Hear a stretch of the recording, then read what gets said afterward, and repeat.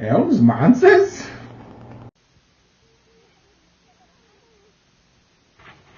Let me die. Let me die.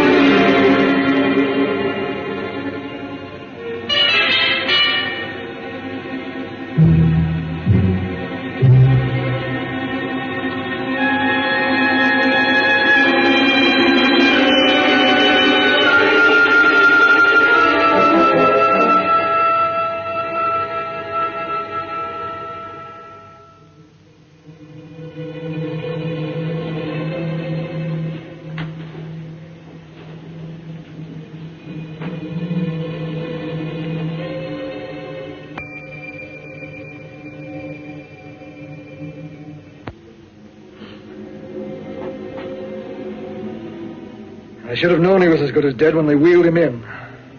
You did everything possible, everything you could, Dr. Collier. Everything. Everything except save my patient. Everything in the books.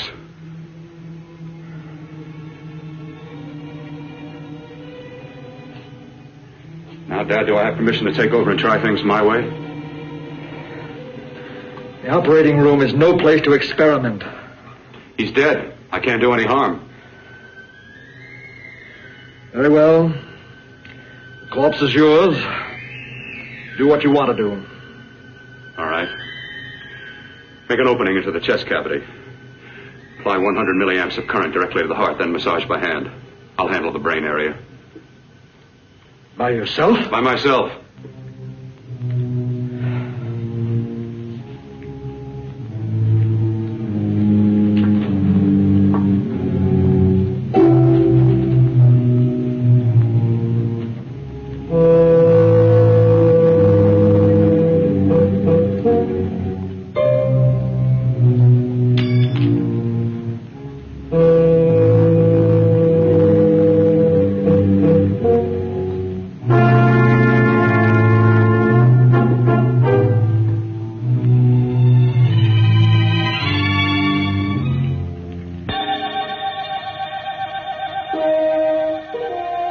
Got to work fast, if it isn't too late. You talk as if he's still alive.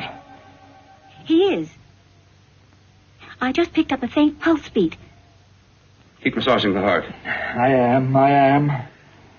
These electric shocks should stimulate the motor area enough to innervate the heart again. Then he won't need any external stimuli. Keep away from the motor area. You'll paralyze him for good. Which would you rather be, paralyzed or dead? Keep massaging the heart. You've already lost your patient, Doctor. I'm going to save mine. His pulse is coming back stronger than ever. It's unbelievable. Nothing's unbelievable if you have the nerve to experiment. I've been working on something like this for weeks. In your laboratory? I knew this would work if only I had the opportunity. You don't conduct experiments on people. You should be sure of the results first. I am now. Stop massaging the heart. Let's see if it can take over by itself.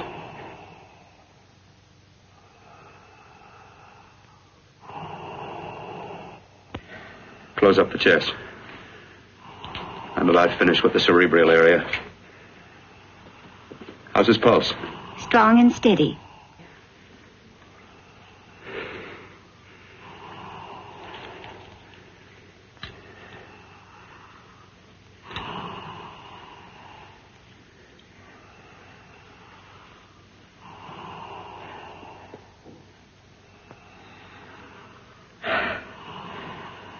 You did perform a miracle.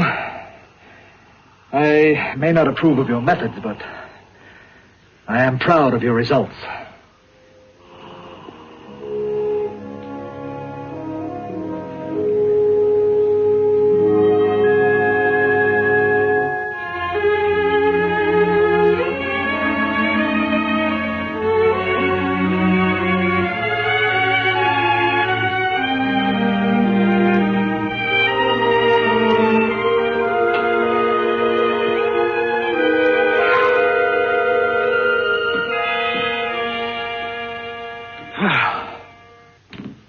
That was an amazing, even an extraordinary operation, son. But it still is too risky, too uncontrolled. Saved his life. And the after effects, what about them?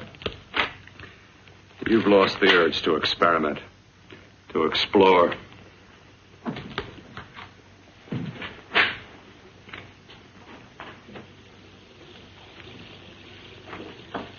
You don't explore on people. Before you put a scalpel to one, an operation like this needs testing under every condition. Over and over again. Rabbits, mice, monkeys, not people. That man who should be dead now won't think so. There's more to surgery than just being a carpenter to patch up walls or a plumber to drain pipes. Our bodies are capable of adjusting in ways we've hardly dreamt of. If we can only find the key. I'm so close now, so very close. The key to what? Complete transplantations. To be able to transplant limbs and organs. To be able to replace diseased and damaged parts of the body as easily as we replace eye corneas now. So that the new parts will join together as though they were born there. It can't be done. It can be done.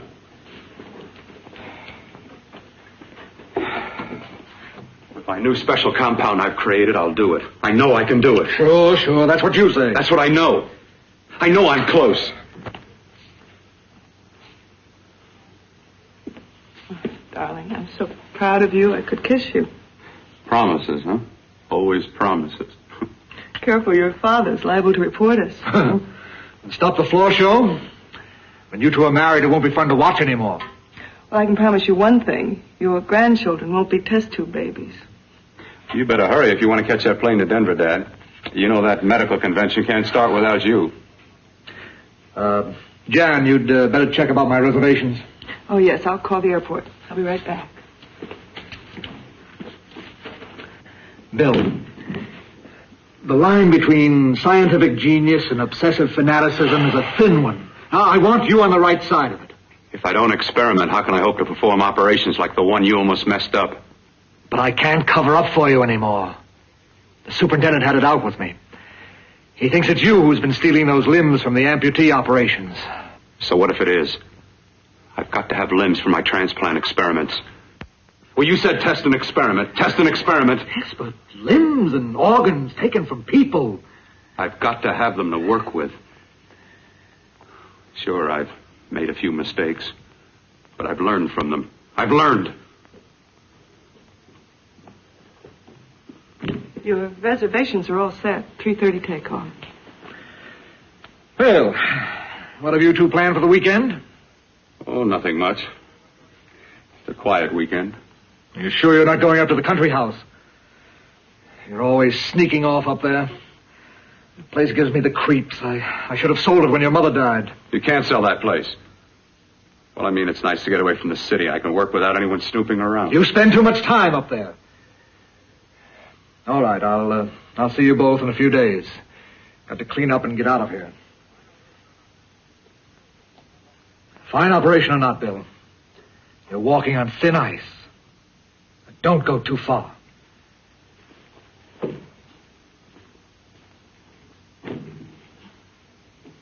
Oh, every time you touch me, I go out of my mind. I want to kiss you. Bill, I want to get married. I can't stand not having you. You've been wonderful. I'd rather be a bride. In a few more weeks. And nothing will keep us apart. We'll be together.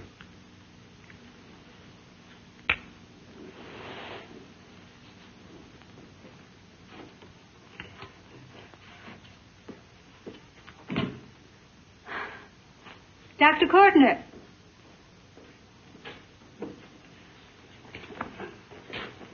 I'm so glad you're here. I was afraid you'd gotten away. There was a very important phone message that came to you. It sounded quite urgent. I've been looking everywhere. It was from a man called Kurt. He called from the country place, and he said something terrible has happened. He wanted you to come right out. Thank you. Well, you've always wanted to know what's kept me away from you so many weekends. Have you got the keys to your car?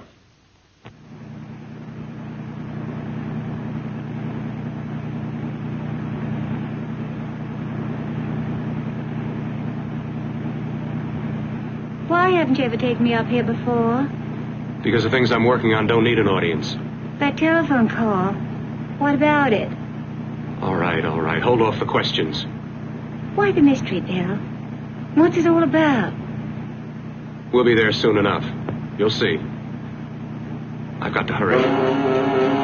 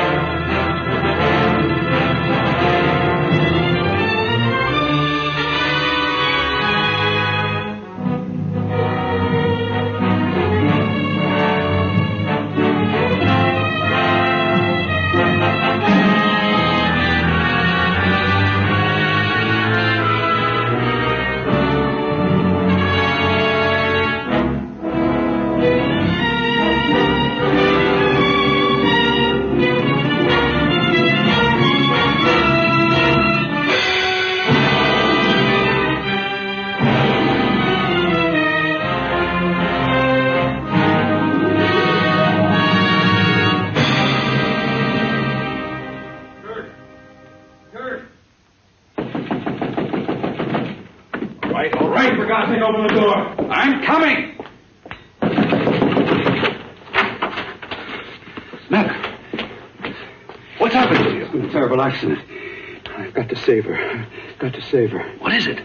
What have you got there? Kurt, please. Sterilize the tubes and instruments quickly. What are you going to do? Aren't you going to have a look in the closet first? No, I can't now. This is more important. But you don't understand. For God's sake, Kurt, this is urgent. Do as I tell you before it's too late. I can't waste precious time arguing with you.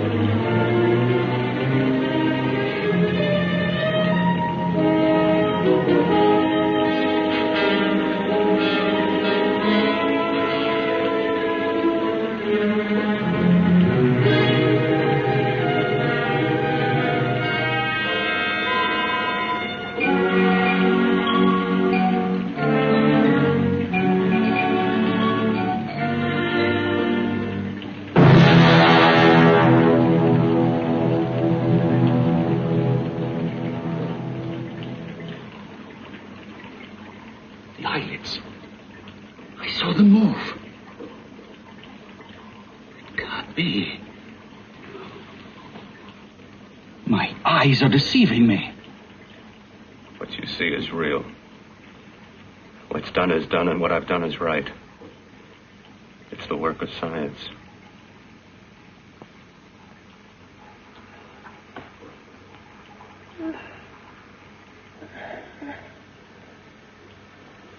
I remember fire. Burning.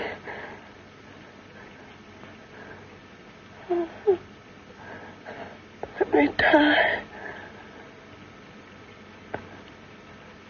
Let me die. I've had success with transplants. Now I can do it for her.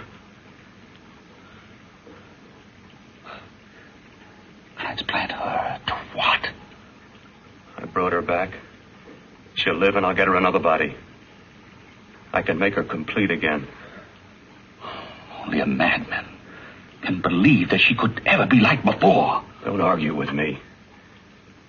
I love her too much to let her stay like this. I'll restore her as before. You'll see. Can't you realize? Can't you see? There's a pattern to all that lives. An order, an arrangement. She had a heart and a brain, and her spirit was in both, not in one or the other. No. I'll give her a brain and a heart. Yes, and what of her soul? You say you love her, and you can remember her love for you. Then how can you make of her an experiment of horror? All the skill and science I possess was meant for this. Life has a pattern. The whole pattern of my life is shaping itself to save her now. Then you intend to go through with it? Yes. Sleep, my darling. Rest and grow stronger.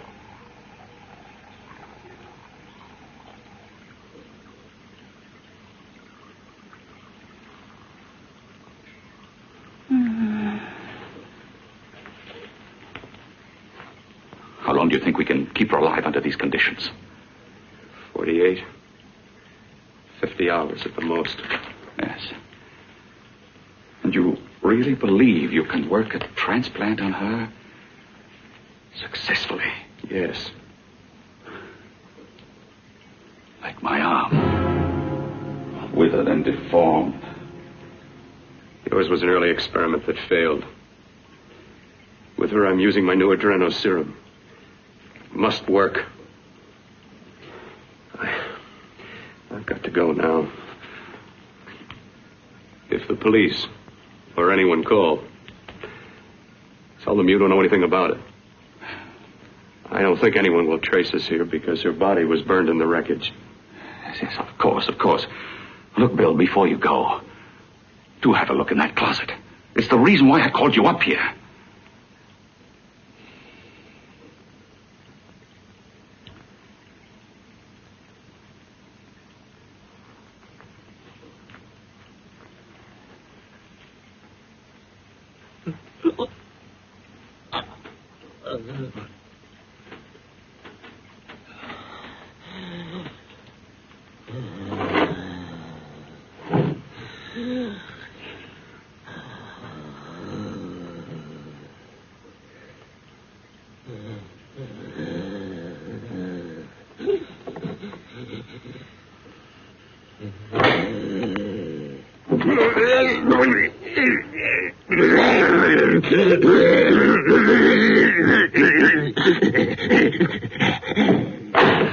Keep it locked. Last night it got so violent it almost broke out. Oh, not through that thickness. Keep it closed. I've got to think about her now. I've got to find her a body. How are you going to go about getting one?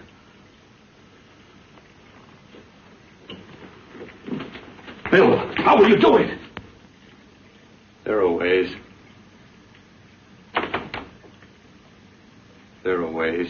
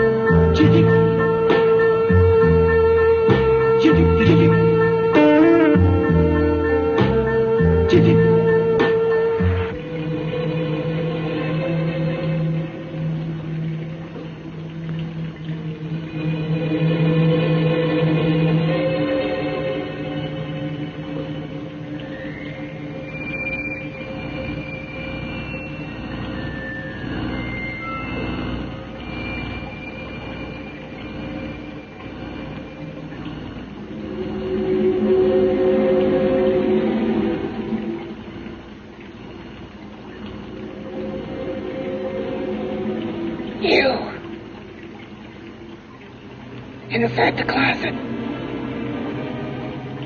What has he done to you?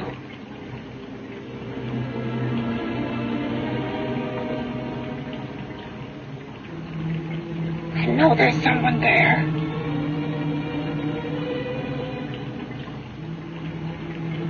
Knock once if you hear me.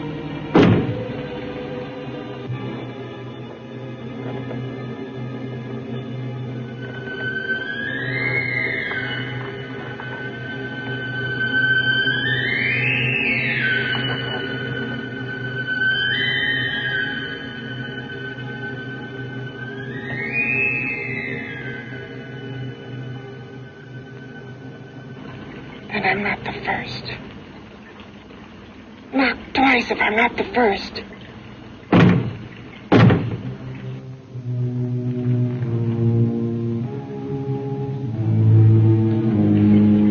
He should have let me die.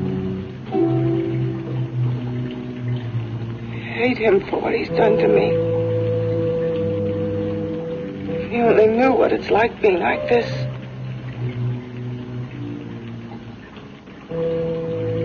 Know what it's like.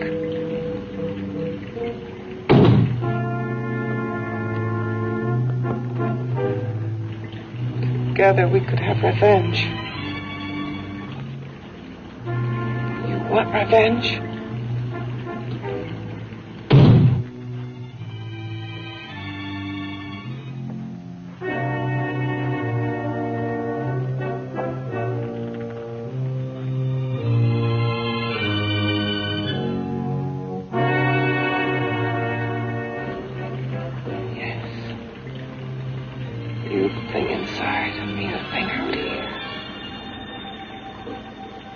Brain's still untouched. And his keeping me alive has given me a power he didn't count on.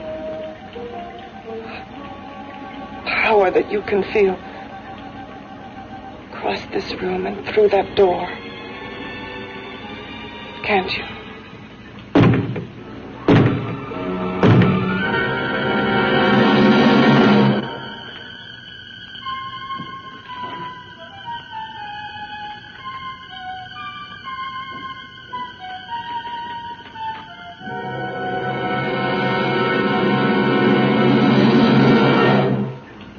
Together we're both more than things.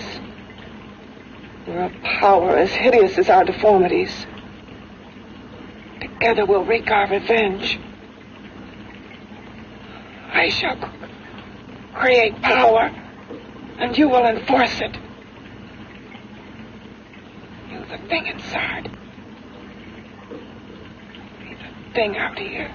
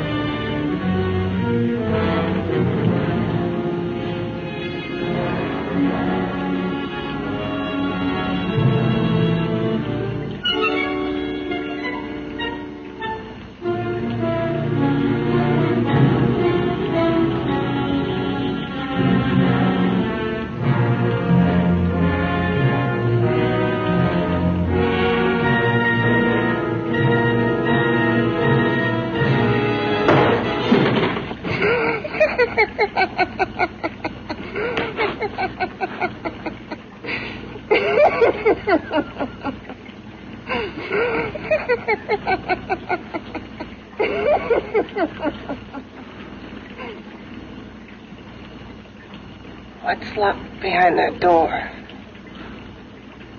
Horror. No normal mind can imagine. Something even more terrible than you. No, my deformed friend. Like all quantities, horror has its ultimate. And I'm that. There is a horror beyond yours. And it's in there. Locked behind that door. The paths of experimentation twist and turn through mountains of miscalculation and often lose themselves in error and darkness.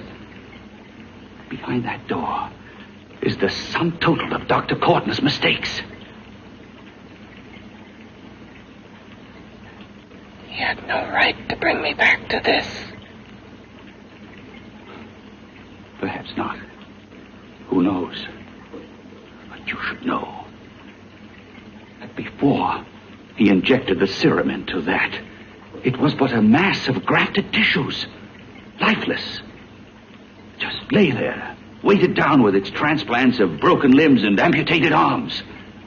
But with this serum, it began to breathe. It's impossible. Would you have thought possible what he's already done? Take yourself. He's brought you back. You live. Only a few years ago, all transplants were impossible. That's what he's been doing up here where no one could see his work. Yes.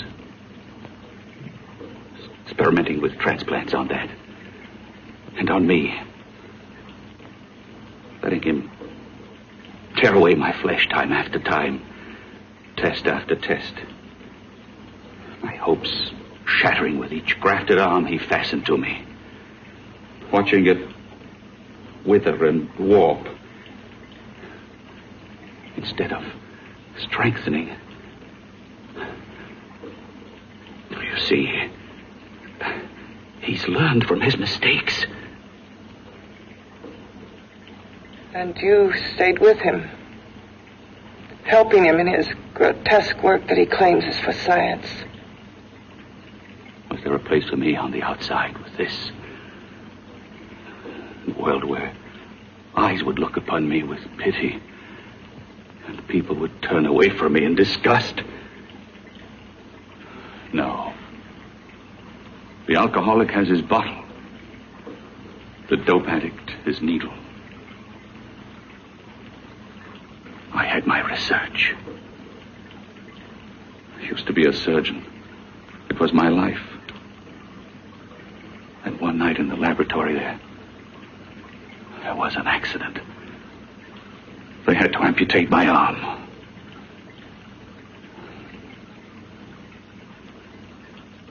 And he has used you to... I had no choice. He was my only hope. A surgeon needs both his arms, not just one. You see, my transplanted grotesqueness stayed. So did I. I live only for the day he can work a successful transplant to my body. That is why I stay. Transplant my head onto another body. Yes. And he's insane with the belief he can do it. But the tissues of my body would reject the tissues of another. Reject it as the foreign substance it is. The transplant would never take it, would never stay in place. My blood's antibodies would attack it as they attack any invading matter. Yes, but his new discovery, this new serum, may change all that. This serum injected into the bloodstream affects the lymphoid tissues. Here, in the neck. The lymphoids that provide the antibodies for the blood that attack foreign transplanted matter. It was untested, untried, till we used it on you. So, that liquid in the blood that's being pumped through what's left of me is what makes me feel the...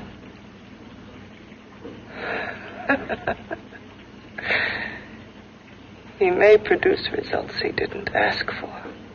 Results? You mean like this? Results more terrible than your arm of relative beauty. Results of power, of magnitude. Power. What power? Can't you see that you're at the mercy of every element of the universe? How can you speak of power? I have power. This liquid that he's pumped into me. My brain burns with it. That thing inside an iron touch. Want me to prove it? You can prove nothing. You're powerless. I'll show you how powerless I am. You. Behind that door.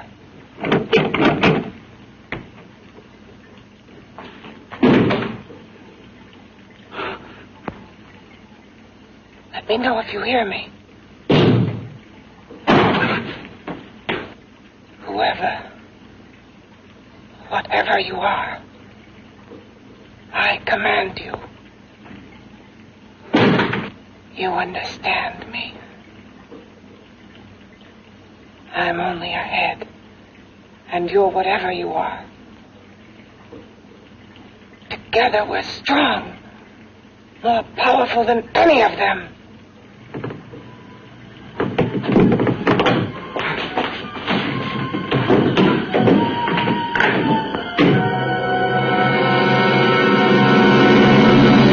What are you running from? What's wrong with you?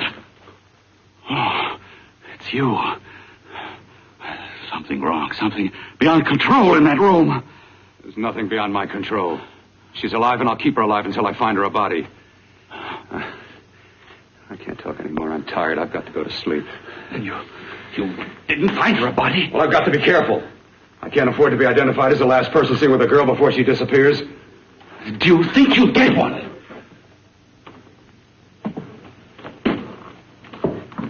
There are many things left for tomorrow.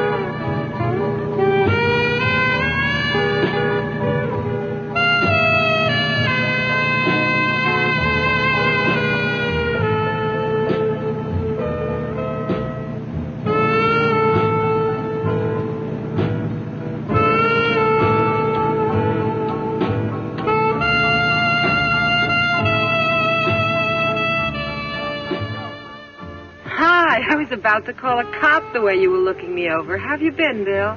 Oh, just fine, Donna. I haven't seen you for quite a while. Too long. I'm still waiting for that call you once promised me. Well, you know how it is with interns. All work. All work and no play even makes for dull doctors. You're going to lose that bedside manner of yours. Say, how'd that little side course in anatomy? Yours? Anytime. No, not mine. A Body Beautiful contest. You know, bathing suit models. Plenty of females on the hoof. Your eyes will have a field day. Interested? Well, why not? You're just what the doctor ordered. Come on, jump in. On second thought, I just remembered I've got to stop by my place and take care of a few things. It'll only take a minute. You don't mind, do you? I always follow the doctor's orders. Anything you prescribe, I'll take. That's what I like about you, Donna. Always so obliging. Hey, Donna, where are you going? What's the hurry? Hi, Jeannie. We're going to look for some bodies. You mean the contest? Yeah. Got any room for me? Oh, sure, plenty. Bill, this is Jeannie Reynolds. Jeannie, this is Dr. Hi. Bill Portner. Hello. Hop in, but first we got to stop off at his place. Sure.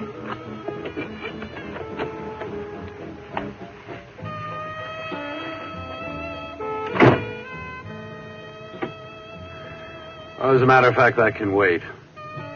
Now that there's two of you, we'll have to wait. Guess he thinks there's safety in numbers. Oh, this time there is. We promise not to hurt you. And I promise not to hurt you.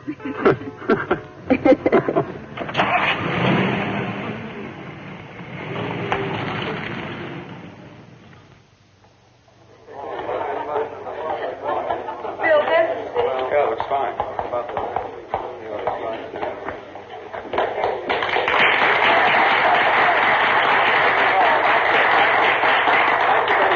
Well, it looks like we're about ready to go. Backstage are 5 of the girls who have reached the contest finals, and we are here to choose Miss Body Beautiful. Now, we've eliminated everyone except the 5 finalists, and they will be judged solely by your applause. So let's bring them on. First, Helen Appleton.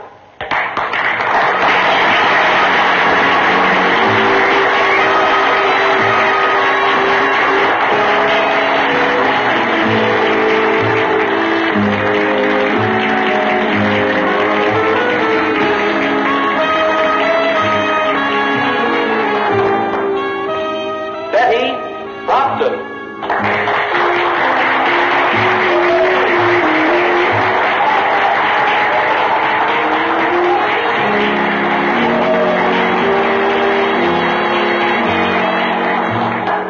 Terry Lund.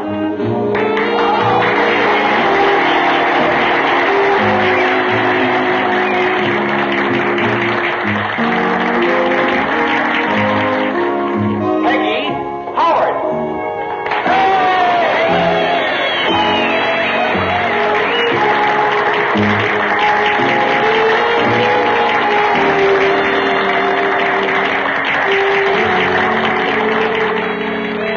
She has the second nicest body I've ever seen.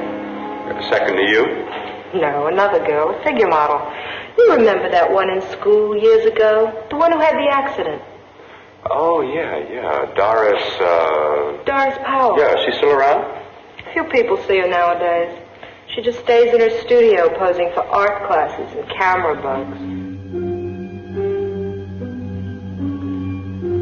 Figure model. Poses for art classes. The nicest body she's ever seen. The nicest body. Maybe this is the one. She's got to be. I can keep Jan alive only for a few more hours. I've got to find her a body.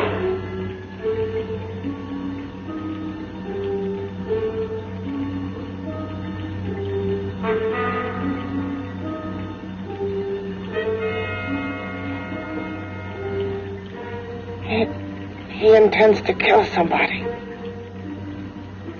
To rob them of their body. Do you hear me?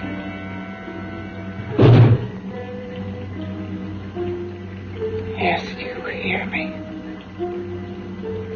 You know how Bill's egotism drives him on and on. To infamy upon infamy. Good ever be born of evil.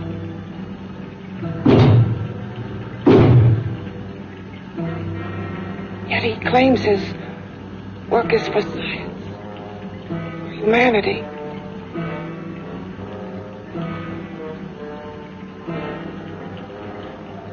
To be joined to flesh not your own. What's human in this? Of how you must exist locked behind that door. We've got to stop him.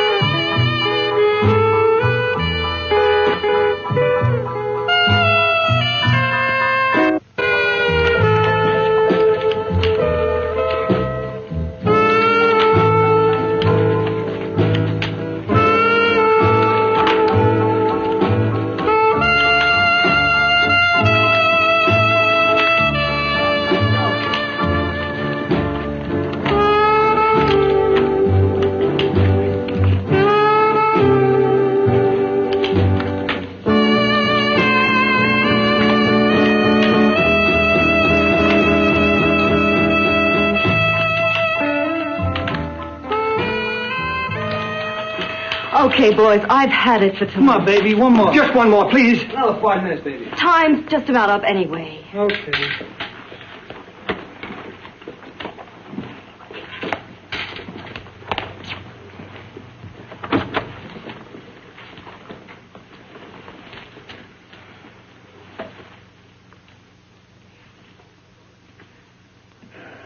Say, Doris, would you like to have a drink with me?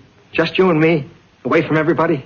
Someplace where nobody will butt in, where you and I can really be alone. No, thank you. How about posing for me? Private like. I'll pay you real money, real good money. Kind of money they don't throw at you every day, and for doing hardly nothing at all. I do my posing for classes only, Wednesdays and Saturdays, 8 to 10. Yeah, I know, but we can... Good night.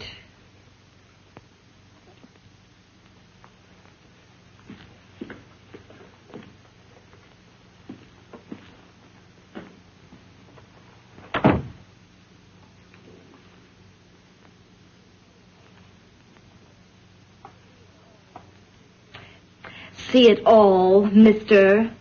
The show's over. Next time, bring a camera and buy a ticket. I'm not running a charity. You don't remember me, do you, Doris? Every guy on the make gives me that same tired line. I'm Bill Courtner. Bill Courtner. Long time ago, that fight. You almost tore that wise guy apart for making fun of me. After my accident. Look, can't we go somewhere and talk? No, I don't date men. Because I pose like I do. Your mind works overtime. You get ideas. You're all alike. Oh, not all of us. I'm not on the make for you. Okay, so maybe you're better than most. Maybe not. I still hate all men. I hate them for what one did to me once. Have you forgotten? Well, have you? No, I haven't forgotten. Well, neither have I. I carry the memory around with me. But you can't hide yourself away here forever, posing bare in front of a bunch of neurotics. Listen, Galahad. I trusted a man once, all the way. What did it get me? He gets his head full of jealous lies, and I get... You've got to forget what How happened. can I forget? I carry the memory around with me.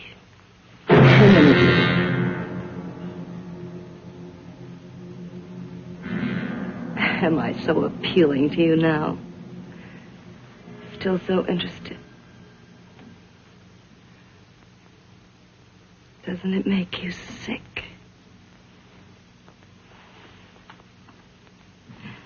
You don't even turn away from me, like everyone else does. To me, you're not ugly. I see only beauty in you. You have a lovely body and a face that can be made beautiful again also. Yeah. I've heard that song before. I'm a doctor, I know. My father's one of the leading plastic surgeons. If anyone can help you, we can. I know I can. I've been to doctors. It's no use. The scar tissue's too deep. No one can help me. Now, that was a few years ago. Today, nothing's hopeless. We can graft scar and skin tissue. Why, we can even freeze areas of the skin and sand away damaged skin tissues. The way you say that look in your eyes, I almost want to believe you. I almost want to believe you. Well, then start believing, hmm?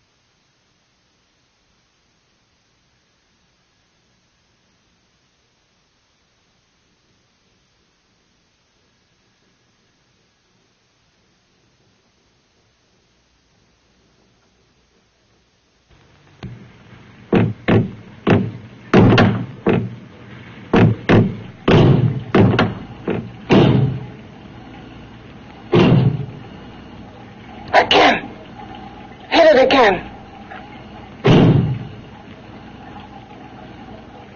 Got to see your hideousness. You've got to see mine. Wonder which of us is more awful. Nothing you can be is more terrible than what I am. A head without a body. A head that should be in its grave. I hate him. I hate him for what he's done to me. Can your horror match mine? Quiet. Someone's coming.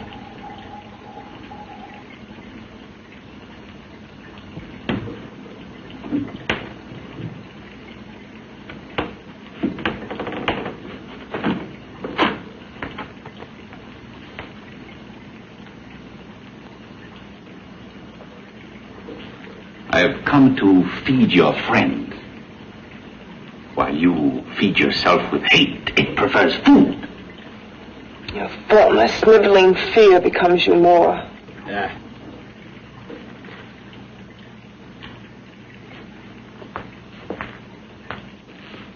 What makes you think I'm afraid of what's in there? Or of you? A mere head in search of a body. People fear what they don't understand and what they can't see. What are you talking about? You're nothing but a freak of life. And a freak of death. Why should I be afraid of a few knocks on a door? But last night you ran. You were afraid of what you imagined lay behind that door. I? Imagined? It was I who helped graft together the bits and pieces that were stolen from the hospital. An amputated arm, a leg, a torso. It was I who helped piece them together like a monstrous jigsaw puzzle. And that same medicine that he's fed to me to activate my lymphoid tissues. Has he fed it to that? No. No, on that he used an earlier formula. It wasn't as successful as the serum he's using on you. But it was enough to allow the transplants to take. If your experiment is successful, then it'll be my turn. And what else has happened to it? You mean, what else? Well, it's mutated some, of course. It's changed considerably. Why don't you open the door? And we'll both see how it's changed. Listen, you. I warn you. You better stop pestering me, do you hear? I'm getting fed up with you and your insidious talk. He should have cut out your tongue while he was at it. Afraid? Afraid of whom? Of you? No. Not anymore. But of it. Nor of it.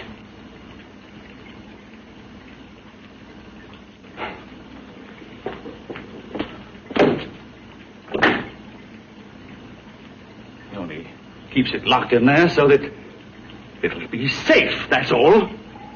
Safe? From me?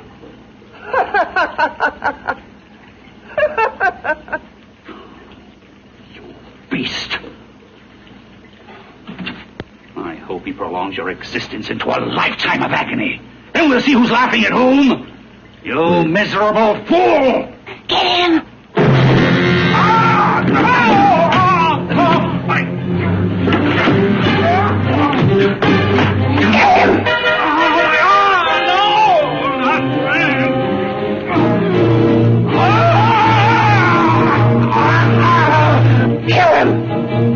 Even if your father could help me, I couldn't pay him the kind of money it would take. Don't talk about money. He does a lot of work without any charge. Why should you want to do this for me? What's in it for you? I'm going to make your face beautiful again. Cut it off and give your body away.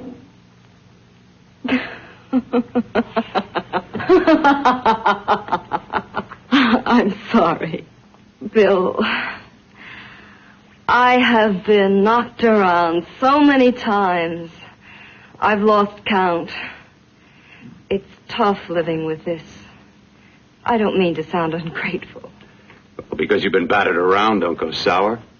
You shouldn't lose your trust in people. Not all of us. I believe you. I want to. Do you really think something can be done? Only my father knows. Look, we have a country place just out of town. He's visiting for the weekend. I could take you there now for a consultation. You mean tonight? Well, if you'd rather wait till he comes back, if oh, he no, comes no. back. I mean, he wouldn't be annoyed being bothered with me so late at night. Well, you let me do the worrying, hmm? I'll do anything that'll help me get rid of this face. Well, that's where I come in. Remember the last time I helped you? Where are you going? Who are you calling? My girlfriend. I want to tell her the news. Before you know what the verdict's going to be? You're right. I shouldn't talk until I know what's going to happen. My girlfriend, she's supposed to drop in later. I'll have to leave her a note or something. Well, just tell her you'll see you later. Otherwise, she'll ask a lot of nosy questions. We want to be sure first. Just throw something on, huh? I'll be with you in a minute.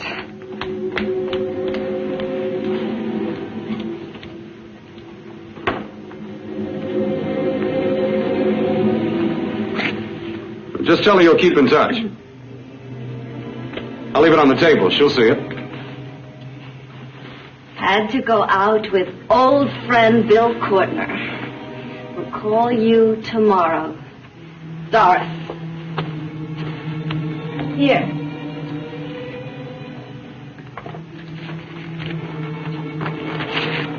I'll leave it on the lamp. She'll see it, won't she? That's the first place she'll look. I'll leave the lights on for her.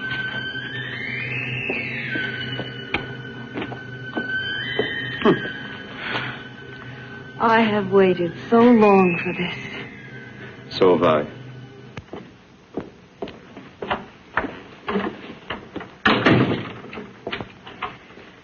You and your father live here? Only on weekends when we want to get away from the city. This place certainly is lonely. Well, the further from prying eyes, the better. I mean, it's nice and quiet here. We can get away from the noise and telephones. Oh, I guess it is. Well, sit down, sit down. I'll fix us a drink, huh? My father should be back soon. You mean he's not here now?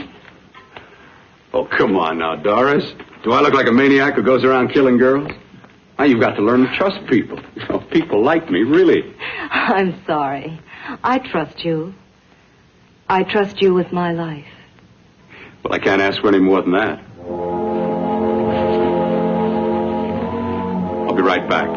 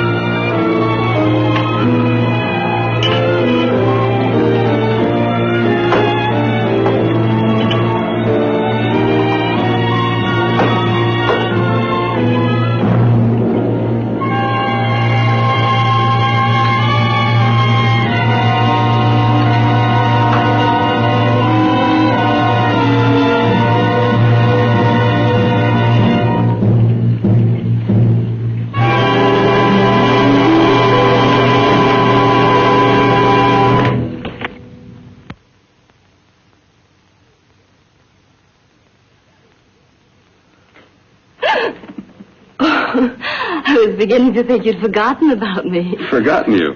Why, Doris, you've become very important to me. Very important. I put a little water in it so it wouldn't be too strong for you. Fine. I'm not a very heavy drinker. Neither am I. Well, here's to your future, whatever it may be. I'll drink to that.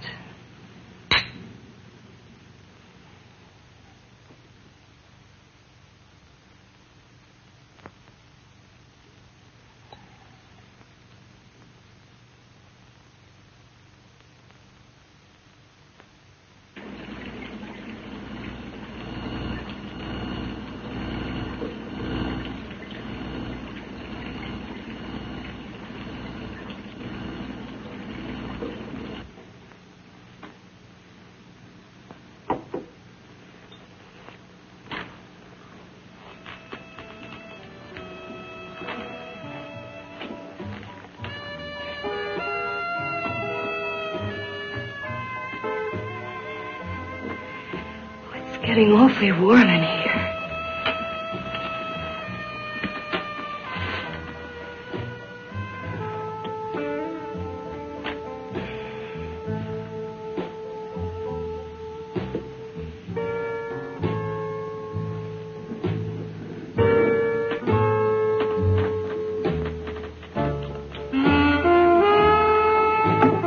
I feel kind of funny.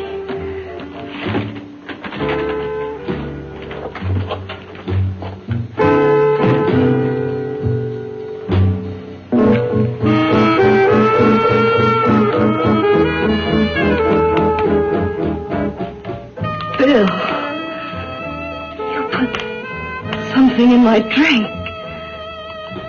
didn't you?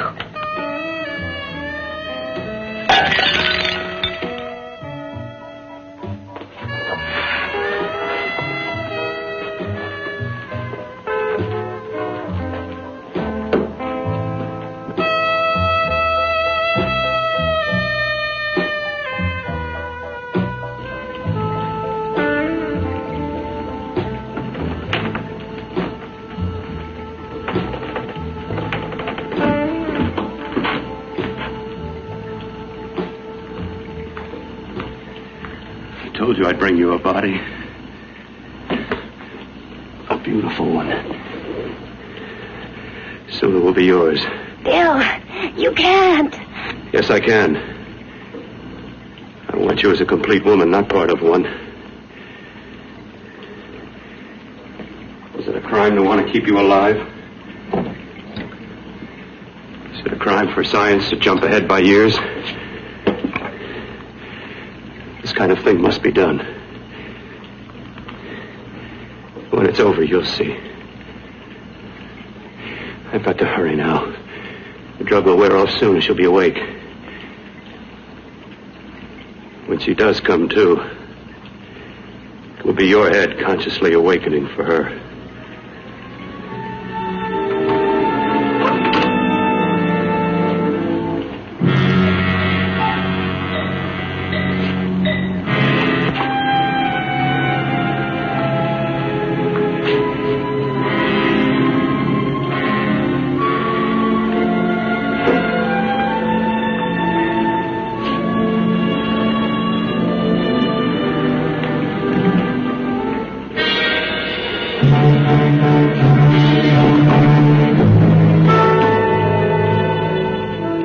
You must be stopped.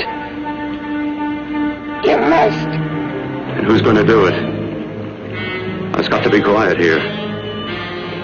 Can't stop me. Very well.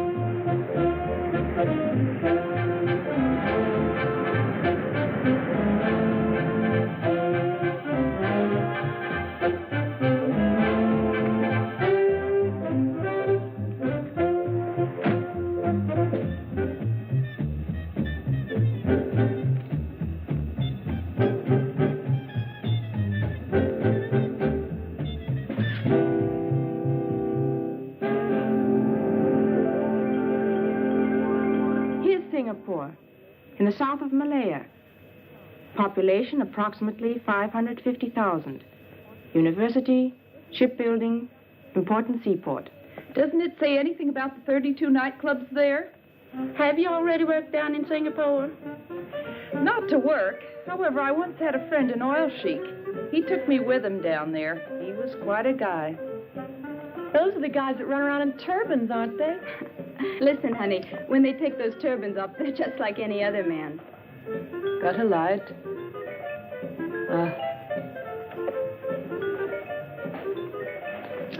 Looking forward to going to Singapore? I don't really care where I dance, as long as the pay's good.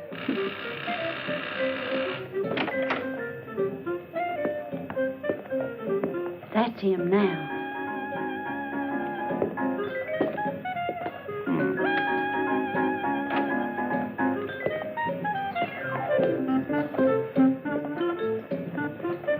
Hi. Hi.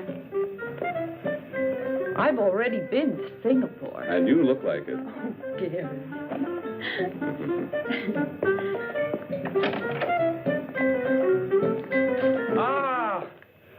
Hello, Gary.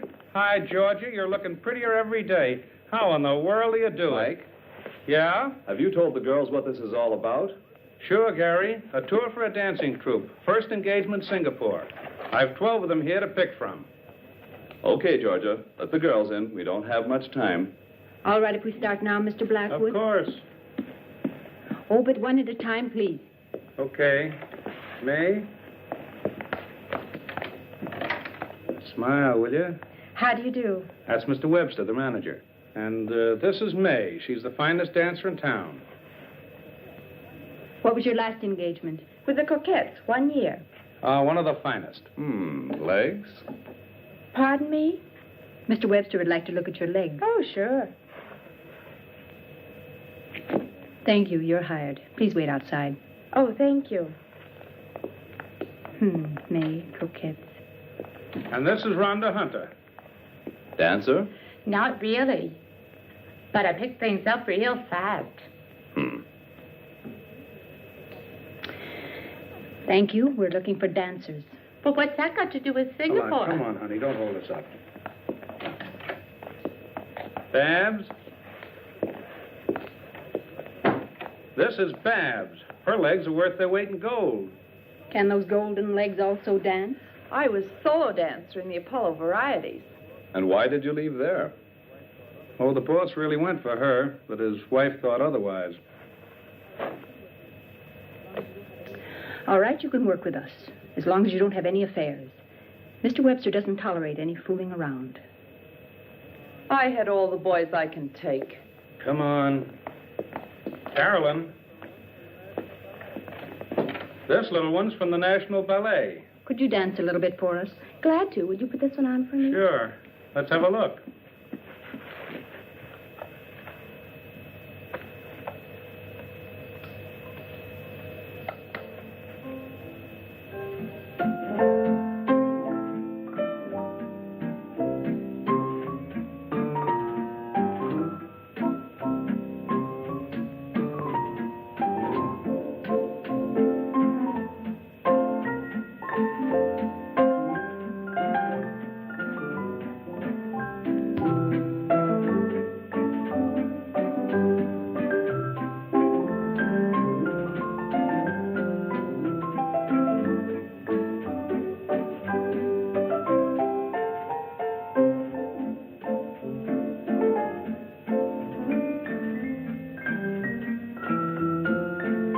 Carolyn. You dance wonderfully. But I'm afraid ballet is not what we're looking for. Don't be sad, honey. I tell you what, come in again tomorrow. Yeah? Yeah, I've got something else for you. Oh, thanks. All right. Here are Gladys and Doreen. I told you to let them in separately. These babes been working from the start as a duo number. And we would very much like to stay together if possible. On this tour, you'll be dancing with other girls. That doesn't matter, as long as we get to go overseas. All right, you can both work with us. Please send the next one in. Yeah. Thank you. See you. Linda. Hello there. You're a stripper? At times. Didn't I see you work the Sapphire Club last month? How observant of you. How come you quit that place? The boss wanted to. I didn't. Oh, are you always so picayunish? That depends on the boss. Boss, shall I dance for you? It's not necessary. You're hired. Wait outside. Okay. Next girl, please. My name is Nellie Hastings. A new one. I haven't seen her work yet, but she's always been with good troops. Let's see her dance.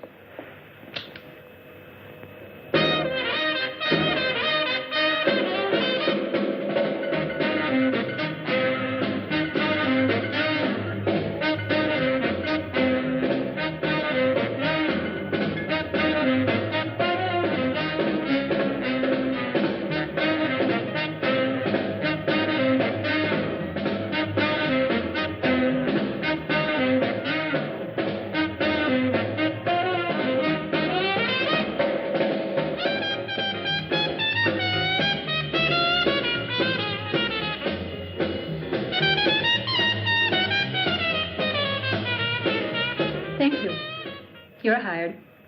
Please wait outside. So, Mr. Blackwood has supplied all the girls we need. Fine, Georgia.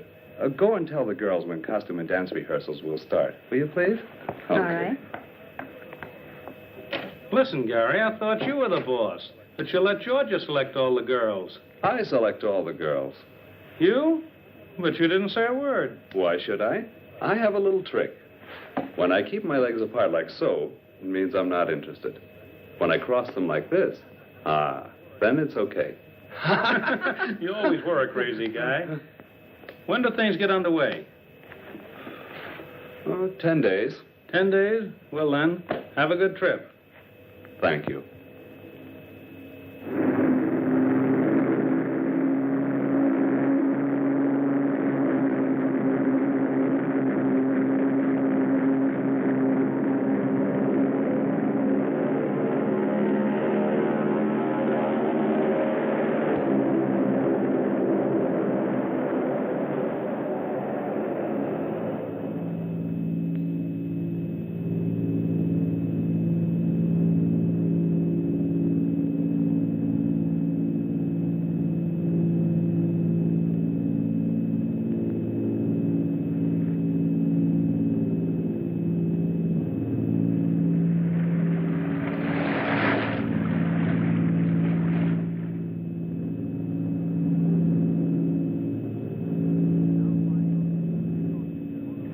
We are now flying over the Pacific Ocean near Honolulu. Altitude is 15,000 feet.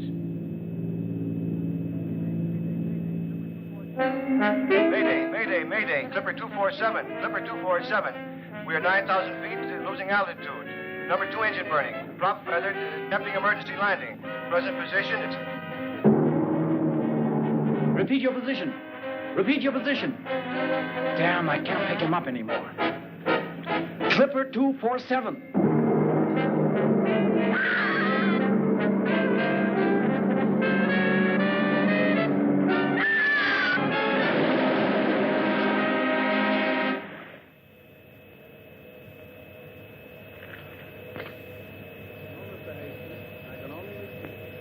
No, Mr. Hastings. I can only repeat.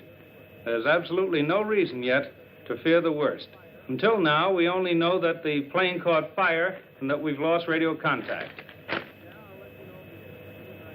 Yeah, I'll let you know immediately, as soon as I hear something new.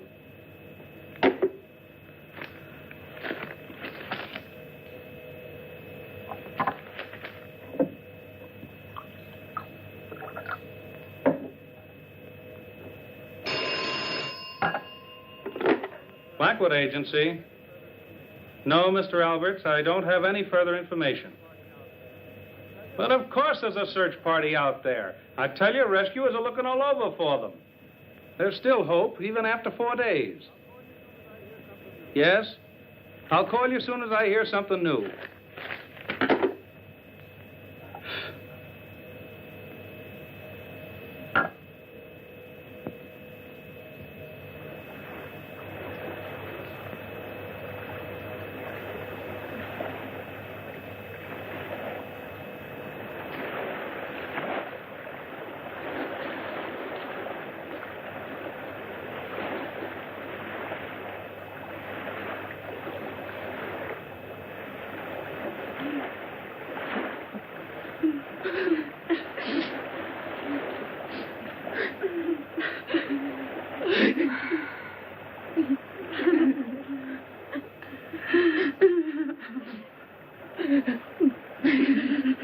Stop that bawling. You're driving us all nuts.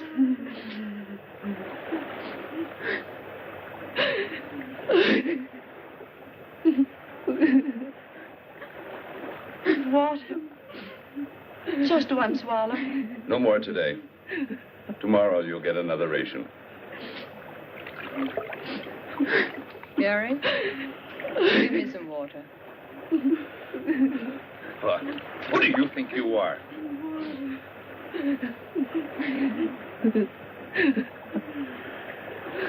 The fifth night. We can't hold out much longer.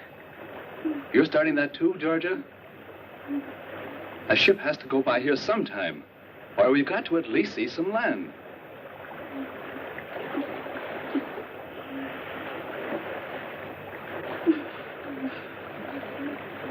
Water. Please give me water. Look, a bird. Oh, there. Thanks. Where there are birds, there must be land. Are you crazy? Give that to me.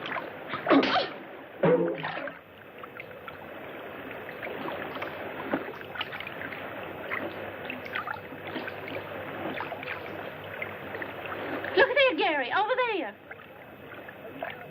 Land. There's land. Help me paddle. We've got to make it. Paddle with your hands. Come on.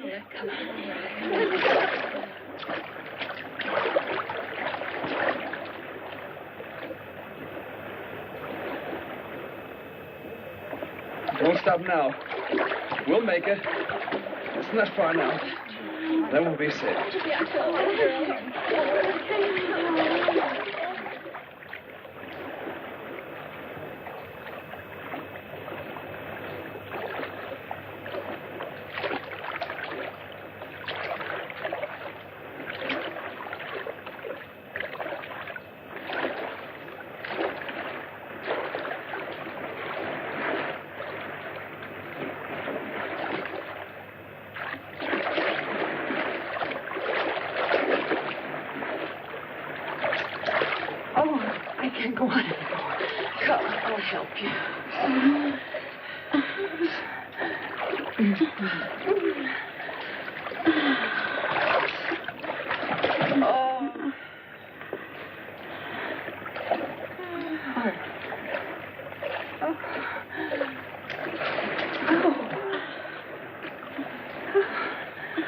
There you are, Georgia. Lie down. There. I can't go anymore. Here.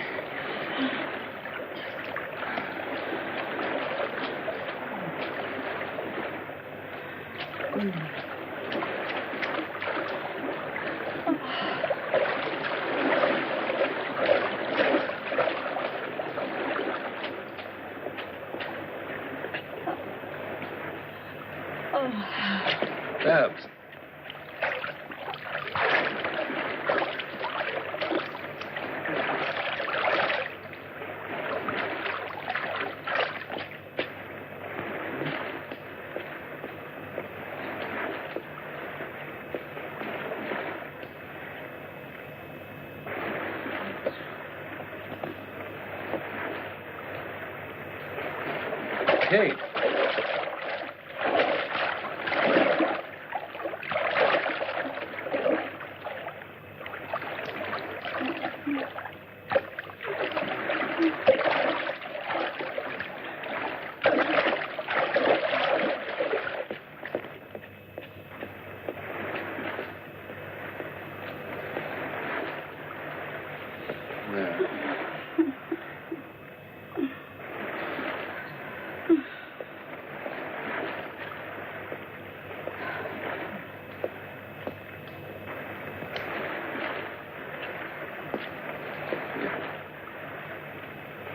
Georgia, darling.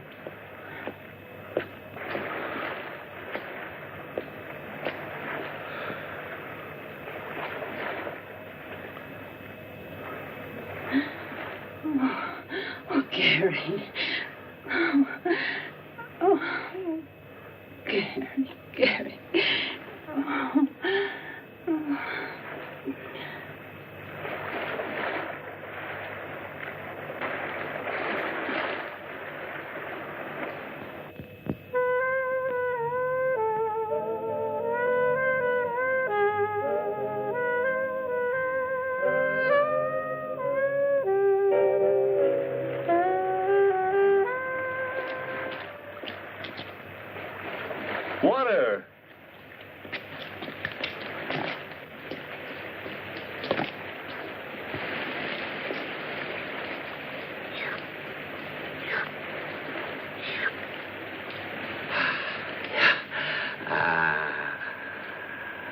Water! Water! Water!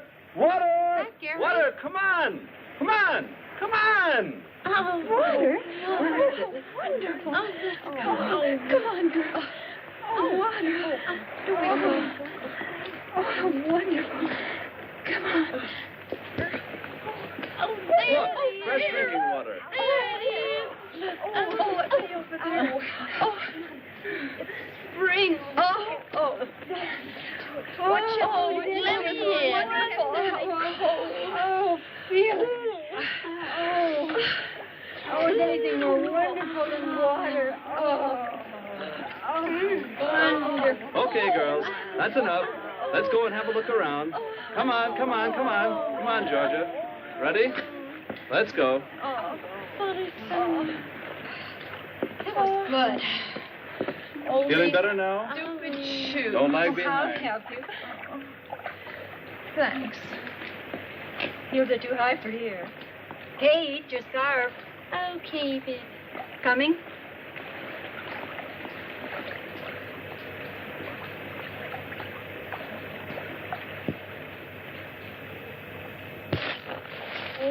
Oh, my. Ow. Ouch. Careful, girls. Oh, he's French. Oh, God. Please. Listen. What a strange silence. Well, let's keep going. I wonder where it leads. I wonder how much further we're going to go. This way we run. What do you think's here? Ouch, my shoe. Oh, this way is not that good for shoes. Gary! Look what I just found. What? A hammer. There must be someone on this island. Really? A hammer with a long handle. It must be for the purpose of excavating some sort of metal. Most probably uranium. Can you eat that yet? Yeah, you could try it. Come on, let's go and find out. Oh, come on. Oh, be nice enough. I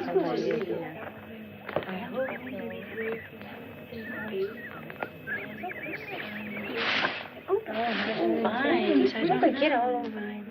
Yeah, these long boots could get so here. Come on, hurry up. Look. Come here. Look, a cabin.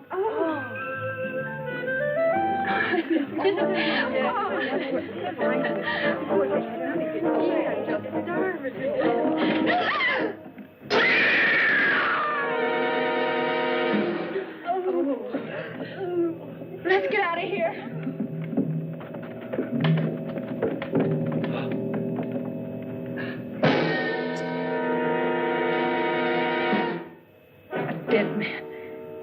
huge web. Oh, Gary.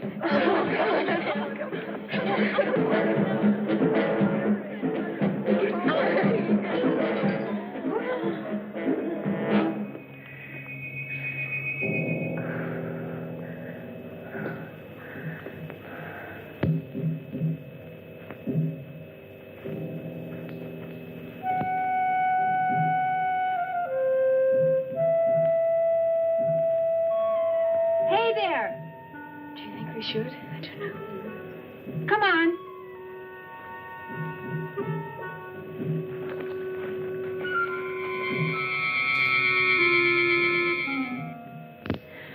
The poor professor, when he made the last entry in the diary, he didn't know how horribly he would die. Well, his discovery of the uranium deposits didn't help him any, even if it does represent a tremendous fortune. We must keep it from the girls that Professor Green had a premonition of his fate. You see here, in the last paragraph, he says he thought something terrible was going to happen. He just felt the danger. I wonder where that peculiar hissing came from that he always heard. Oh, Gary, I'm terribly scared. I'm so afraid. Don't worry, Georgia. As long as I'm around, nothing will happen to you. I promise. Hi, Georgia. I'm hungry. I've made something for you to eat. Lucky there were some canned goods here. Food. It must have been a really gigantic spider to be able to spin such a huge web. Maybe there are more of them. We found the professor's trunk full of stuff. They'll certainly be useful. 1, 4, 5, 6, 7, 8. Okay. If we divide the provisions up carefully, they should last for a month. What did you say, Georgia? A month? Do you really think we'll be here a whole month? I don't know. We have to go tomorrow to the highest cliff and light a smoke signal to try and attract a ship. 10, 11, 12. Give me that shirt. No, it belongs to me. After all, I found it. But my dress is in worse shape than yours. No, I want to have it. Give it to me. Give it to me. Hey. Stop that fighting. Give me that shirt. Georgia? Thanks, Gary. I suppose we could have guessed that Georgia would be getting it. Haven't you ever noticed that Gary pampers her? What's this? Where did you get the pullover? I found it here, if you don't have anything against it. Now stop it or I'll take care of both of you. Give me something to drink, Jarvis. Take it easy, Gary. We're all a little nervous. It's really no wonder. Don't you think I'd rather be in a bar in Singapore with a nice cold drink than to be on this godforsaken place? Drinking this horrible stuff? Bah. Darned heat. Look out, will you? And stop making so much noise. If you don't like it, you can do the dishes. Or do you think I'm doing this for my own pleasure? Stop blowing your top and dry up, will you?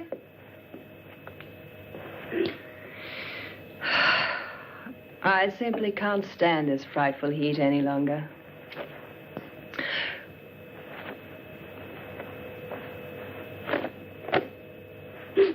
How about throwing your dirty blouse someplace else? I want to sleep.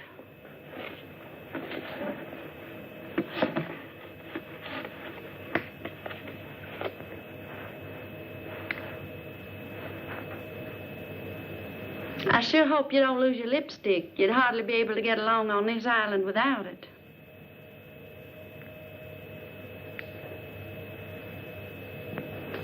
I'm through. It's about time. Now I'll shower. Give it here. Come on. Come on, girls. Let's go to sleep. I'm going to sleep outside. Night. Me too. Good night. Here. Good night. Good night, Kate.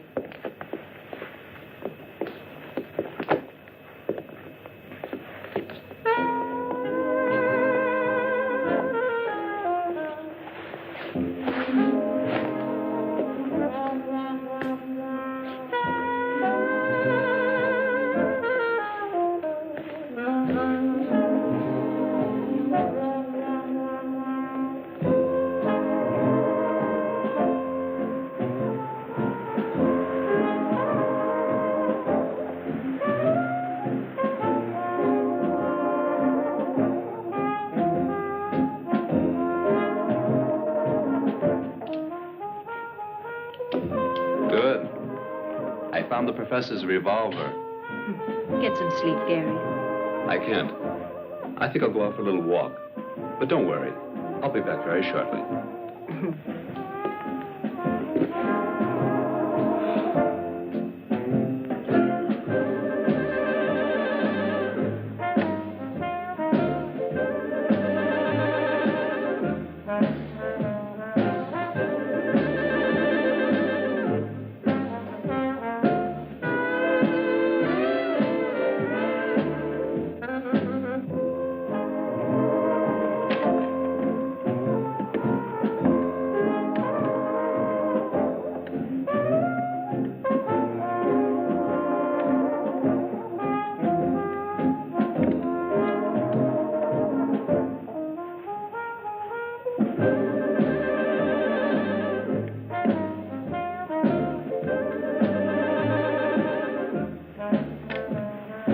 Gary?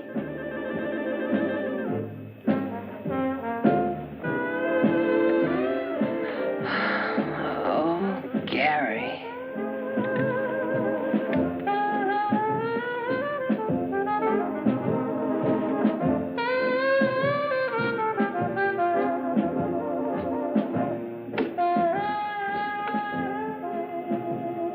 Gary.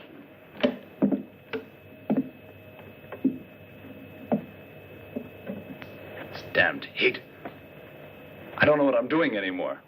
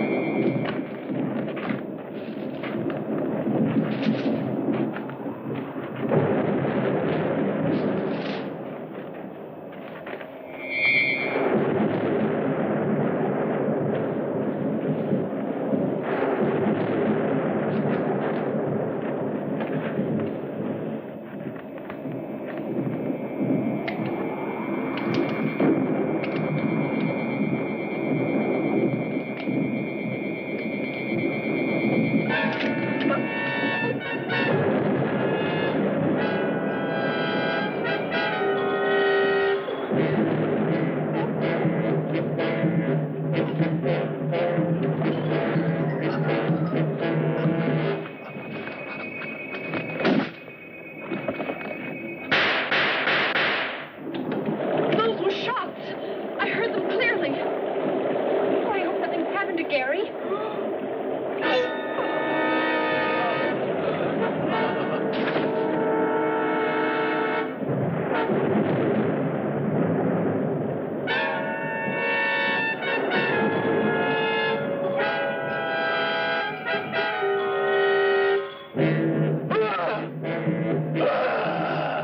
I'm going. If you're not going with me, I'm going alone. Stay here. Don't leave us alone. You won't find Gary.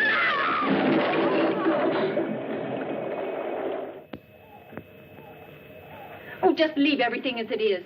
We must find Gary. Babs and Ann, you go in that direction. Where in the world is Kate? Here, Georgia. You two go in that direction. Kate and May will go along with me. Hurry up. What about me? You remain here and put things in order while we're gone. Huh.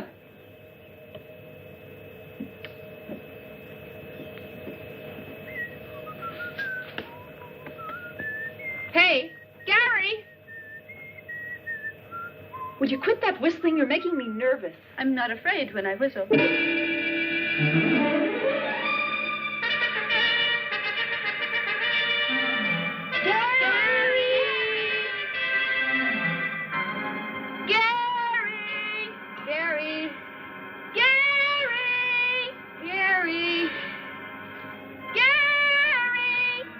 on. We gotta keep looking. Without me, I'm staying right here.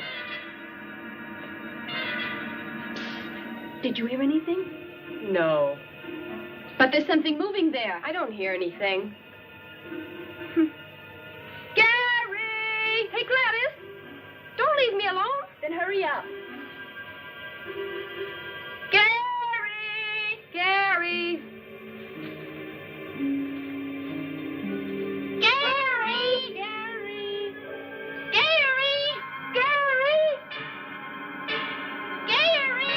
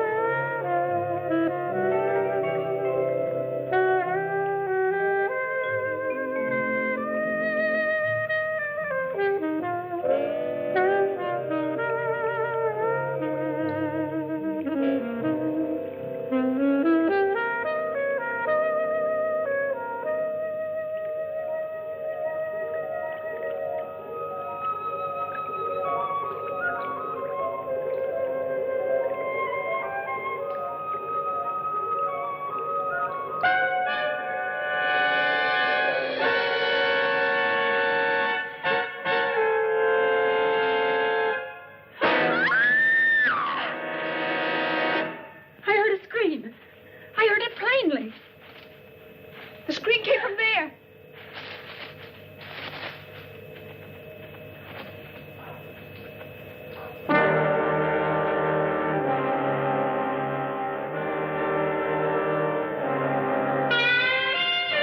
Linda.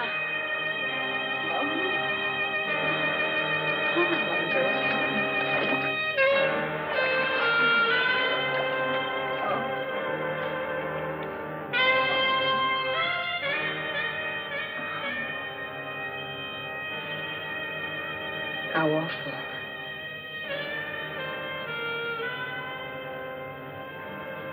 She's been strangled. The spider. Anne. Oh, it's horrible. Oh, Georgia, the professor's been killed. Gary's disappeared, and now we've just buried Linda. Which one of us is going to be next? I don't want to die, don't want to die, don't want to die. Anne, now stop it, will you? Stop it before you drive us all crazy. Not me, not me. And I tell you, they'll never find us, never. But I'm sure the police are moving heaven and hell to find us, honey. The police? The cops I know. If they catch you speeding a little bit or find you drunk, they send you right off to the cooler. But you just let somebody get lost and they won't lift a finger. Do you believe that they'll go running around for a few broads who are lost? But how are they to know that we've been rescued and on this little island? Rescued? Who's been rescued? We, perhaps? Show me the island. Show me where does it lie in the ocean. Show it to me. By the time they find us, we'll all be dead. You, and you. One after the other. Back. Get a hold of yourself. You're only getting all the girls worked up. Well, if it isn't Miss Georgia, of all people, it has to be you. Who has Gary and Linda on her conscience? Who? Babs, do you know what you're saying? Exactly. Through your jealousy.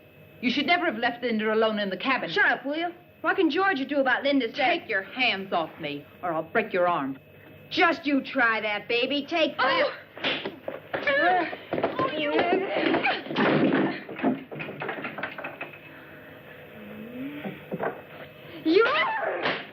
Nellie!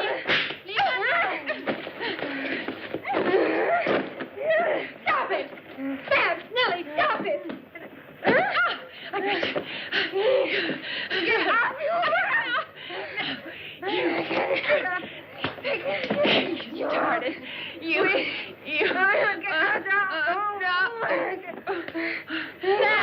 Stay here. Leave her high. You're going to leave me alone. Oh, you child. No. On your feet. No.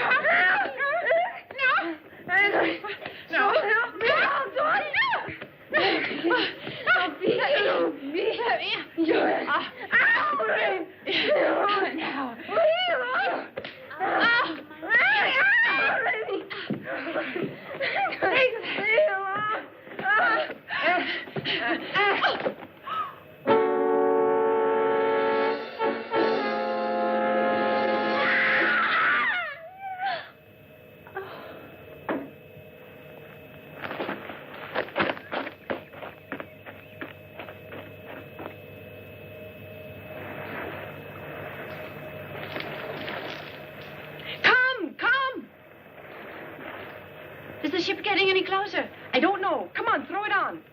Yeah, should I get some more? No, that's enough. That's giving enough smoke. They must see us. They can't just leave us here. Hello! Hello! Stop all that screaming, Anne. You're driving me crazy. Let me go. Hello! Take us with you. Hello! We're over here. Please don't forget us. Yell with me. They must hear us. Hello! Hello there! Take us with you. May, it sailed right by. It sailed by. We'll never get home now. Never again. 28 days. 28 long days and nights. And nobody even knows we're here. And today a ship sails right by us. Our rescue so close. Anne, May. Oh, Georgia, a ship. There, a ship. Oh, it's gone. How terrible. And we only have enough food left for 3 days. Anne! Come on back. Come on.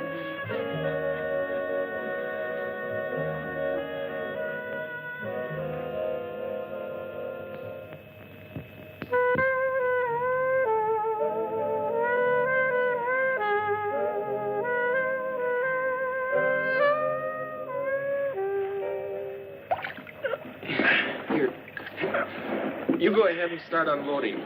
I'll take the oars up. Okay, Bob.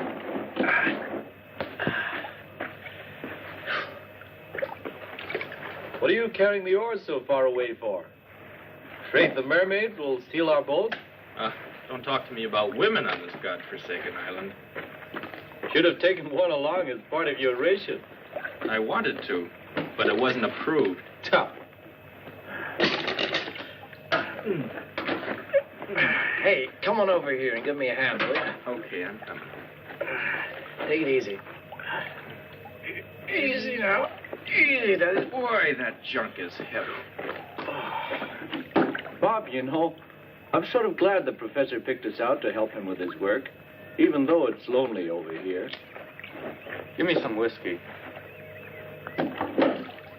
If there aren't any chicks, then at least some whiskey. You only think about whiskey and women. You better change or you'll never get any place.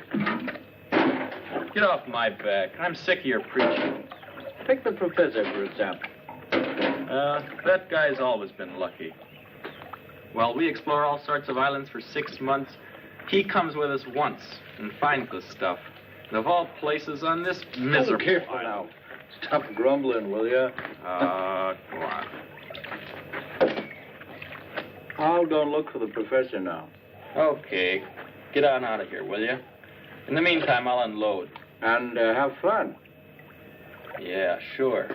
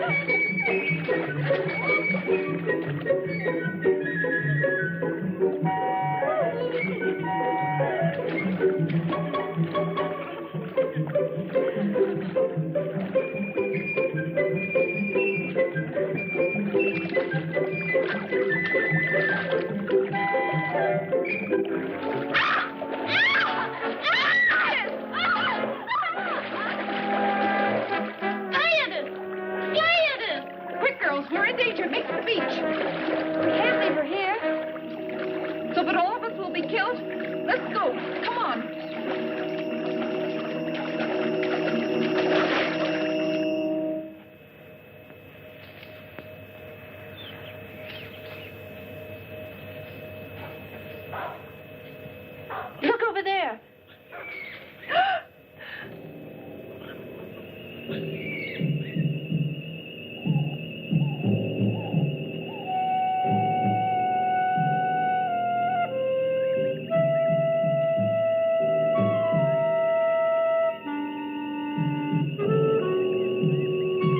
terrible. The web in the cabin. The gun. Gary took it with him that night.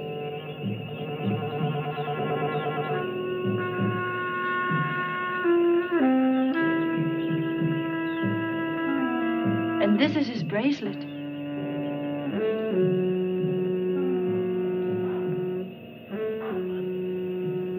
But where is Gary? Please, Georgia, let's go. I'm so afraid. Perhaps there are more spiders around.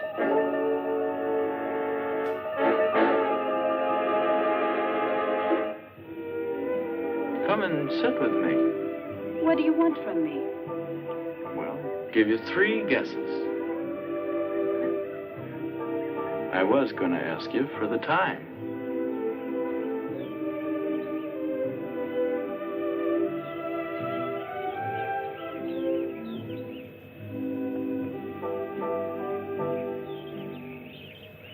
Georgia! Georgia! Georgia! Here we are. Gladys is gone down by the lagoon. We were swimming when suddenly she was pulled into the reef. And she screamed terribly. Who was it? Didn't you see anyone? No, it all happened so quickly. A scream? And she'd already disappeared. Maybe the spider killed the professor. And Linda. We found a gigantic spider. Dead. It was shot with the professor's own revolver. And Gary's bracelet was laying there beside it. What's that noise? That's him. Get back. Quiet. Hands up. Stop or I'll shoot. Hey. Hello, baby. Hands up. Anything you wish. Get going into the cabin. What a coincidence. That's where I wanted to go. I said get going. All righty. I think he's handsome. He doesn't look so terrible. They're the really dangerous ones. Too bad.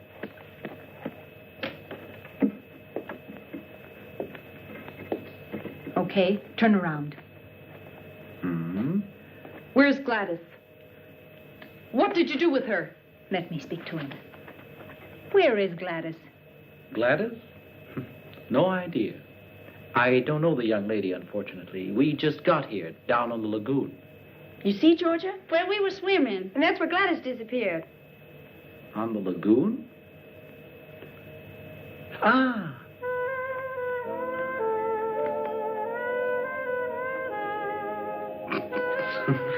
Don't laugh. You'll be sorry about that. Oh, I don't know. Just look at what's coming down the path.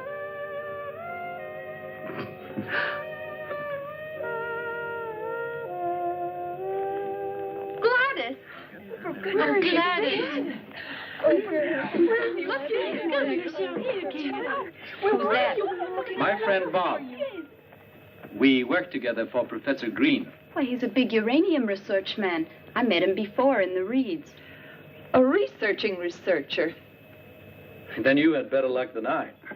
I was nearly shot. Hi there. That is, if the revolver had been loaded. And you? You here on a summer vacation? Fine summer vacation. If we hadn't found this island, we wouldn't be here to tell the story. We crashed on our way to Singapore. Ah, then you're the American dance troupe that got lost. Yes. Well, how do you know that? Well, all the newspapers in the world have carried your story. What? I'll bet Professor Green was surprised when all these girls showed up. Ha-ha. Professor Green is dead.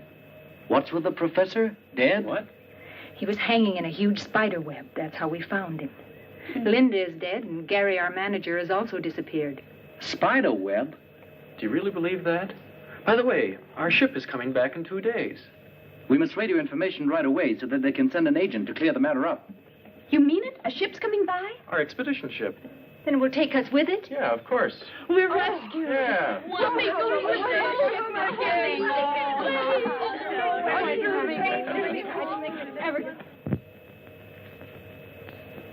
Look, isn't this pretty? The boys will be surprised when they see how we've dressed ourselves up in our island costumes. And they promised us real whiskey, kids. I can hardly wait. Hold this. Shall I put this in my hair? You look great, just like a real islander. Well, I am. Haven't I been here for 4 weeks? I can't believe that we'll be back in New York in a couple of days. When we tell them at home what has happened to us, nobody's going to believe us. Where are George and Ann? Outside on the veranda. They're out there with Joe, trying to make radio contact with the expedition ship. I wonder if a lot of reporters will be on board when we get there. Hope so. Uh-huh. What's important for me is that Jimmy's there. Who is Jimmy? My friend. We're going to be married. What if he's got eyes for another? You don't believe that yourself. I'd scratch his eyes out, and he knows it. Kids, we made radio contact with the ship and we'll be picked up tomorrow. And tonight we'll dance and really raise the roof.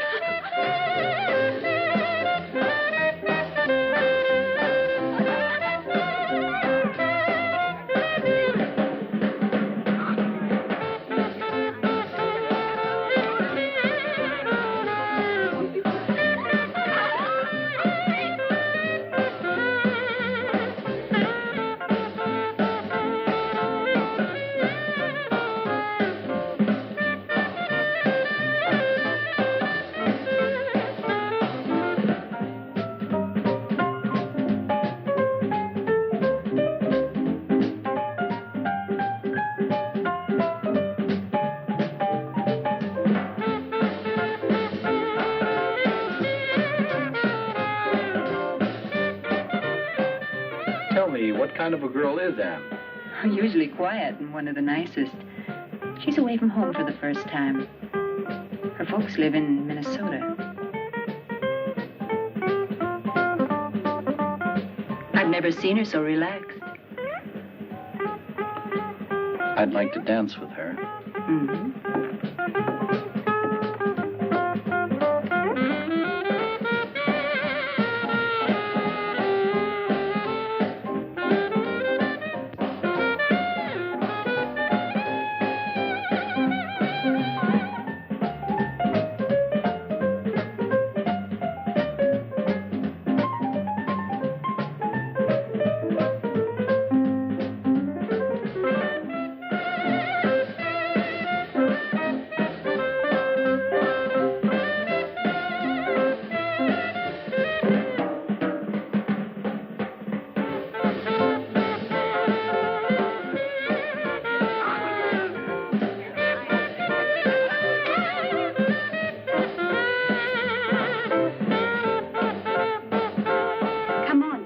I want to be all alone with you. How about the house? Not in the house. Someplace where we'll be all alone. You know what? We'll meet at the lagoon. Okay, but so that no one will notice. Good. We'll meet in 15 minutes on the trail down to the water. All set? Of course. But be on time. I hate waiting.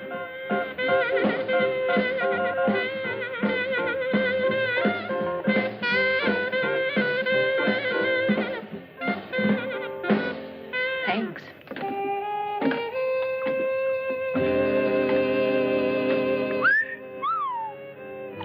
Having a good time with the chicks? Shut your mouth. Fallen for her? Huh.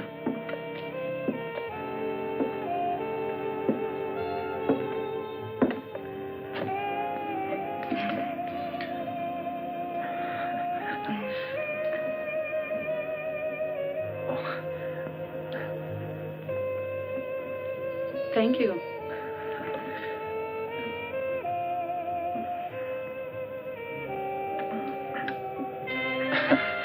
Tell me, are you always so quiet?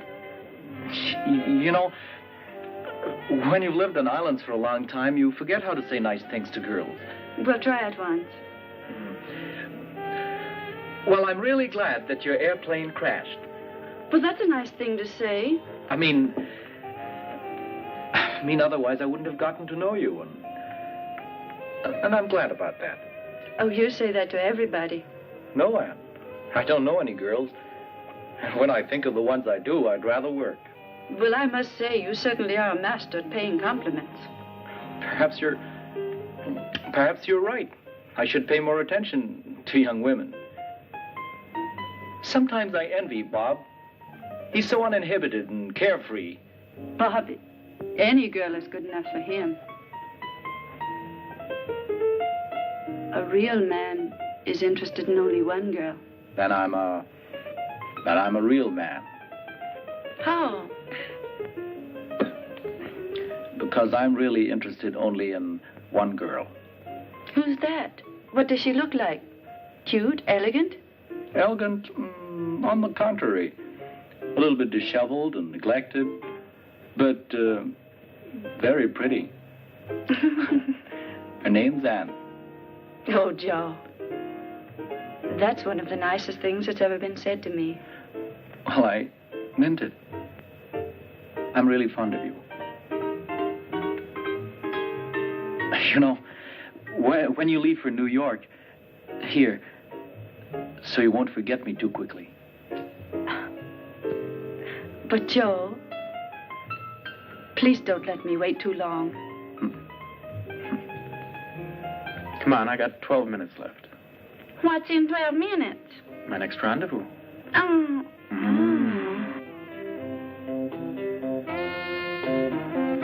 Hello, big boy.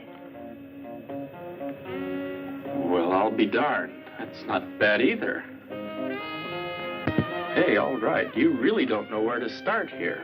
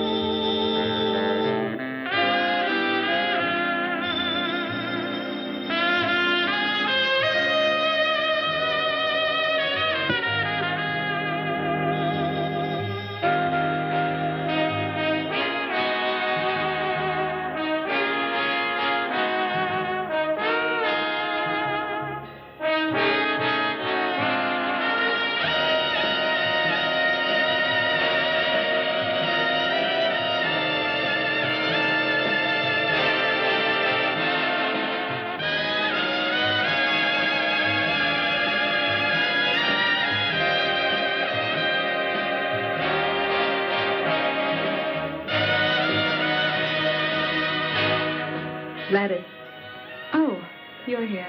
what's on your mind, huh? Nothing. In love? Mm-hmm. And do you really think that Bobby's the right man for you? I don't know. I only know one thing. I love him. I hope he doesn't let you down. I'd be very sorry for you.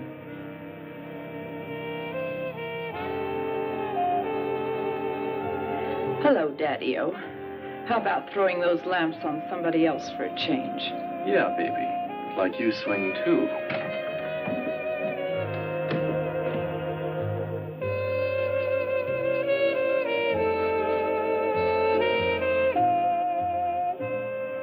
Come on, Gladys. It's not worth it. Don't bother me.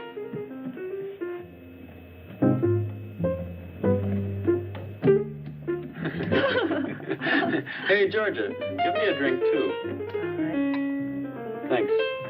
Bobby, Yeah? do you have to turn all the girls' heads? Who, me? They turned mine. Hi, Georgia. Hi. That dance sure made me thirsty. Georgia, aren't you at all excited about going home soon? Mm-hmm. Okay, let's drink to that. Yeah. Well, here's to the trip. Cheers. Cheers. Do you think people are still talking about us? Of course, now all the more, since we found you. Will the papers print our story? Oh, baby, will the papers print your story? The magazines will carry your pictures, and what do you think radio and TV will do with you? You'll be amazed at the reception you get back in New York. Maybe they'll drive us down Broadway, with confetti and all. In any case, you become a world-famous troupe, and who knows, maybe you'll wind up in Hollywood. Oh, Bobby, I might make it yet. Thank goodness I still have a few minutes left, because my next rendezvous is very important. And this time, who's the lucky one? If you won't tell anyone, Gladys. Bobby, Gladys is a fine girl. Up until now, she's been shy of men. Please, leave her alone. Exactly. I've always yearned for a girl like this. And never found one. Why am I telling you all this anyway?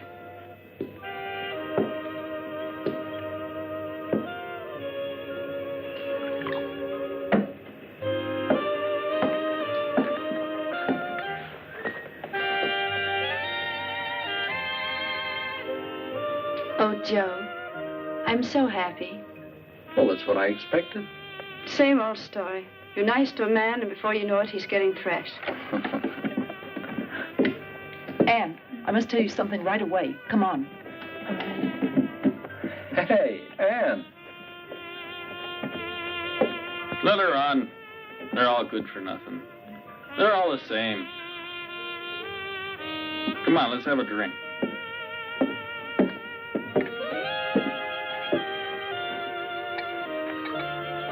Well, Gladys, it's just as I told you earlier. Well, don't you see that Bob is just the kind of man who wants nothing else than to play around with women without a single serious thought in his head? You're right. I don't want to see him again. Gladys.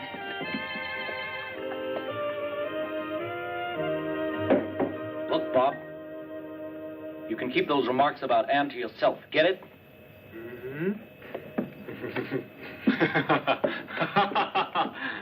Don't tell me you're serious, fella. You haven't fallen for that little broad by any chance. Well, good luck, then. And what if I were? Then I'd feel sorry for you. What are dancers? Hot goods for cold nights. Or do you think your Anne is different? For a guy like you, the worst girl in the world is too good.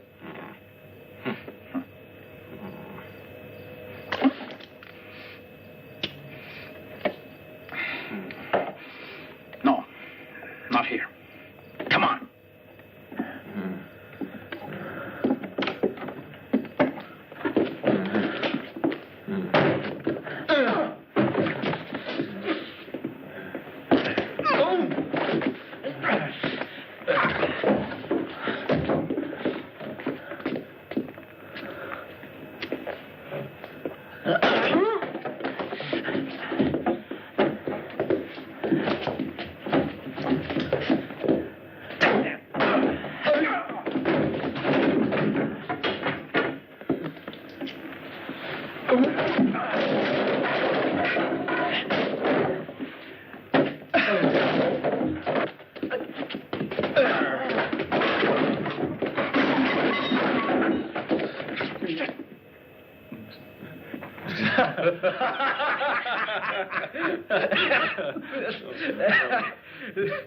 I gotta run. I got a date.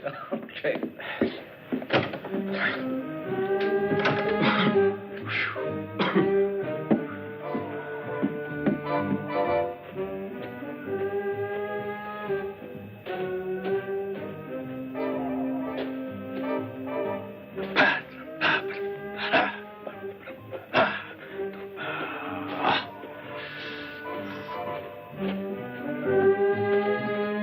Hello, Gladys. Oh, leave me alone, you. What's the matter with you, kid? Have you gone crazy? You ask me that? No man in this world, even if he belonged to your best friend, would be safe with you around. Are you talking about Bobby? Who else? But you can keep him. I'm through with him. I've got news for you.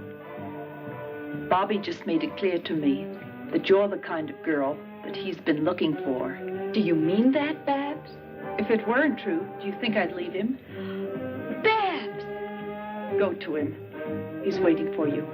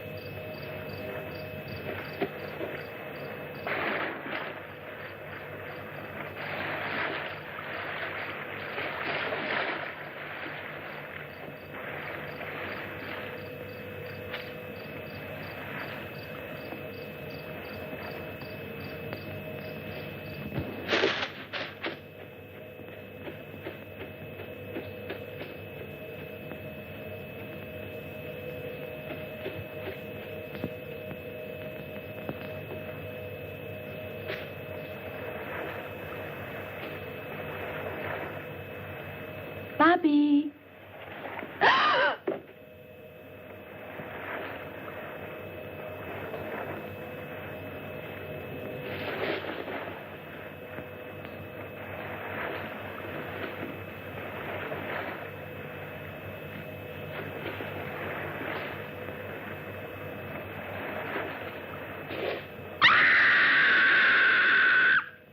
That was a scream. It sounded like Gladys. And Bobby's also gone. I'll look for them. You get dressed and follow me.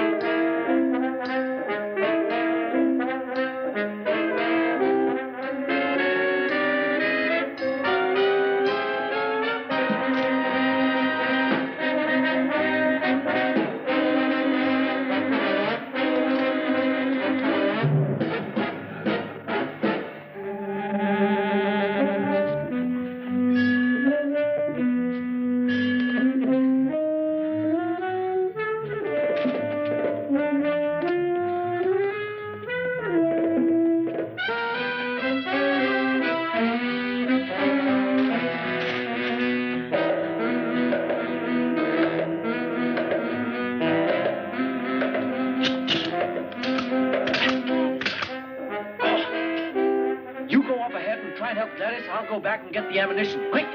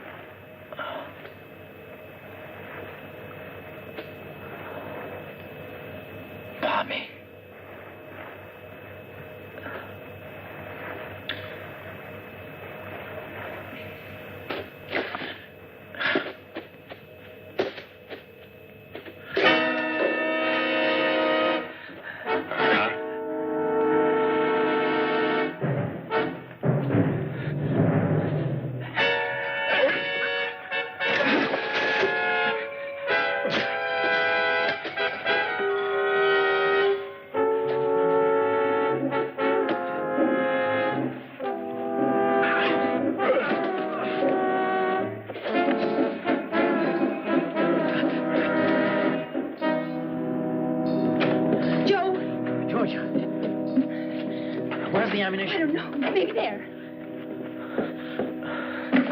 Quick, or we'll all get it. I found Bob. Dead. Was he strangled? Where are the bullets? It's too late. He's here.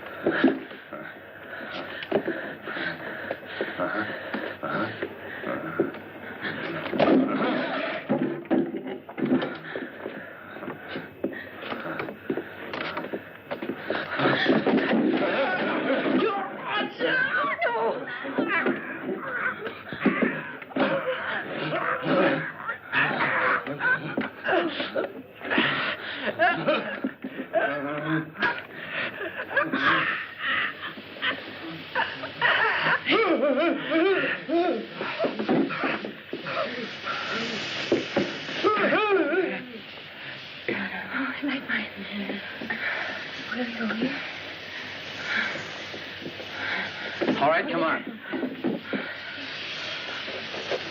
Come on. We must surround you. 2 of you take that path over there. 2 go through the bushes. The rest of you come with me. Nobody should go alone. Always go in pairs. Come on.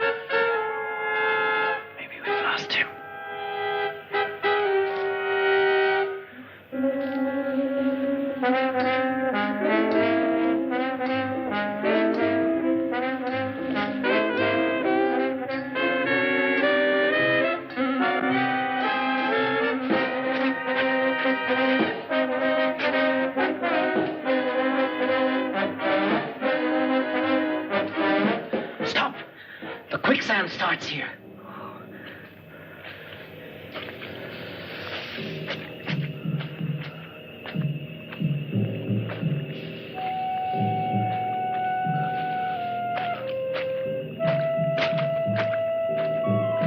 Oh, Joe, you're thinking.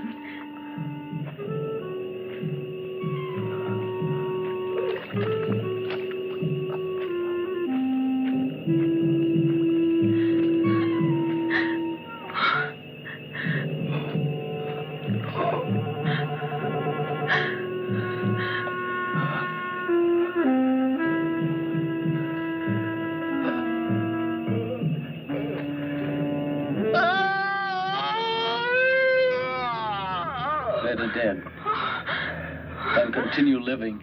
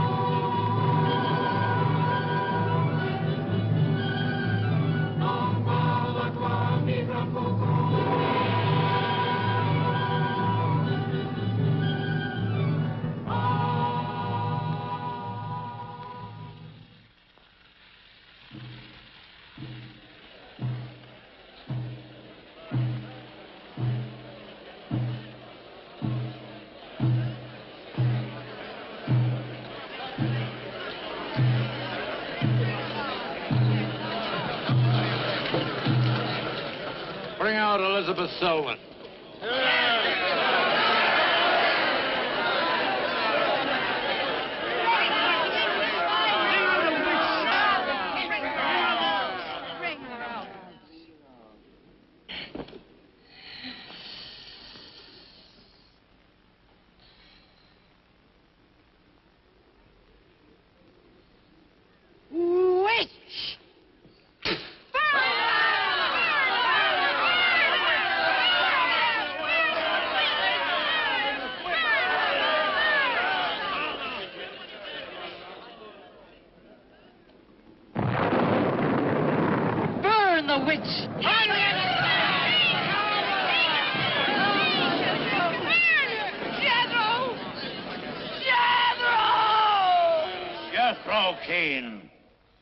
Hast thou consorted with the witch, Elizabeth Selwyn?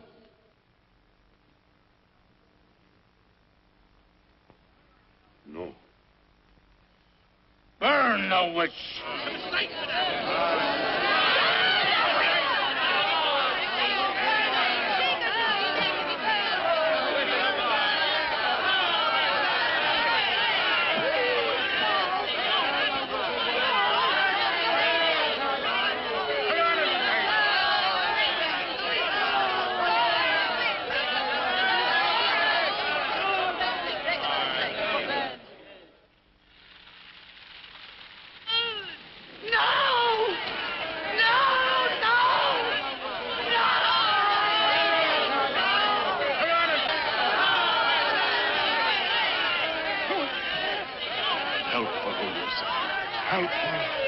Elizabeth Selwyn, on this 3rd day of March, in the year of our Lord, 1692, we, the people of Whitewood, Massachusetts, condemn thee as a witch. May the flames cleanse thy soul of its evil, of its lust for blood, but may they bring about the death of Abigail Adams.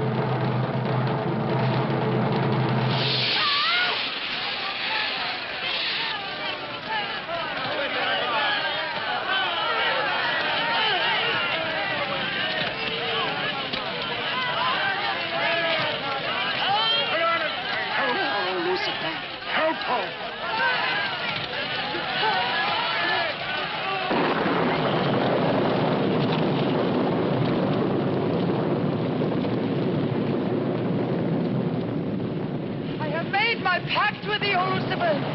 Hear me!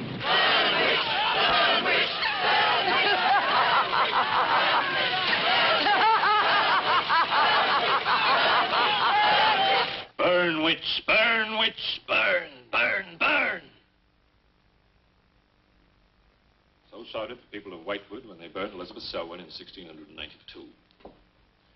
Though, as I've said, little is known today of the actual practice of witchcraft in 17th century New England, superstition, fear, and jealousy drove the Puritans to accuse their friends and relatives of consorting with the devil.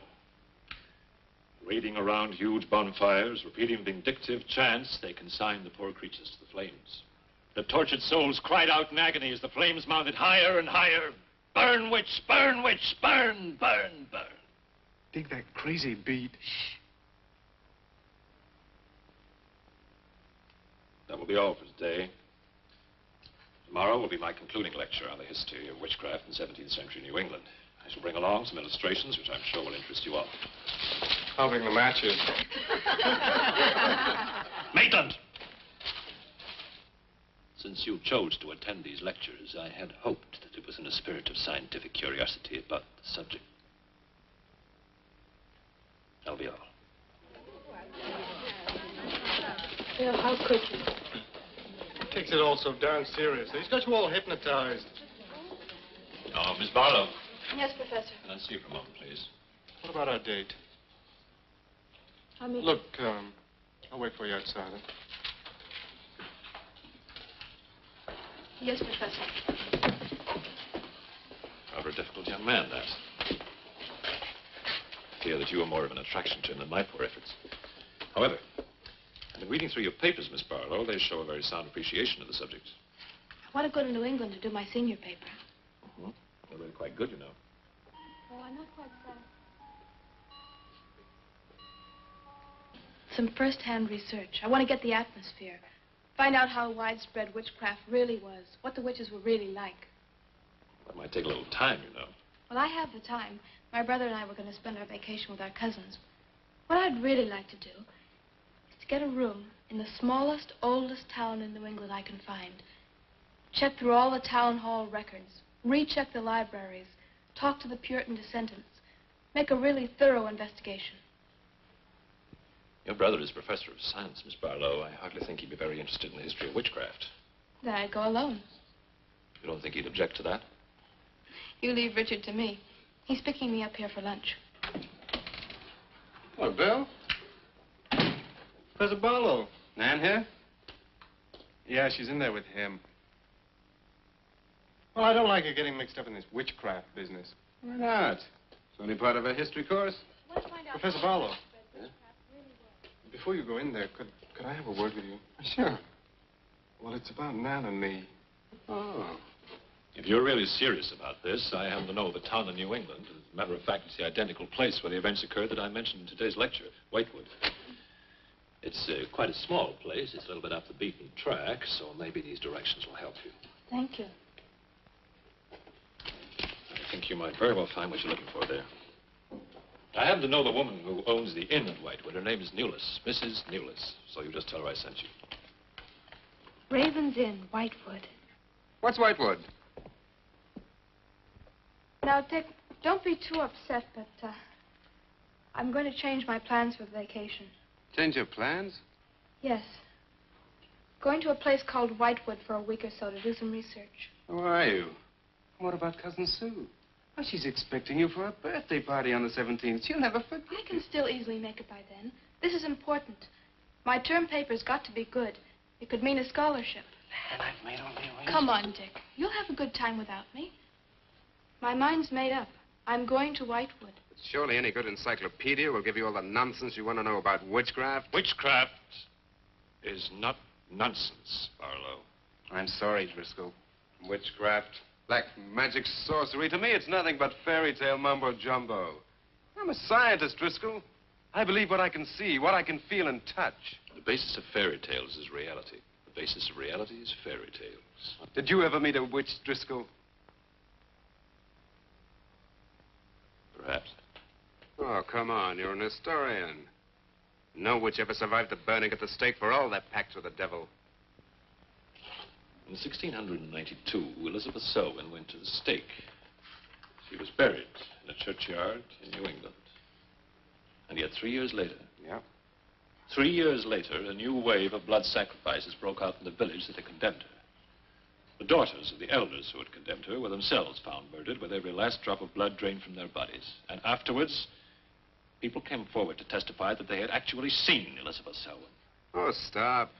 This would be more effective at midnight with howling winds and crashing thunder, and even then it wouldn't frighten anyone. Dick, I'm sorry, Professor Driscoll.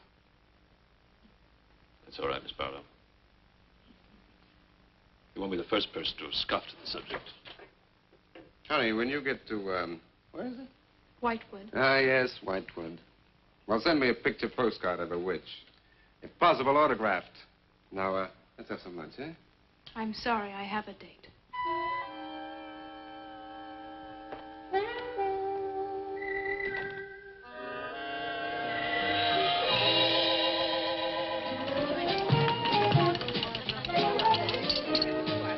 Nan, darling, I still don't see why you have to go off to this Whitewood place. Now, I thought we were going to have some time together during this vacation. You know I want to be with you. It's just this is important. Look, what the heck can you find that hasn't been found before? I don't know. It's just that maybe, hidden in some attic or buried in some old antique shop, there's something that might give a whole new outlook to the subject. What new outlook can there be? You're a science student, honey. You know how important research is. But this isn't about anything real. This is just superstitious people burning silly old women. But suppose the women weren't silly. Suppose they really had a pact with the devil. A pact that could have supernatural power. Oh, come on. What kind of power? I don't know.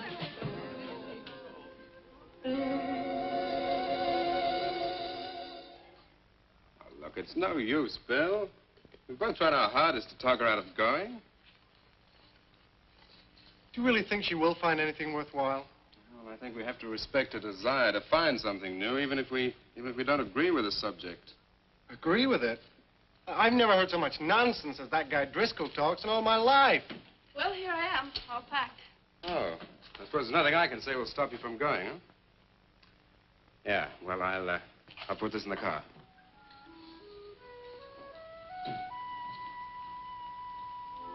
I still hoped you'd change your mind, Nan. Don't worry, darling. I'll be back as quick as I can, and I'll write. Well, don't forget me altogether, huh? I won't. Give Sue my love, and don't forget we have a date at her party.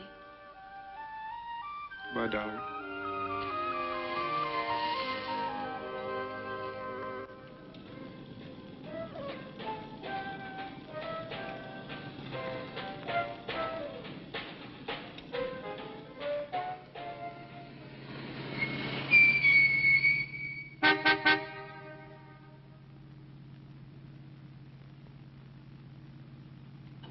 Excuse me, can you help me? I seem to be lost. Sure, if I can. I'm looking for the Wamport Road. Wamport Road? Hardly anyone uses that anymore. Well, my friend gave me the directions. Take Road 28A, turn onto the Wamport Road, bear left at the fork through to Whitewood. Whitewood? Am I that far away? No, ma'am, not far. Not many God-fearing folks visit Whitewood nowadays. If I were you, I'd... If you'll excuse me, I'm in a hurry. Which way is it? Well, follow this road about 2 miles. You come to a fork. There'll be a sign, Wamport Road. Turn left, keep straight. There'll be Whitewood. Thank you very much.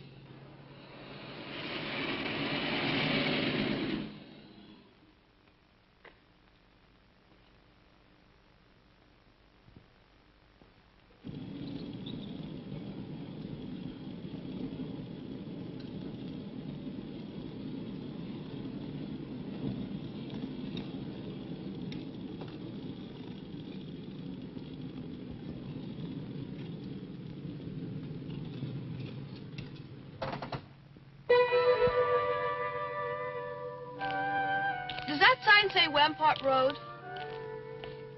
Wamport Road, yes. Oh, good. I was afraid I missed it. Is it Whitewood you seek? Yes. I, too. Would I be imposing if... No, of course not. Get in. Thank you.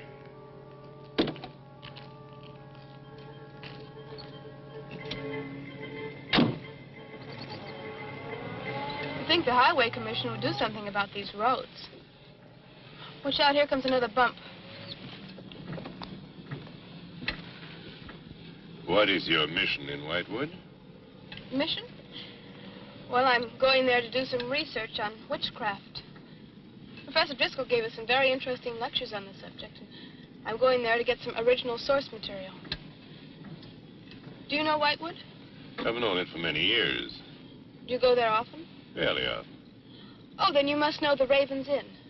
I shall be resting there. Oh, so shall I. Oh, my name's Nan Barlow. My name's Jethro Keene. Pleased to meet you. Pleased to meet you.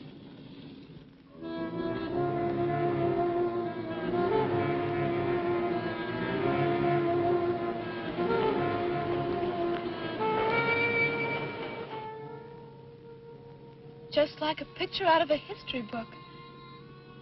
I feel as though I were in the 17th century. Why hasn't Whitewood been written about? It's off the beaten path. You tourists come here. For Whitewood, time stands still. Look at that church. Must have been beautiful. What a shame they let it get so run down. Straight on? Yes, follow the road around.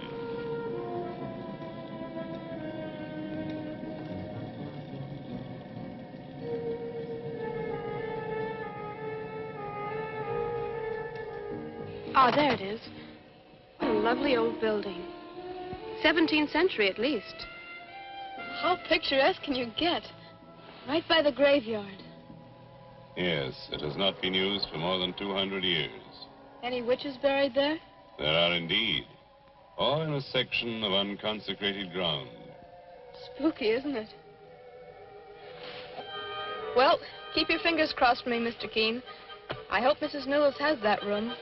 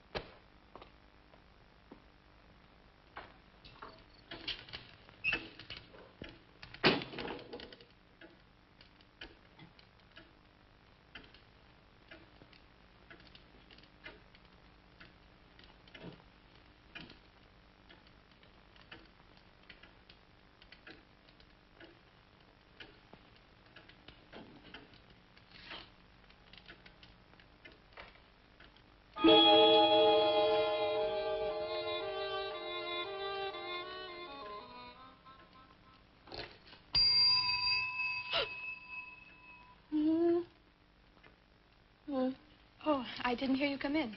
Are you Mrs. Newell? Oh, I'm Nan Barlow. I was told I might find a room here. I was recommended by a friend of mine, Professor Driscoll. Perhaps you know him. That will be all, Lottie.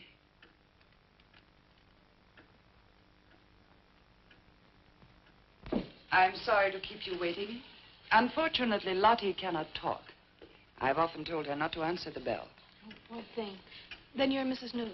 I am. May I help you? Yes, I'd like to have a room here for 2 weeks. The hotel is quite full.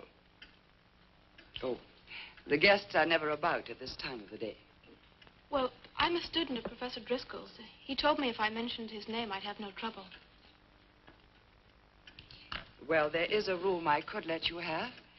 It's just off the lobby. Oh, thank you. Oh, Mrs. Newell, that plaque. Is it true that Elizabeth Selwyn was really burnt here for being a witch? She was? And do you believe she was a witch? Come along. I'll show you to your room.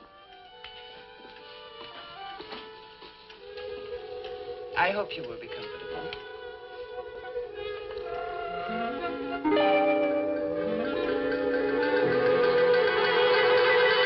Yes, it is a nice room. The previous occupants have always found it most agreeable. Well, if there's anything you should need, just ring the bell for me at the desk. Thank you.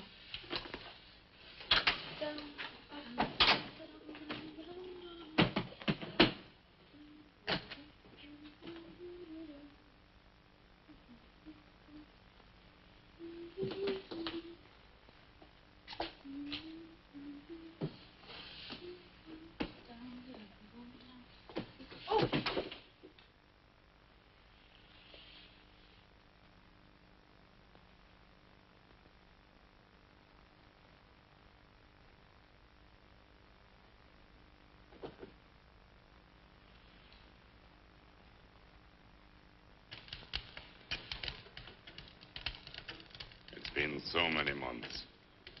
I've counted the days to this holiday. So have the others. It wasn't easy for some of my guests to get here. Many had to travel vast distances. I was lucky. The last few miles were enchanting. Miss Barlow is very good company. You must be tired, Jethro. Your room is ready. And the festivities. I am prepared.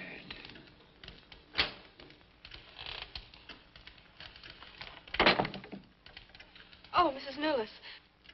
I thought I'd have a short look around town. I won't be gone long. I think you'll find the church interesting. Unfortunately, it no longer has a congregation.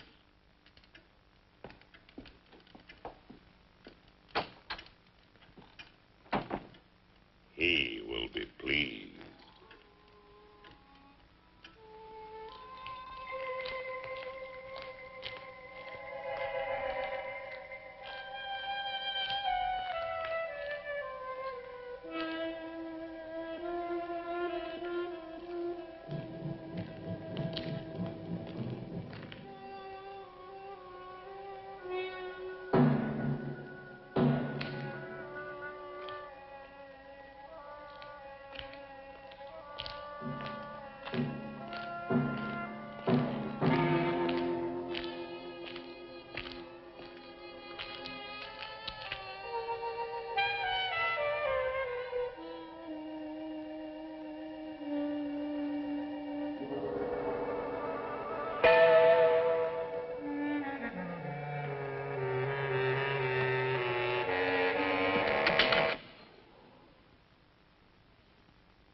I'm told this was once a house of worship. It is still a house of worship.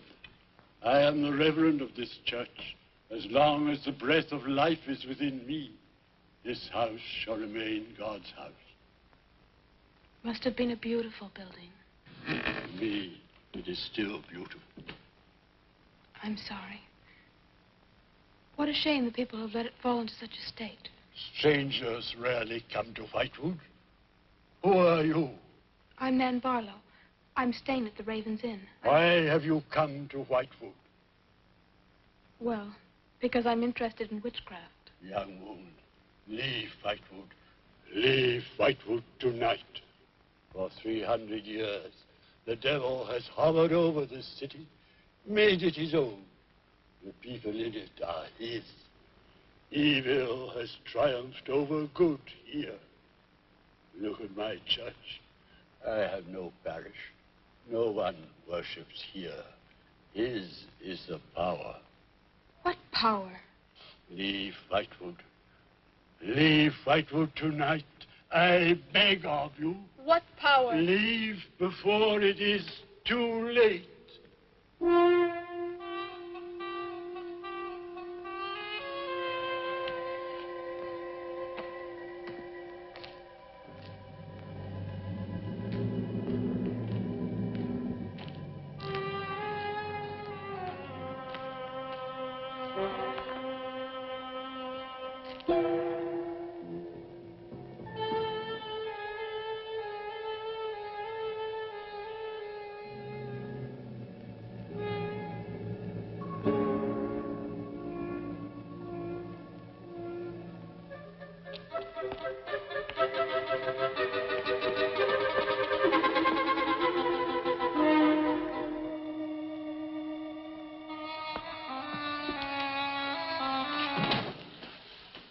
Good evening. Good evening. Please excuse the mess. We haven't been open long. You have some very interesting things here. Yes, they belong to my grandmother. When she died, I came back to sort things out. Oh, I'm sorry. Then you don't live here? No, my family's lived here for generations, but I've just been back a few weeks. Would you like to have a look around? Thank you. Oh, I didn't mean to frighten you when I came in. It's just that all the people I've met here have acted like I'm a person from another world. They don't see many strangers here. And I had the most, well, unusual experience with the Reverend.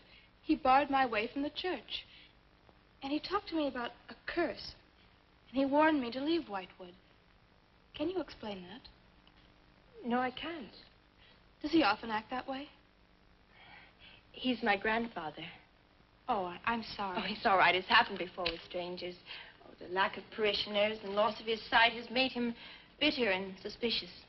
I'm afraid what with him and the town, I was very scared. When I saw your lights, I made a dash for them. I'm glad you did. Do you have any books or pamphlets on witchcraft? You do, don't you? A friend of mine... Well, we have a collection gathering dust, but why on earth would you be interested in... Oh, I'm sorry. It's really none of my business. No, that's all right. I'm studying it in college, and I've come here to write my term paper. Well, just wait. I'll see what I can find.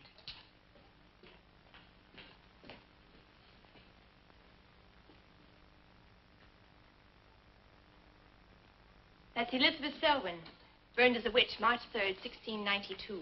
Yes, I know. I saw the plaque in the lobby of the hotel. You're staying at the Ravens Inn? Yes. It was recommended to me by a friend of mine, Professor Driscoll. Alan Driscoll? Yes, do you know him? No, but my grandfather speaks of him. His family come from here. Oh, I didn't know that. Here, I think this will do for a start. A lovely locket. May I see it? I believe it's quite old. It is. You're very lucky. I'm even more lucky to have found this. A treatise on devil worship in New England. This must be a very rare book. I'm afraid I couldn't afford to buy it. You can borrow it, if you like. Oh, could I? That would be wonderful. I promise I'll bring it back in a few days. You're very welcome, Miss, Barlow. Nan Barlow. Nan Barlow. Thank you very much. Good night. Good night.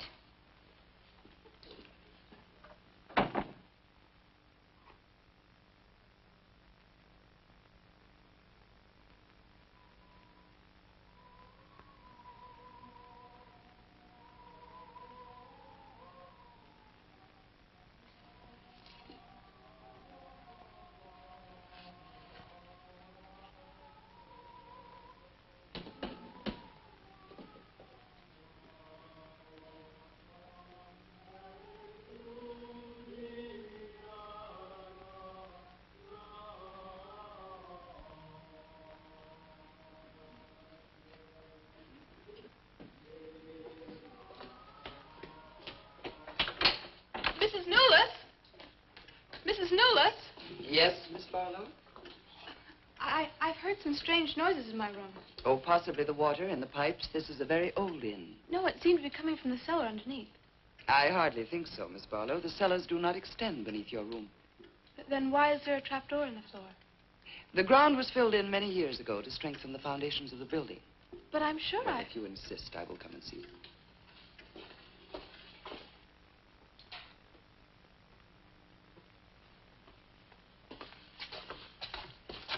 I don't hear anything. But just a few minutes ago.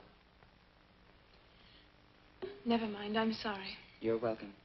But you can see for yourself there is no ring in the trapdoor because there is no reason to lift it. There is nothing underneath but earth.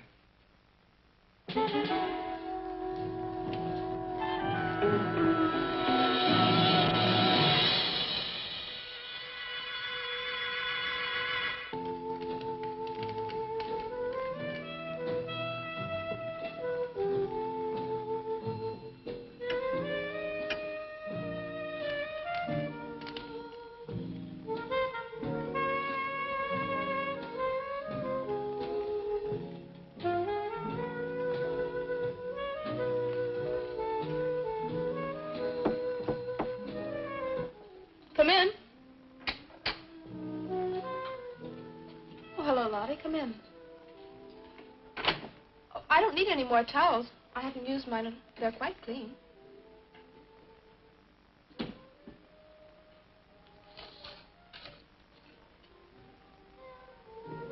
Lottie, I've told you before not to bother the guests. Barlow.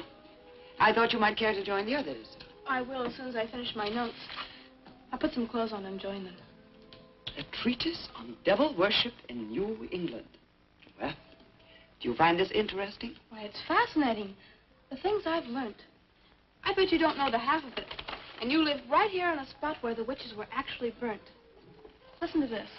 On Candlemas Eve, February 1st, in the year 1692, a coven of witches, a coven that's 13, some men, some women, whose power came from the devil, gathered beneath the Raven's Inn to perform a black mass in the honor of Lucifer. The witch, Elizabeth Selwyn, later to be burnt at the stake, marked a young girl for sacrifice by obtaining an object of value belonging to her with which to call her, and leaving in its place a dead bird and a sprig of woodbine. The witches sacrificed her on the altar and drank her blood at the hour of 13. What's the hour of 13? Well, personally, I have never heard a clock strike more than 12. Now, how about joining the dancing? In a little while, I promise.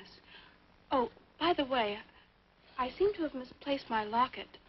I remember having it in my room, and now it's disappeared. Oh, I'm sorry. I'll ask Lottie. Well, I'm not saying it was stolen. It's just, I remember having it on the dresser, and now it's gone. I would appreciate it. Of course. I'll look into it immediately.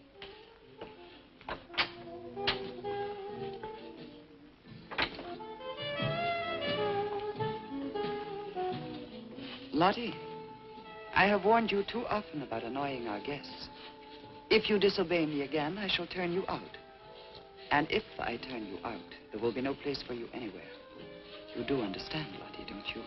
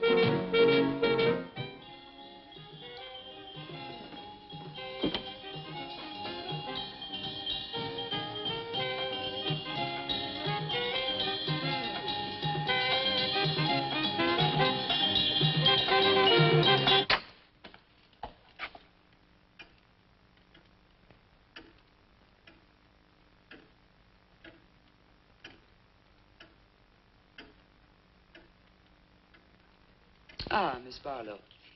I'm afraid Lottie is nowhere to be found, but I will inquire about your locket first thing in the morning. Oh, thank you. Where is everybody? Most of the other guests have gone to services. Services on the 1st of February? Candlemas Eve.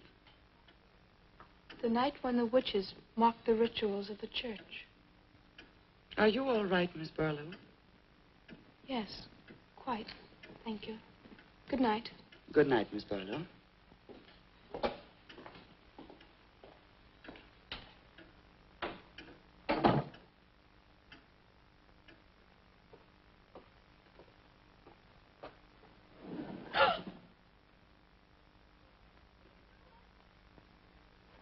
Mrs. Nolas!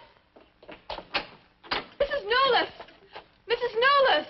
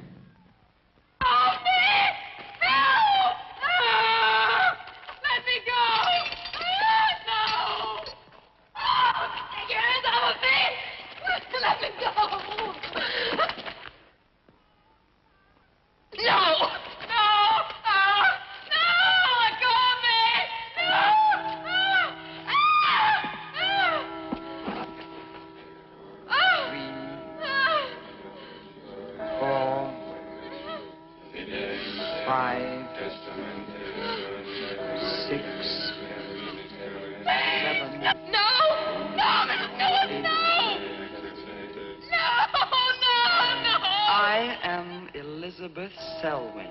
Oh, no! 11. No! Let go of me! Let go! 12. Happy birthday to you. Happy birthday to you. Happy birthday, dear Susie. Happy birthday to you.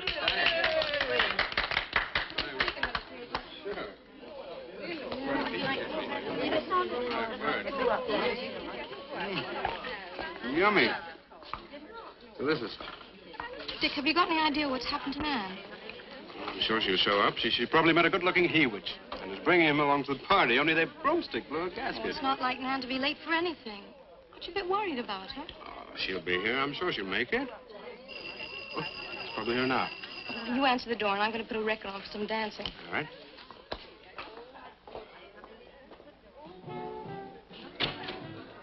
Hi, Dick. Bill. Oh, what's the matter? You expecting somebody else? Oh, yes, Nan. Look, come in, come in. Well, Nan, didn't she hear you? We made a date to meet here before she left for Whitewood. Well, she probably got held up. Look, give me your coat, huh? Nan was never late for anything in her life. Relax. Take it easy. Join the party. She'll be here. Dick. Dick, I haven't had a letter from Nan in over 2 weeks now. She's probably been too busy working on her paper. No, there's something wrong, I know it. Look, will you do something for me? Hmm? Ring up Whitewood, will you? Ask him if she's left. You serious? Yes, I am. Okay.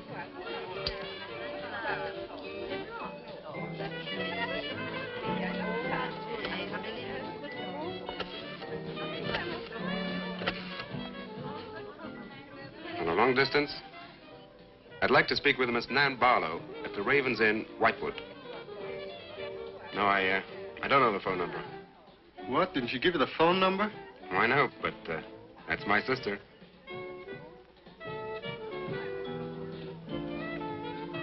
They say there's no such place as the Raven's Inn. But that's crazy. She's staying there. Give me the police.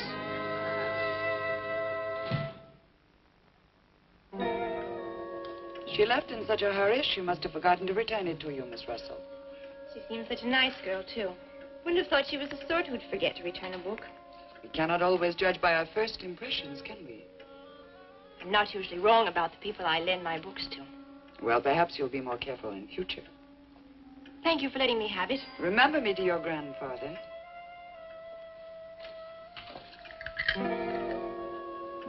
Lottie, get out of the way, you clumsy creature.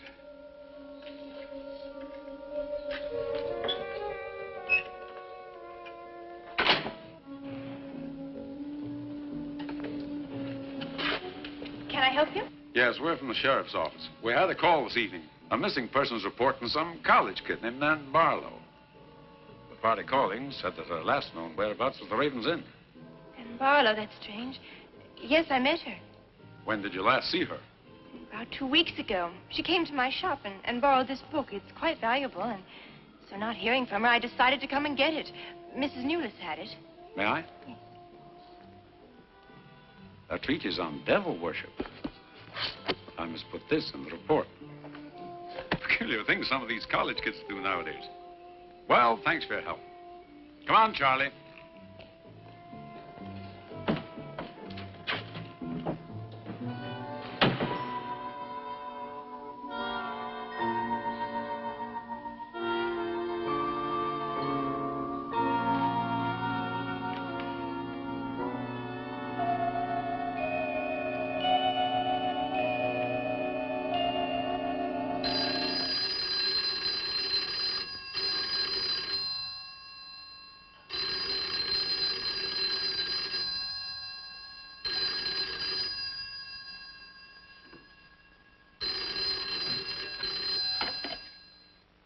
Hello? Yeah. It's police.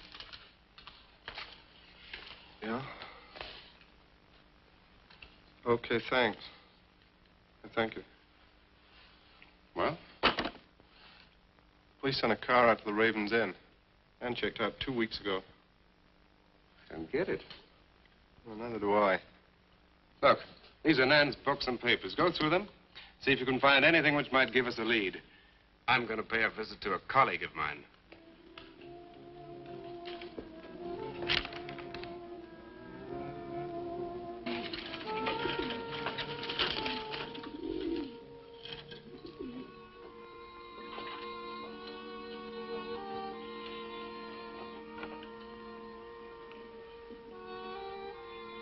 O Lord of Light, accept this sacrifice.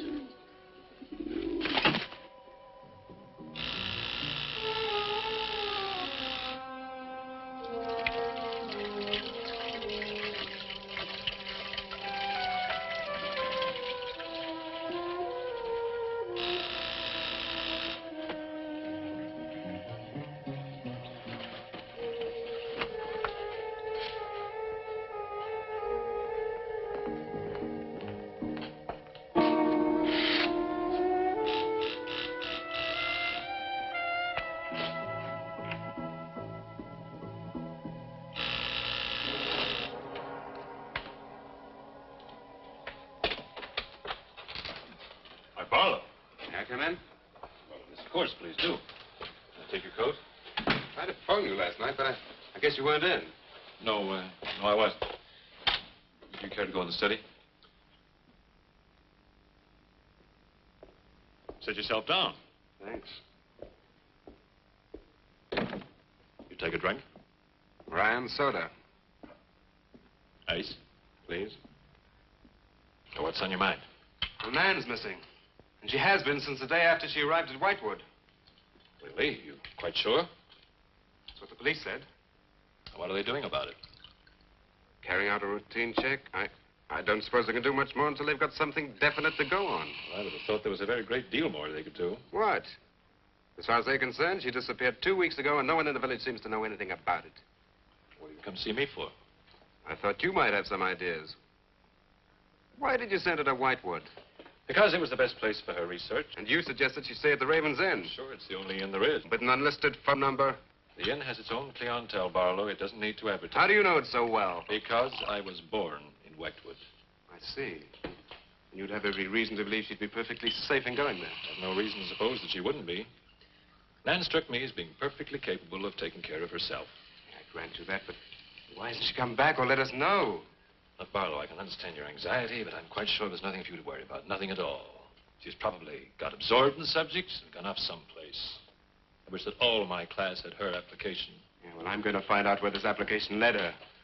I'm going to retrace every step Nan took. I'm either going to find Nan or know what happened to her.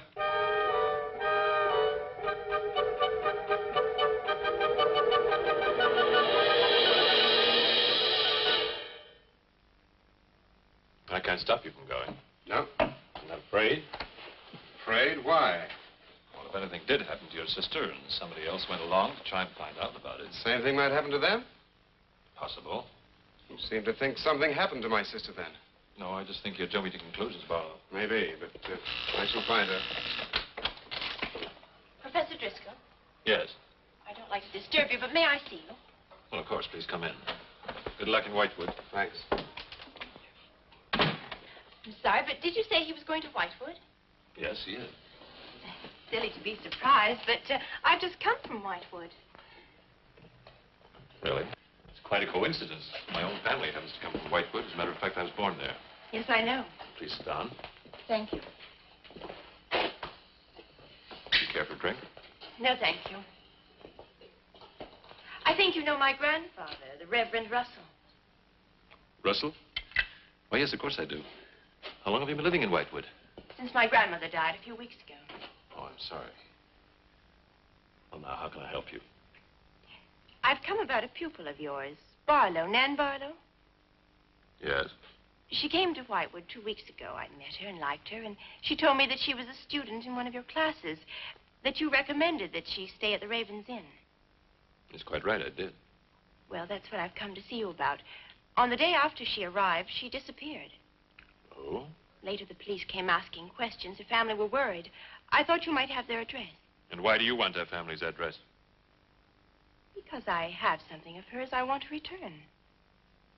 Well, you just leave it with me, and I'll make sure they get it safely. Well, I don't want to trouble you if you just give me their address. As you wish. Her address is Dorchester Street, 225. She lives with her brother. As a matter of fact, he's a colleague of mine. You just met him. He was leaving when you arrived. Now, if you'll excuse me, I've got a lot of work to do. I'm rather a busy man at the moment. Of course. Thank you for your help. Not at all. I hope to achieve something. Well, you will remember me to your grandfather, won't you? Yes, of course. Goodbye. Goodbye, Miss Russell.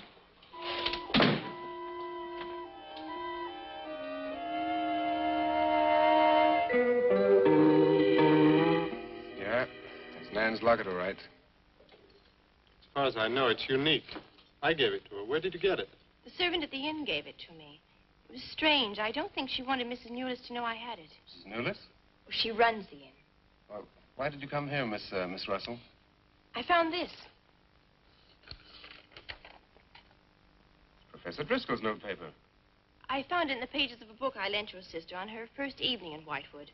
When she didn't return it, I went to the hotel. What was the book? An old book. Book about witchcraft. Do you believe in it, Miss Russell? I don't know. Sometimes I almost think I live with it. Live with it? It's an obsession of my grandfather's. Up till now, I didn't take him very seriously. He's an old man. Now I'm beginning to wonder if what he says isn't true. What does he say? That there's something evil about the village. That on certain nights, the inhabitants leave the streets, close their doors, and stay behind them. That on these nights, the dead come to life. Nights like Candlemas Eve? What do you know about Candlemas Eve? It's in one of Nan's books.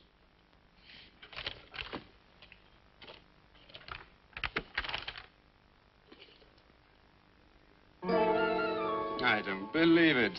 Things like this don't happen today. In Whitewood, I wonder. I'm going to Whitewood tomorrow after classes. I can give you a lift. Thank you, but I must get back. I can't leave my grandfather alone. He's blind. May I come and see you when I arrive? I'd like to have a talk with him. Please do. It's the house next to the church. Goodbye. Bye. I'll see you to the door.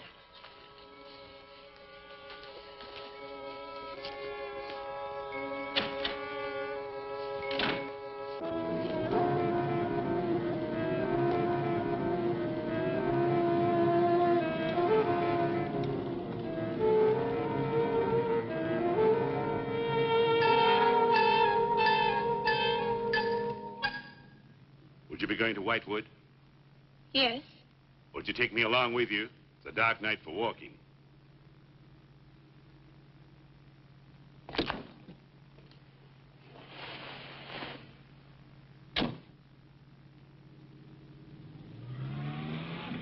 You're the Reverend Russell's granddaughter, aren't you? Yes, how did you know? I know a great deal about Whitewood. Have you ever been there? Now and then. Never seen you. To see me is a special privilege. It's reserved for a chosen few. What does that mean? We'll soon be at Whitewood now.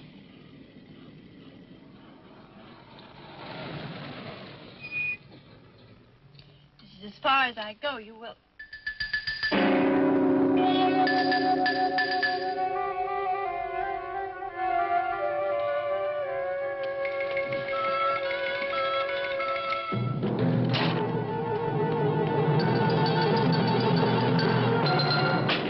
She is pretty, too. Yes, she is. Very pretty. A living descendant of those who were cursed. It somehow seems to make it better.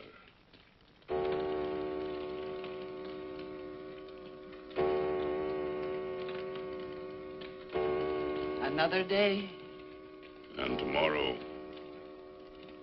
The witch's Sabbath.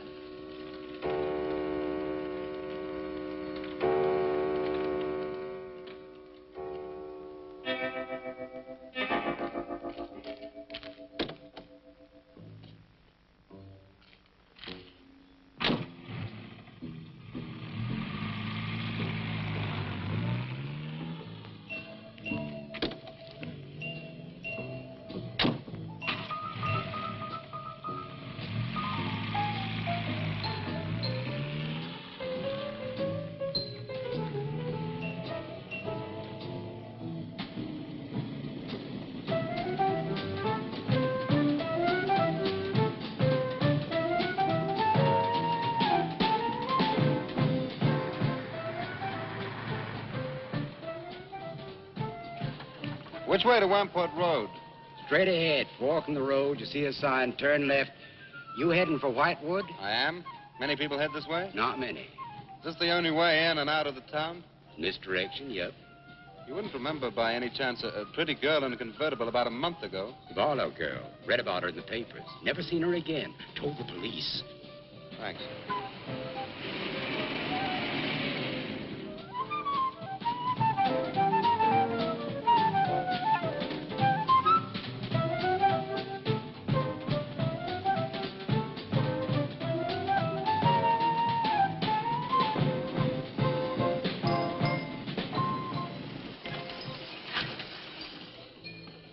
Could you tell me the way to Whitewood, please? Another one. Straight ahead. Fork in the road. You see a sign, Wamport Road. Turn left. Takes you right in. Well, thanks. Let me warn you, young fella. They don't like strangers in Whitewood. Okay, fine. Thanks very much.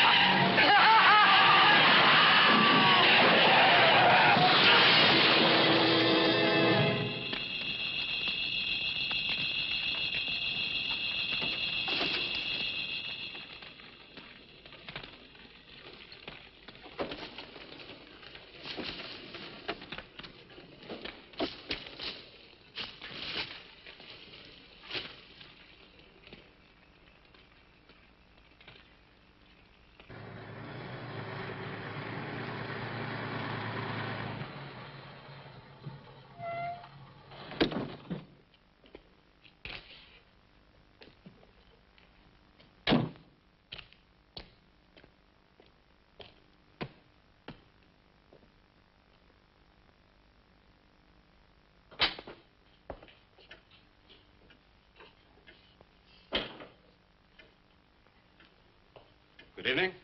Good evening. I'd like a room, please. The inn is closing. I'll only be here a few days. But the inn is closing. When? In 2 days.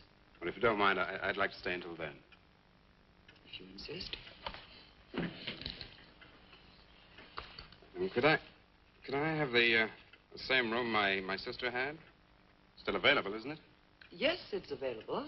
Mrs. Newless, you told the police that my sister checked out. You are mistaken, Mr. Barlow. I told them that on the morning of February 2nd, I went to her room and found it empty, her bed not slept in, her luggage and car gone, and her bill unpaid. Well, you can put the charges on mine. When was the last time you saw her? On the evening of February 1st. It was shortly before midnight. She'd been in the lobby here dancing with some of the guests. She seemed to be enjoying herself. Did any particular guest pay a special attention to her? And not that I noticed. Your sister kept very much to herself. You know why she came to Whitewood? It is not my habit to inquire into people's private business. Would the fact that she was investigating witchcraft have antagonized anyone in the village? Hardly. There have been other students here, you know. Besides, your sister was a very agreeable and likable young woman. Well, have you any idea where she might have gone? None. Thank you. Now, may I see the room? As you wish. It is this way.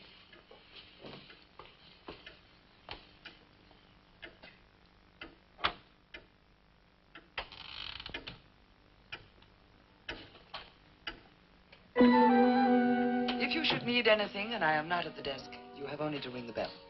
Thank you.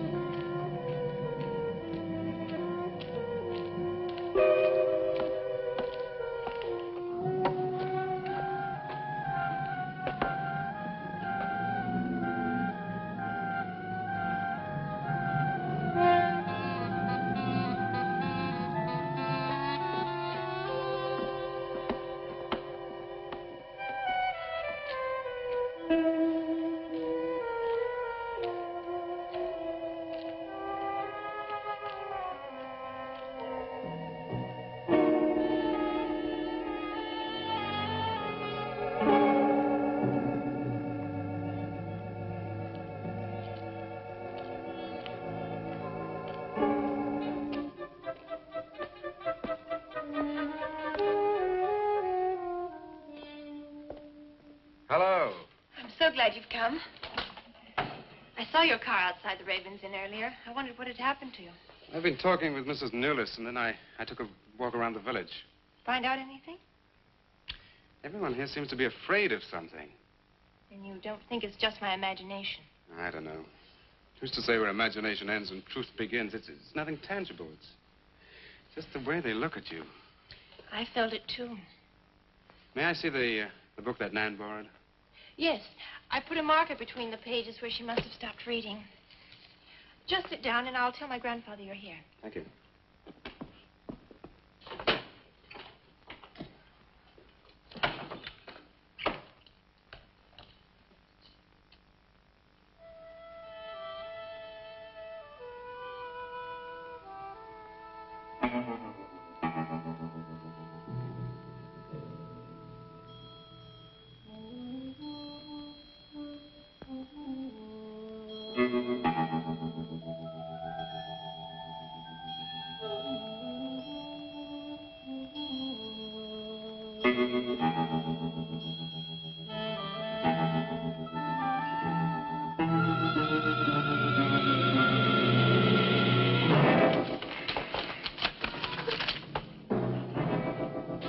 I warned you, Lottie.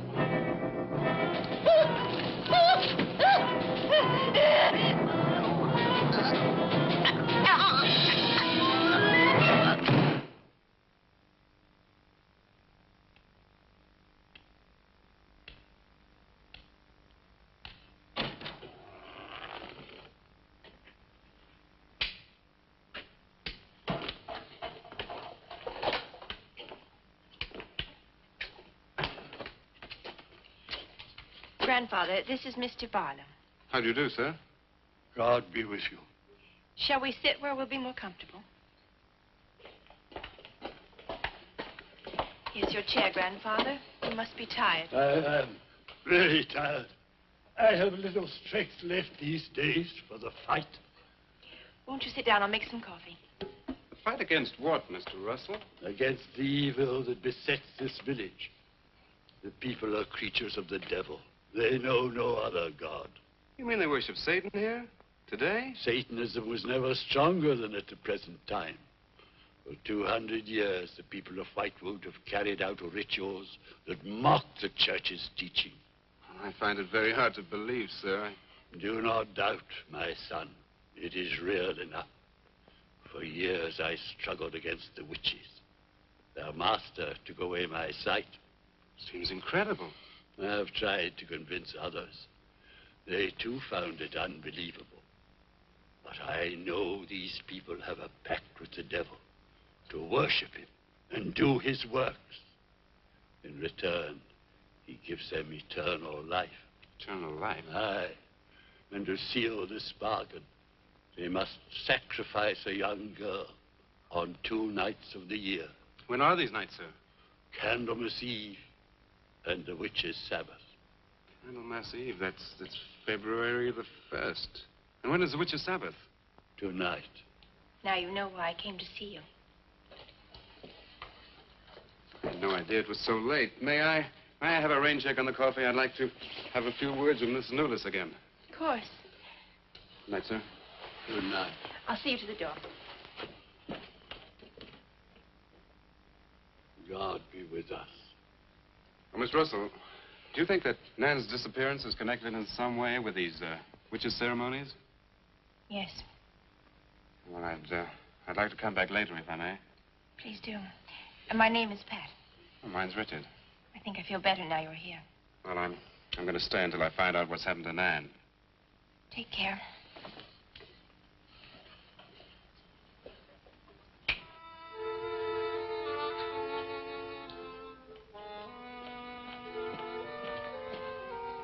Now drink your coffee before it gets cold.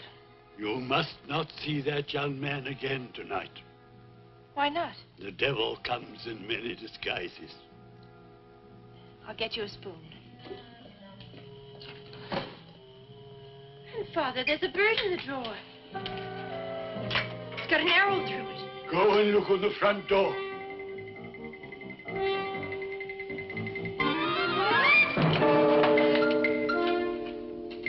like a woodbine. Shut the door. Shut the door, quickly. Grandfather, what does it mean? Now listen, my darling. This is their sign. The witch's sign. What can we do? We must leave here. Leave here immediately.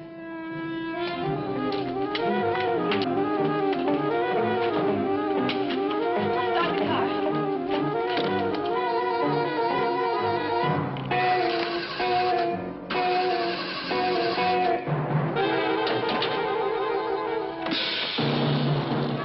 Something's wrong. It wrecked the car. Barlow! Phone Barlow!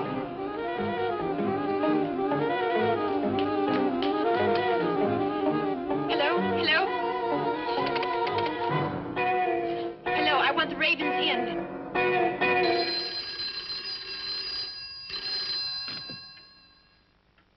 Yes, Mrs. Newless. Mr. Barlow. That for me? Yes. Hello? Dick? Dick, I'm in terrible danger. We've got to leave Whitewood at once. Danger? But from what? We've got to leave... Pat! Please help me! Patricia! Pat! Pat!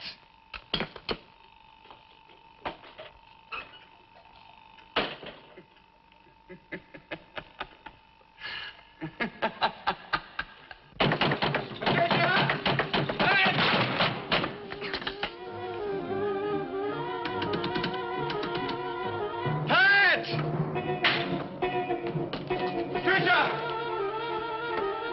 Mr. Russell, are you there?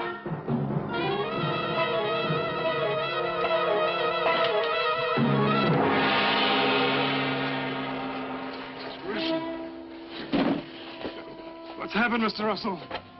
The witches. The witches have Patricia destroyed her. Mr. Russell, how? The shadow of the cross.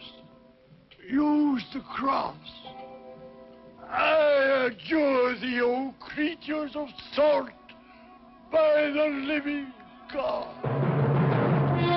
Mr. Russell.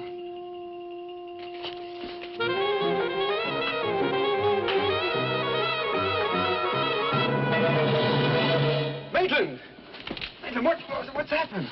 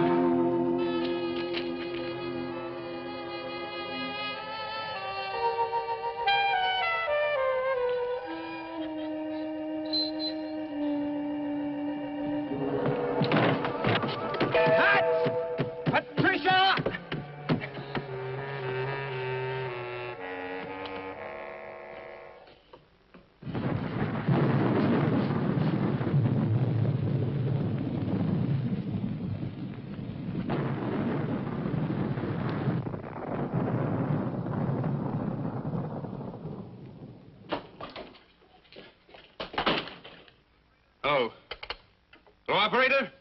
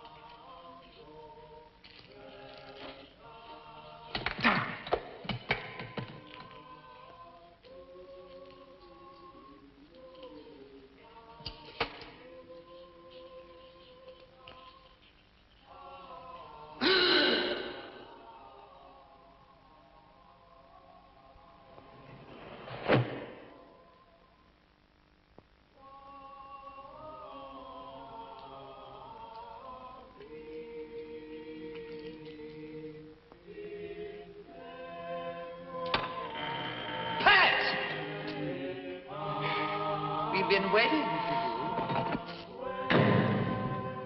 Dick, these are the dead who killed Nan. Barlow.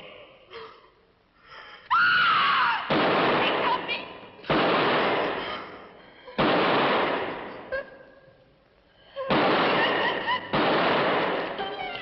Come on, Pat. All right.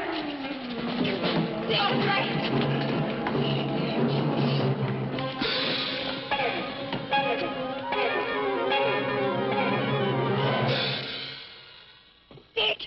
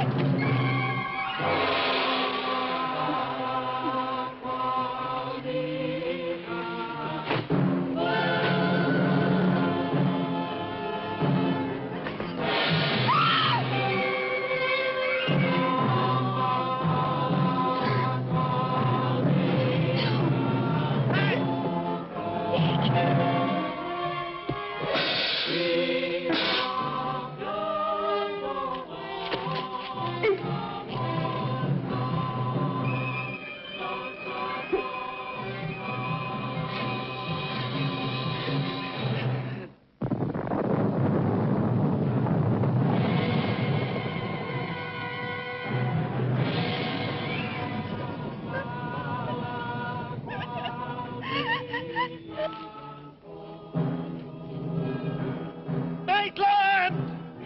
Get to a cross! A cross!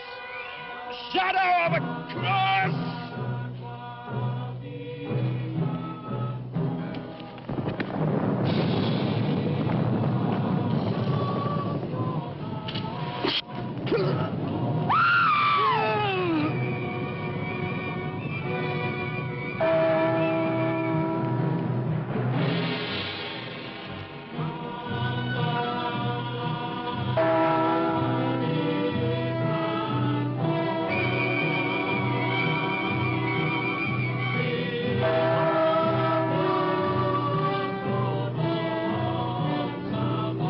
Dick, he's moving.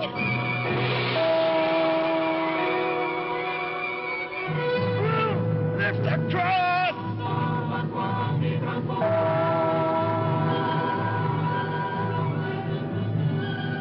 Quick!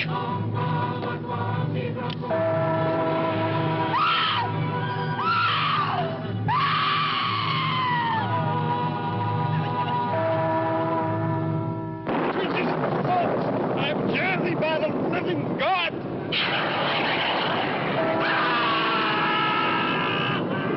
Back to the cross! Come nearer, Bill! Get the shadow of him! It comes nearer. That will fail. We must finish the sacrifice. Dick! Wait! Wait for the hour of 13.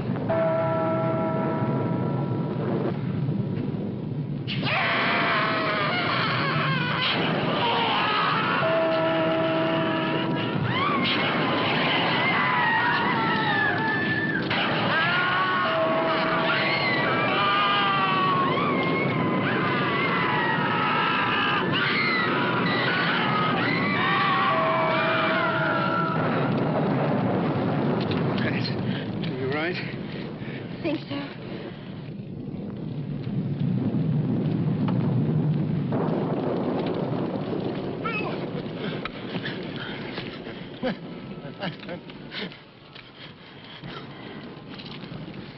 Got a score to settle with Mrs. Newless.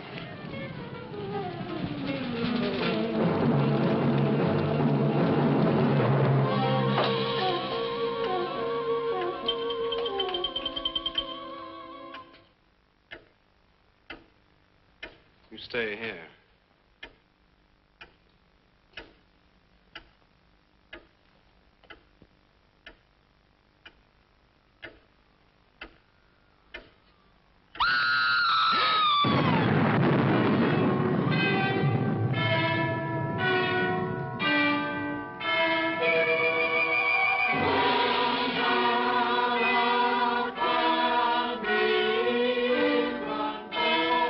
Oh,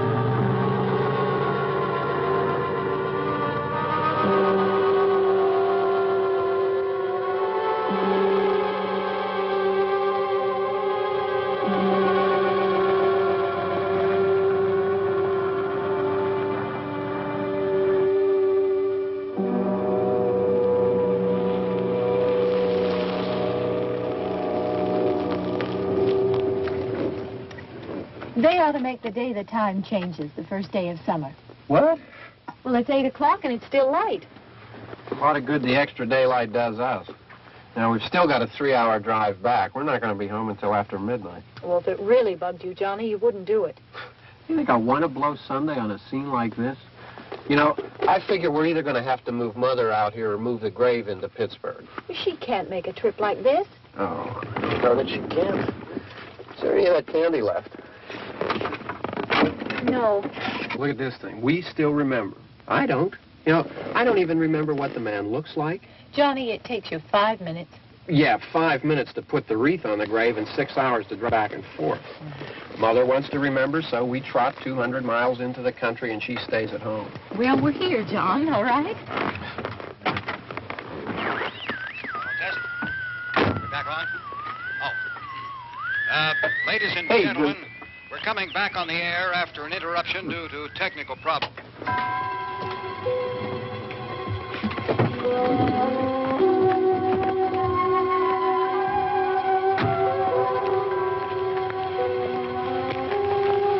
There's nothing wrong with the radio. Must have been the station. Which row is it in?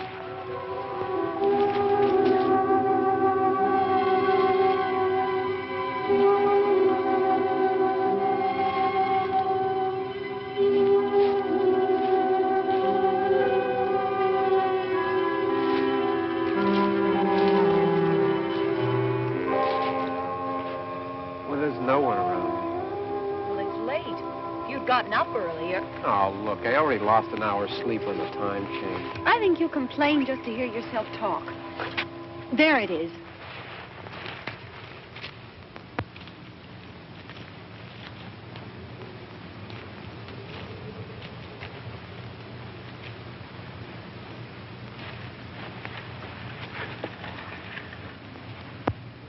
I wonder what happened to the one from last year. Each year we spend good money on these things. We come out here and the one from last year's gone. Well, the flowers die and the caretaker or somebody takes them away. Yeah, a little spit and polish. You can clean this up. Sell it next year. Wonder how many times we bought the same one.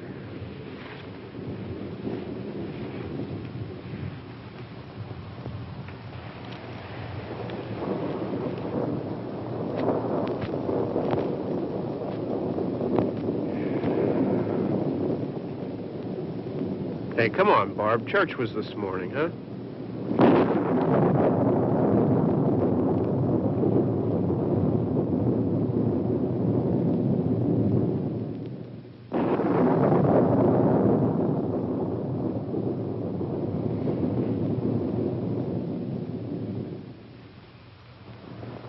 Hey, I mean, praying's for church, huh?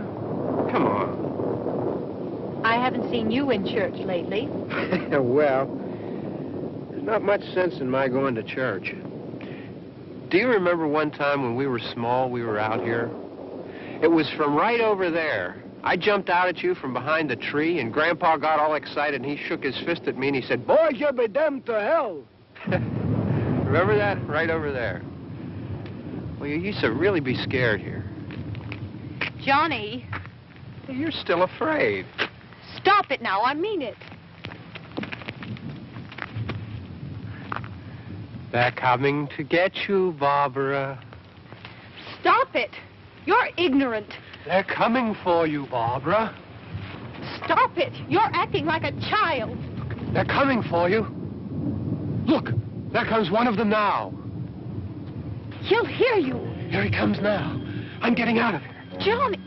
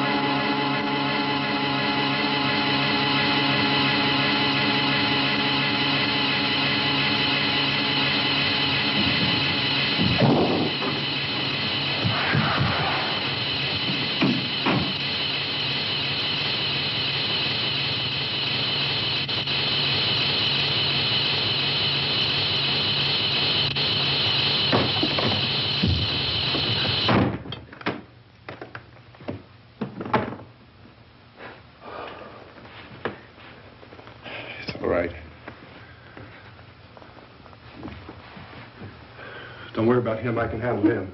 Probably be a lot more of them as soon as they find out about us. The truck is out of gas. This pump out here is locked. Is there a key? We can try to get out of here if we can get some gas. Is there a key?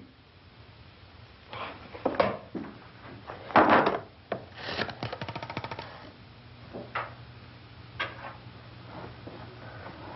suppose you've tried this.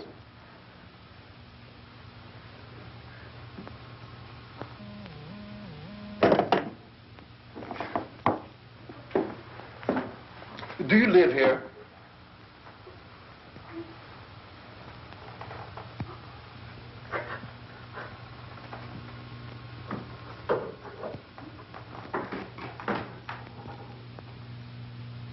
Jesus.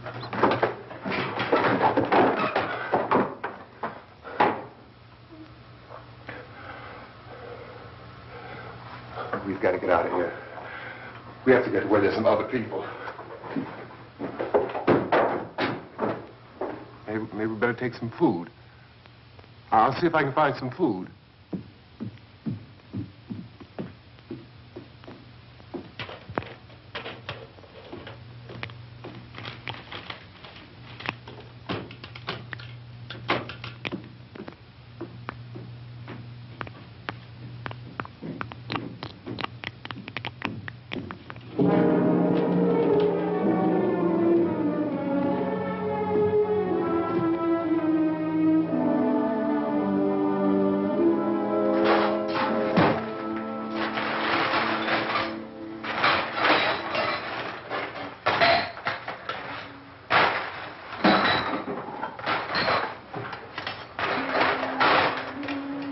What's happening?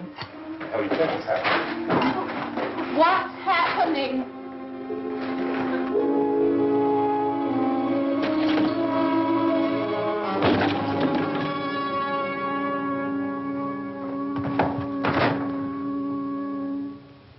Two of them.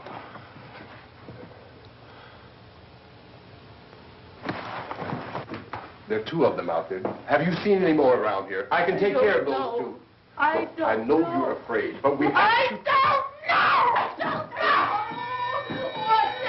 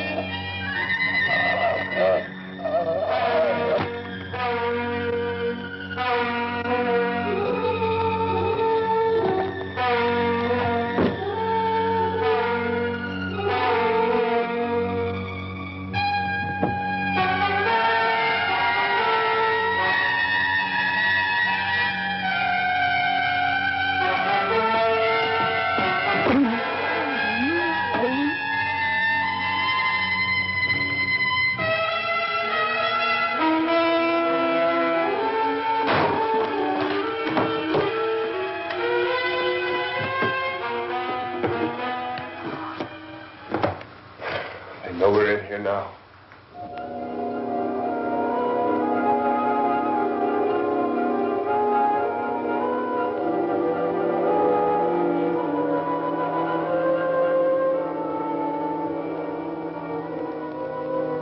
Don't look at it.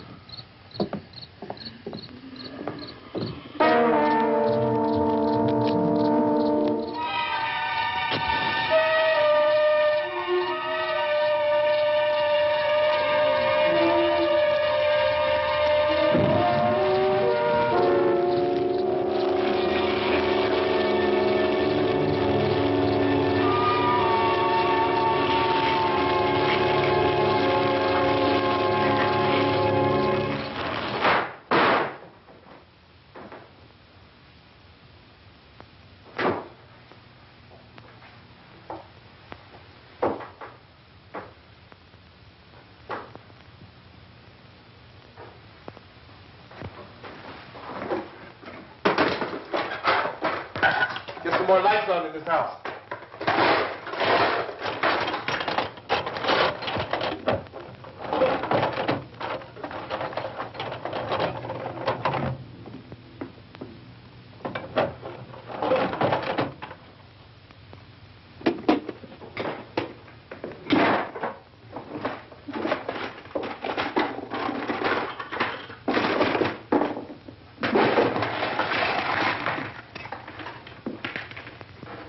Why don't you see if you can find some wood, some board, something about a fireplace, something we can nail this place up.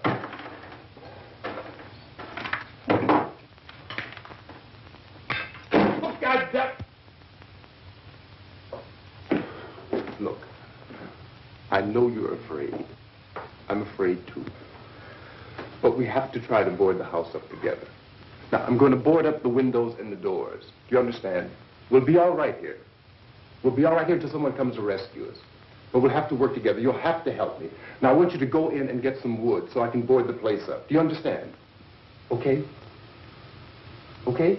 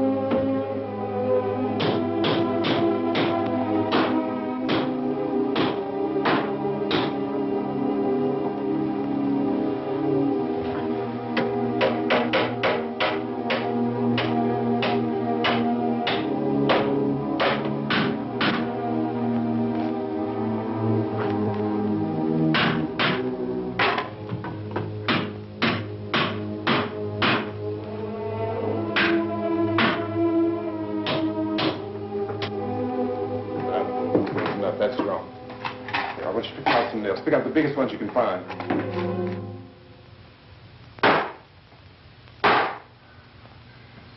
There, this room looks pretty secure. If we have to, we can run in here and board up the doors. Won't be long before those things will be back pounding their way in here. They're afraid now.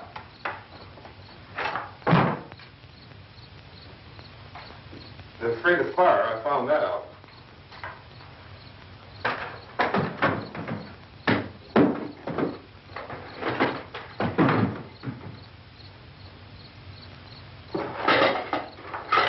You know a place back down the road called Beekman's? Beekman's Diner?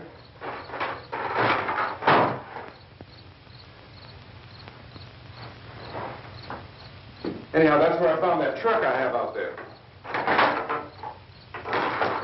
There's a radio in the truck. I had jumped in to listen to it when a big gasoline truck came screaming right across the road. But there must have been 10, 15 of those things chasing after it, grabbing and holding on. Now, I didn't see them at first. I could just see that the truck was moving in a funny way. And those things were catching up to it. The truck went right across the road. Slammed on my brakes to keep from hitting it myself. It went right through the guardrail.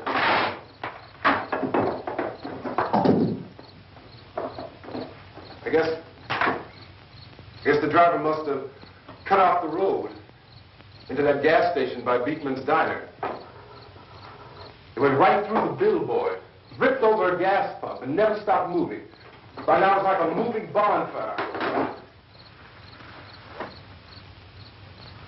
Didn't know if the truck was going to explode or what. Still, here's a man screaming.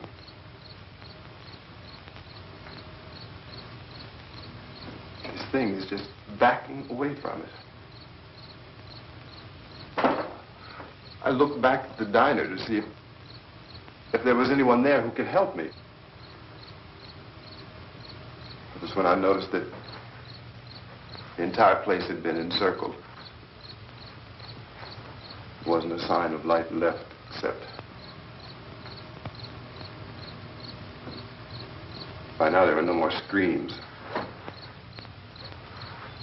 I realized that I was alone with 50 or 60 of those things, just standing there, staring at me. I started to drive. I just plowed right through them. They didn't move. They didn't run or just stood there, staring at me. Just wanted to crush them. They scattered through the air like bugs. We were riding in the cemetery, Johnny and me. Johnny.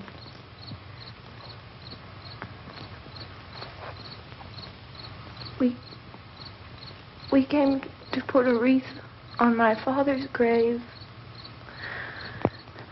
Johnny, and he said, "Can I have some candy, Barbara?" We didn't have any. And, oh, it's hot in here. Hot.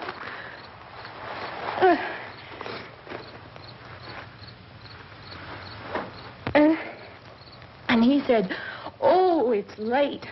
Why did we start so late?" And I said, "Johnny, if you'd gotten up earlier, we wouldn't be late." Johnny asked me if I were afraid. And I said, "I'm not afraid, Johnny." And then this man started walking up the road. He came slowly, and Johnny kept teasing me and saying, "He's coming to get you, Barbara. And I laughed at him and said, Johnny, stop it. And then Johnny ran away. And I went up to this man, and I was going to apologize. Why don't you just keep calm? And I looked up, and I said, Goody. And he grabbed me. He grabbed me, and he ripped at me. He held me, and he ripped at my clothes. I think you should just calm down. Oh, I screamed, Johnny! Johnny, help me! Oh, help me! And he wouldn't let me go. He ripped. And then Johnny came and he ran and he fought this man. And I got so afraid. I ran.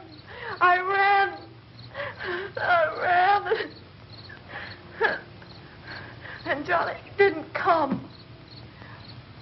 We have to wait for Johnny.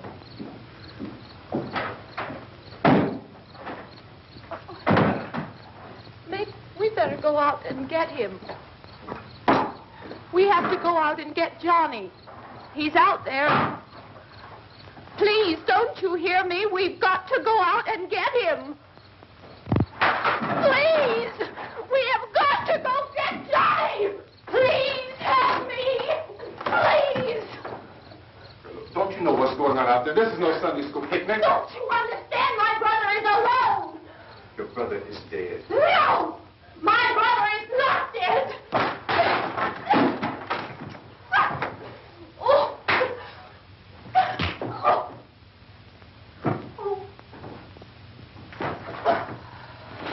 Oh.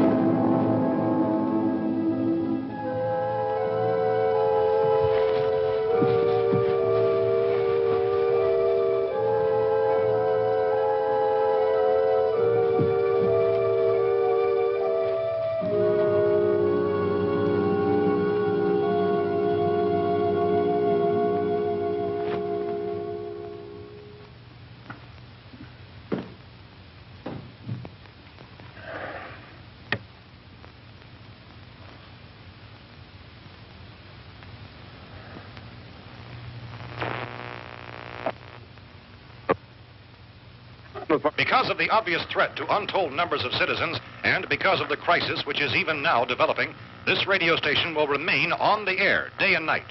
This station and hundreds of other radio and TV stations throughout this part of the country are pooling their resources through an emergency network hookup to keep you informed of all developments. At this hour, we repeat, these are the facts as we know them. There is an epidemic of mass murder being committed by a virtual army of unidentified assassins. The murders are taking place in villages, cities, rural homes, and suburbs with no apparent pattern or reason for the slayings. It seems to be a sudden, general explosion of mass homicide. We have some descriptions of the assassins. Eyewitnesses say they are ordinary-looking people. Some say they appear to be in a kind of trance. Others describe them as being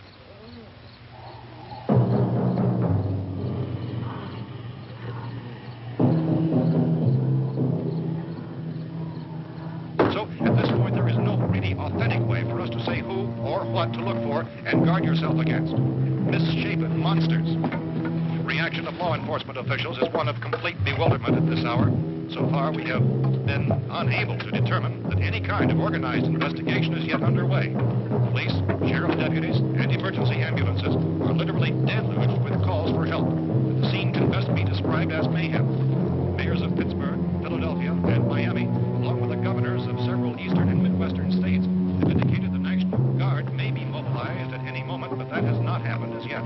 The only advice our reporters have been able to get from official sources is for private citizens to stay in their homes behind locked doors. Do not venture outside for any reason until the nature of this crisis has been determined and until we can advise what course of action to take. Keep listening to radio and TV for any special instructions as this crisis develops further. Thousands of office and factory workers are being urged to stay at their places of employment, not to make any attempt to get to their homes. However, in spite of this urging and warning, streets and highways are packed with frantic people trying to reach their families or apparently to flee just anywhere. We repeat, the safest course of action at this time is simply to stay where you are.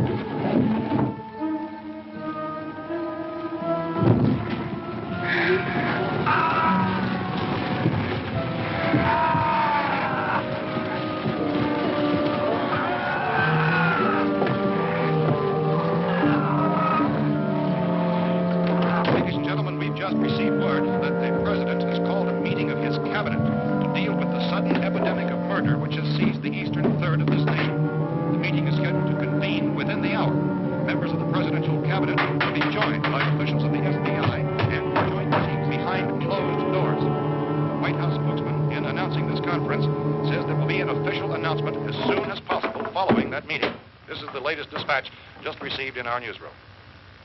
Latest word also from National Press Services in Washington, D.C. now tells us that the emergency presidential conference, which we've just mentioned, will include high-ranking scientists from the National Aeronautics and Space Administration. That's the extent of this latest meeting. Members of his cabinet, the FBI, Joint Chiefs of Staff, and the scientists from NASA within the hour. All radio and TV stations throughout this part of the country, including the one to which you were listening, have joined their facilities in an emergency network to bring you this news as it develops. We urge you to stay tuned to radio and TV and to stay indoors at all costs. Late reports reaching this newsroom tell of frightened people seeking refuge in churches, schools, and government buildings, demanding shelter and protection from the wholesale murder which apparently is engulfing much of the nation. Law enforcement officials are at a loss to explain or, even at this hour, even to theorize about the reasons for this wave of murder. So far, the advice they're able to give the public is summary. Chief T.K. Dunmore of Camden, North Carolina, was quoted as saying, quote, "Tell the people, for God's sake, to get off the streets.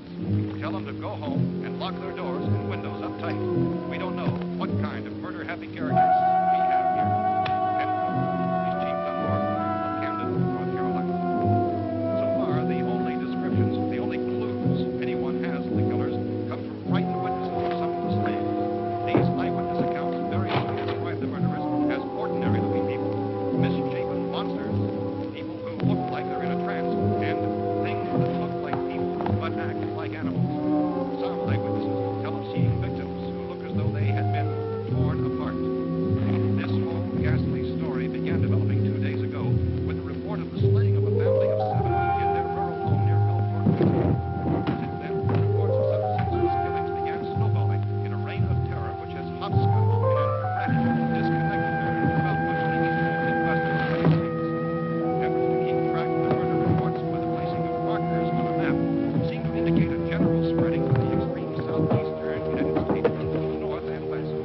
Our newsmen have been on the telephone talking with officials in other cities and have determined that none of this kind of mass murder has yet been reported west of the Mississippi River, except in the extreme southeastern portion of Texas. Similar killings have been reported around the Houston and Galveston areas, but nothing like... I found a gun and some bullets out there. It was only late yesterday Oh, and that it these. first became clear we were facing some kind of national emergency. When first reports began filtering in, newsmen and law enforcement agencies were of the opinion This place is boarded up pretty solid now. in nature. However, as these We ought to be all right here for a while. dramatically, it was soon apparent that We have this the was gun something and more than the bullets, usual run of lawlessness. food, and the radio. Some began to suspect an obscure kind of conspiracy. Sooner or later, someone's Things as bound to come and get us out. creatures from outer space. So again, we join with law enforcement agencies, urging you to seek shelter in a building. Lock the doors and windows securely. Hey, that's us. We're doing all right. Cautious of any suspicious strangers. And keep tuned to your radio and television for survival instructions and further details of this continuing story. Look, I don't know if you're hearing me, Goes on in the absence of any law. but I'm going upstairs now. It's almost as though some critical balance of If anything should try to break in here, I can hear it from up there. I'll be down to take care of it. We repeat, this radio station. Everything is all right for now. I'll be back to reinforce the windows and doors later. But you'll be all right for now, okay? Okay. Civil defense officials in Cumberland have told newsmen that murder victims show evidence of having been partially devoured.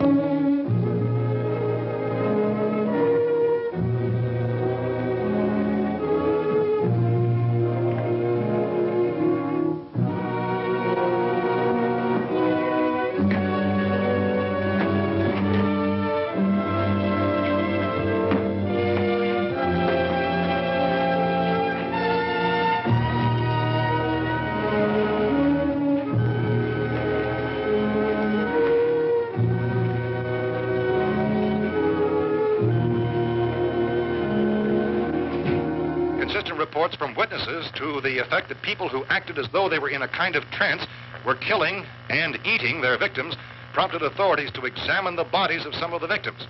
Medical authorities in Cumberland have concluded that in all cases, the killers are eating the flesh of the people they murdered.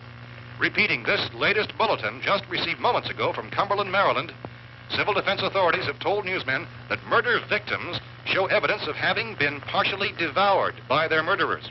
Medical examination of victims' bodies shows conclusively that the killers are eating the flesh of the people they kill. And so this incredible story becomes more ghastly with each report. It's difficult to imagine such a thing actually happening, but these are the reports we have been receiving and passing on to you, reports which have been verified as completely as is possible in this confused situation. It is happening, and it would appear that no one is safe from this wave of mass murder.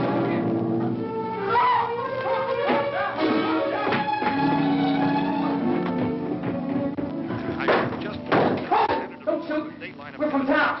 A radio. County, Pennsylvania. The Butler County Sheriff is verified by their slayers is true. No further details available at this time. However, How long you guys been down there? I could use some help up here. That's the cellar. It's the safest place. You mean you didn't hear the racket we were making up here? How were we supposed to know what was going on? Could have been those things for all we knew. That girl was screaming. Sure, you must know what a girl screaming sounds like. Those things don't make any noise. Anybody would know somebody ever needed help. Look, it's kind of hard to hear what's going on from down there. We thought we could hear screams, but for all we knew, that could have meant those things were in the house afterward. And you wouldn't come up and help? Well, if there were more, the racket sounded like the place was being ripped apart. How were we supposed to know what was going on? Now, wait a minute. You just got finished saying you couldn't hear from down there. Now you say it sounded like the place was being ripped apart. It would be nice if you get your story straight, man. All right, now you tell me. I'm not going to take that kind of a chance when we got a safe place. We luck into a safe place, and you're telling us we got to risk our lives just because somebody might need help, huh? Yeah, something like that. All right, why don't we settle this? Look, mister, we came up. Okay, we're here. Now I suggest we all go back downstairs before any of those things find out we're in here. They can't get in here. You got the whole place boarded up? Yeah, most of it. All but a few spots upstairs. They won't be hard to fix. You're insane. The cellar's the safest place. I'm telling you, they can't get in here. And I'm telling you, those things turned over our car. We were damn lucky to get away at all. Now, you tell me those things can't get through this lousy pile of wood? His wife and kids downstairs. Kids hurt. Well, I still think we're better off up here. We could strengthen everything up, Mr. Cooper. With all of us working, we could fix this place up in no time. We have everything we need up here. We can take all that stuff downstairs with us. Man, you're really crazy. You know that? You got 1 million windows up here. All these windows, you're gonna make them strong enough to keep these things out, huh? I told you those things don't have any strength. I smashed 3 of them and pushed another one out the door. Did you hear me when I told you they turned over our car? Oh, hell, any good 5 men can do that. That's my point. Only there's not going to be 5 or even 10. There's going to be 20, 30, maybe 100 of those things. And as soon as they know we're here, this place is going to be crawling with them. Well, if there are that many, they'll probably get us wherever we are. Look, the cellar.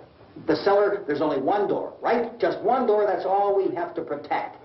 Tom and I fixed it so it locks and boards from the inside. But up here, all these windows, why, we'd never know where they were going to hit us next. You got a point, Mr. Cooper. But down in the cellar, there's no place to run to. I mean, if they did get in, there'd be no back exit. We'd be done for. We can get out of here if we have to. And we got windows to see what's going on outside.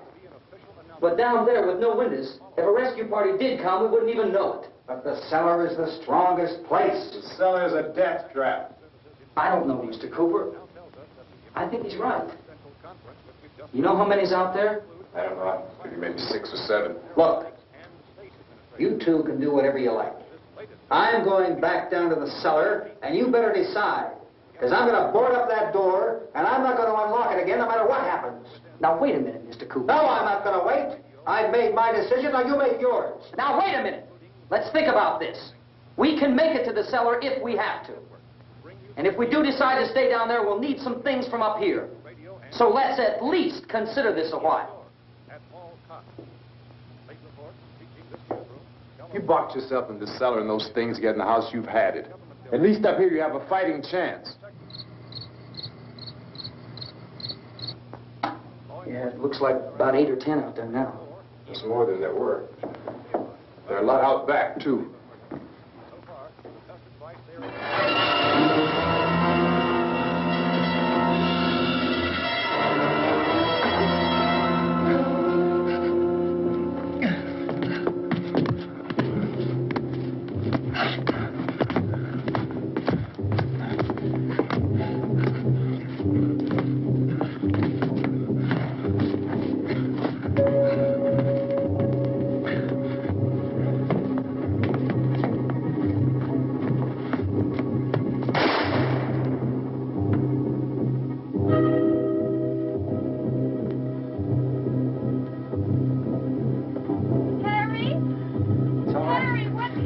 It's all right.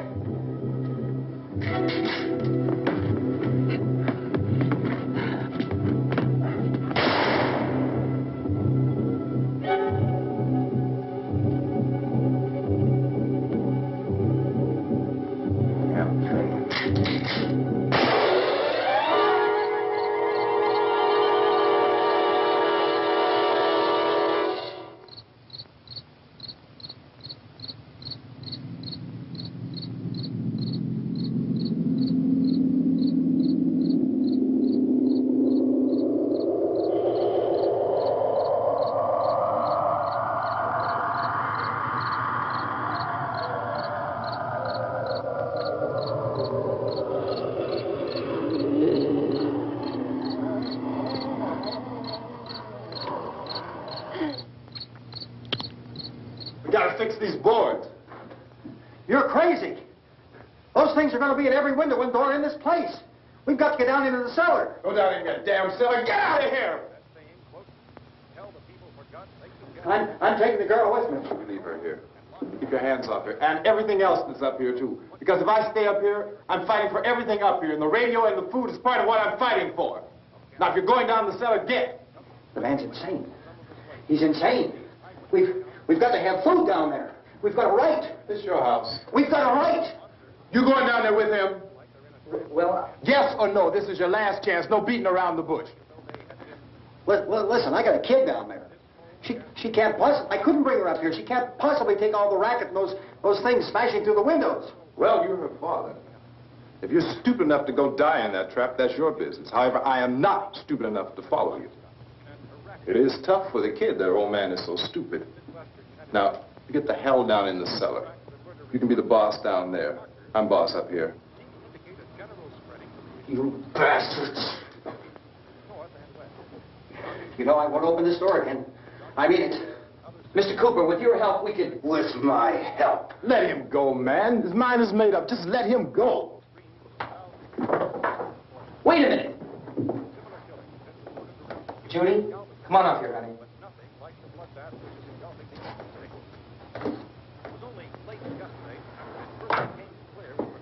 You're gonna let them get hurt, too, huh?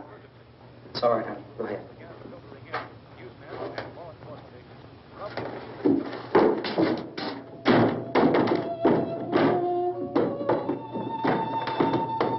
If we stick together, man, we can fix it up real good.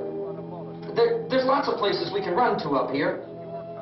Mr. Cooper, we'd all be a lot better off. All three of us were working together. Hey. Hey, kid.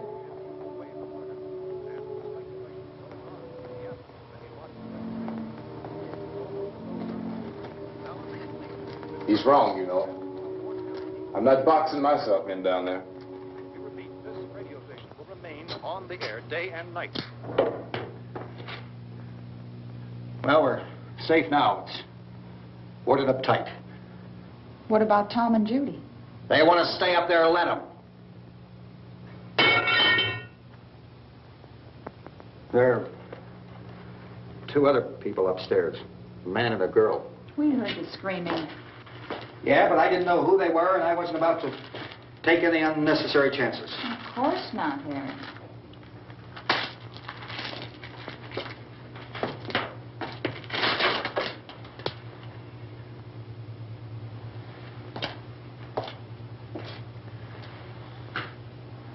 Is she all right? I don't know what it is. She feels warm. Maybe it's shock. Where'd you get the bandage? Some laundry in a basket. I tore a sheet.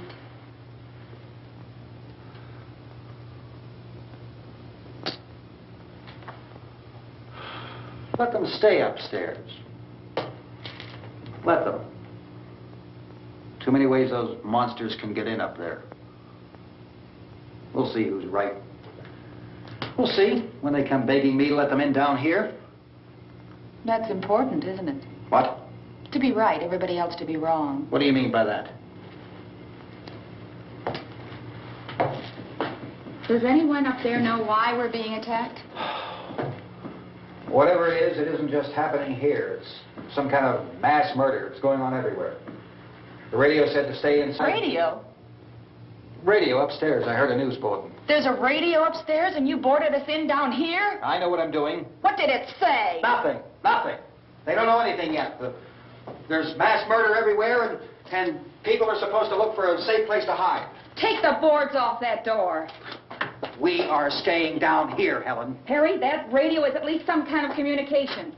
If the authorities know what's happening, well, they'll send people for us to tell us what to do.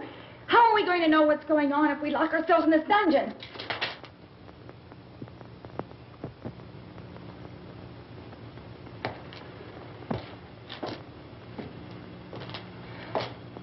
We may not enjoy living together, but dying together isn't going to solve anything. Those people aren't our enemies. Mr. Cooper! Mr. Cooper, Ben found a television set upstairs. Let's go up. Tom? Yeah. If Judy would come downstairs for a few minutes, Harry and I could come upstairs. Okay, yeah, right away. Will you do it? Do I have to? Look, honey, nothing's going to get done with them down there and us up here. Do this for me. Okay. Okay, open up.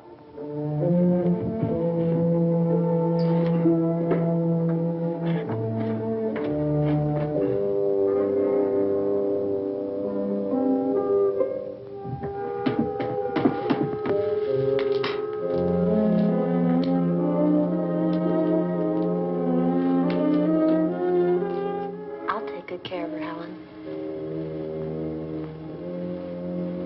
She's all I have. Why don't you go upstairs now?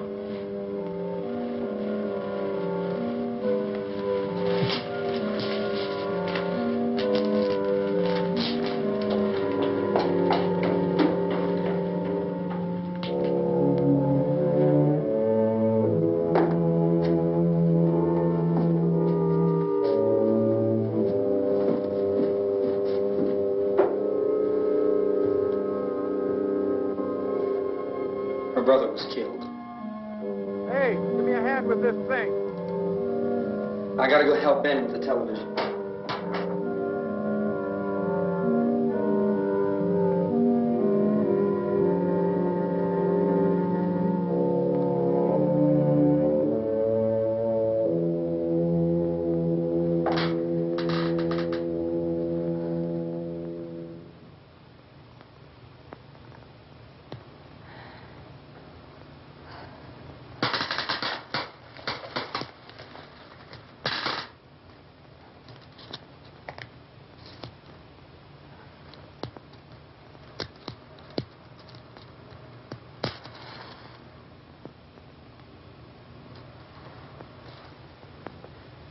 Don't be afraid of me.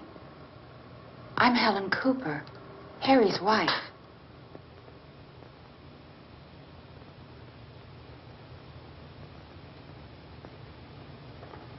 This place is ridiculous. Look at this. There's a million weak spots up here. Give me one of those.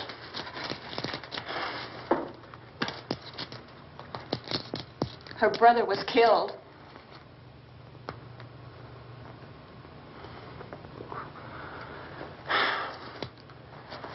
And they talk about these windows. I can't see a damn thing. There could be 15 million of those things out there. That's how much good these windows are.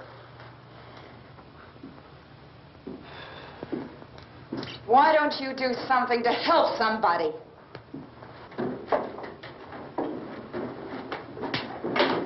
Here, I have it. Drag a couple of those chairs together. There's a socket over here.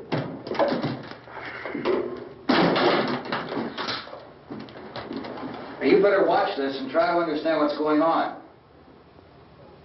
I don't want anyone's life on my hands. Is there anything I can do to help? I don't want to hear any more from you, mister. If you stay up here, you take orders from me. And that includes leaving the girl alone. It's on, it's on. There's no sound. Play with the rabbit ears. Reports, incredible as they seem, are not the results of mass hysteria. Mass hysteria. What do they think? We're imagining all this? Shut up! In all parts of the country.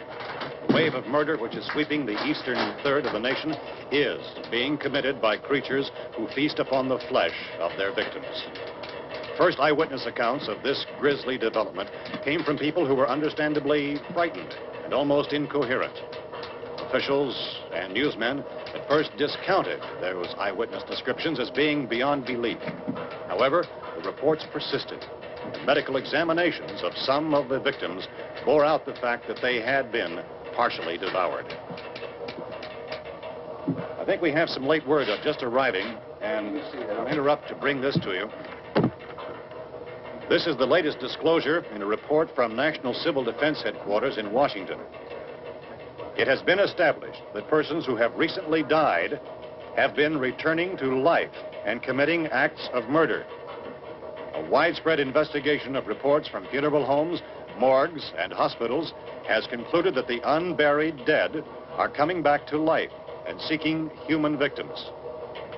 It's hard for us here to believe what we're reporting to you, but it does seem to be a fact.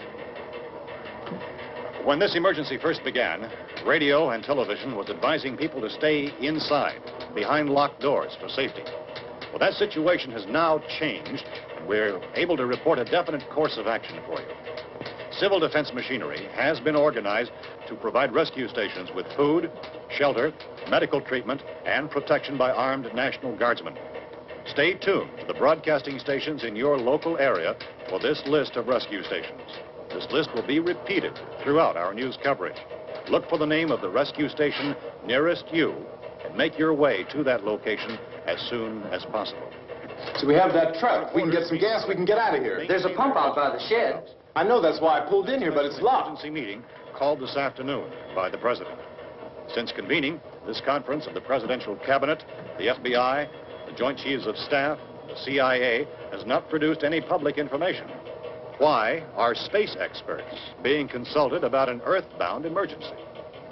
So far, all the betting on the answer to that question centers on the recent Explorer satellite shot to Venus. That satellite, you'll recall, started back to Earth, but never got here. That's the space vehicle which orbited Venus and then was purposely destroyed by NASA when scientists discovered it was carrying a mysterious high-level radiation with it. Could that radiation be somehow responsible for the wholesale murders we're now suffering? Newsman Don Quinn in Washington has posed those questions. It's obvious our best move is to try to get out of here. How are you going to get over to that pump? At the White House. Look. You're coming from a meeting regarding the explosion of the Venus probe, is that right? Yes, that was the subject of the meeting. You feel there is a connection between this and the phenomenon? There's a definite connection. In other words, you feel that the radiation on the Venus probe is enough to cause these mutations? There was a very high degree of radiation. Well, just a minute. I'm not sure that that's certain at all. I don't think that has been irrefutably explanation that we have at this time. In other words, it is the military's viewpoint that the radiation is not the cause of the mutation. I can't speak for the entire military at this time, gentlemen. I must disagree with these gentlemen presently until this is irrefutably proved. Everything is being done that can be done. We'll have to hurry for our next meeting. And Professor, you feel that there is a definite connection between them? Definite connection as far as Dr. Keller and myself. Doctor, please. I thought we decided that is not proved yet. Was the satellite, when the satellite was exploded? An unusual amount of radiation, enough to cause mutation under certain circumstances. Could have happened. Have a bearing on it. It does seem to have a bearing. Will there be a reply for the later? Yes. There will be a reply. Yes. Later this afternoon. There will be a report this afternoon, sir. Perhaps there will be a report. A more Later. forward- Will you close the window? We are doing everything possible to solve the problem. You know, we have to try to get out of here. He said the rescue stations have doctors and medical supplies. If we could get care in there, we could get help for her. No, it's one of the world's foremost authorities on space science and technology. Willard. I saw a sign that said Willard. Any moment. It's only about 17 miles from here. You know this area. You from around here? Judy and I are both from around here. We were on our way up to the lake to go swimming. And Judy had a radio, and we heard the first reports about this. So we knew the old house was here, and we came in and found the lady upstairs dead. Then these other people came. We went down into the basement and put a bar across the door, and it is pretty strong. How could we possibly get away from here? We've got a sick child, 2 women, 1 woman out of her head, 3 men, and the place is surrounded with these things. For NASA. Dr. Grimes, your entire staff, I know, has been working very hard to find some solution to these things that are happening. Do you have any answers at this time? Yes, we have some answers. But first, let me stress the importance of seeking medical attention for anyone who's been injured in any way. We don't know yet what complications might result from such injuries.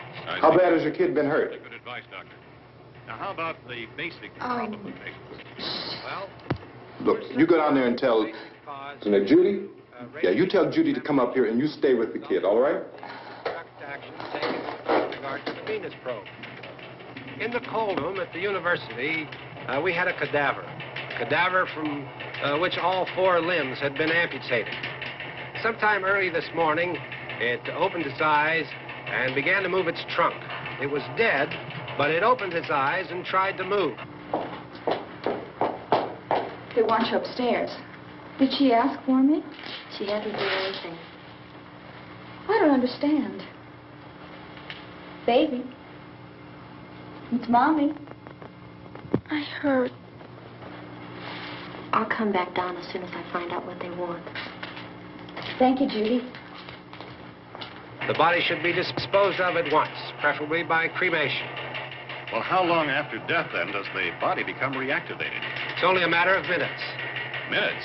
Well, that doesn't give people time to make any arrangements. Oh, you're right. It doesn't give them time to make funeral arrangements. The bodies must be carried to the street and burned. They must be burned immediately. Soak them with gasoline and burn them. The bereaved will have to forego the dubious comforts that a funeral service will give. They're just dead flesh and dangerous.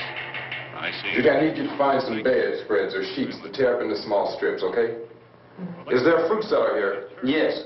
We need some bottles or jars. Make Molotov cocktails and hold them out while we try to escape. Hey, there's a big can of kerosene down there. I'll see what I can find. I'll look for the bottles. There's a big key ring down there. There may be a key to the gas pump on it. I'll check. We can toss the cocktails from a window upstairs. Meantime, a couple of us can go out and try to get the gas. We can come back for the rest of the people. But that'll leave a door open someplace. Yeah, that's right. It better be this door. It's closer to the truck. Before we go out, we'll put some supplies behind the cellar door. While we're gone, the rest of you can hold up in there. I found some fruit jars in the cellar. And there's a key on here that's labeled for the gas pump out back. I'm not really that used to the truck. I found it abandoned. I can handle the truck, no sweat. You're it, then. You and I'll go.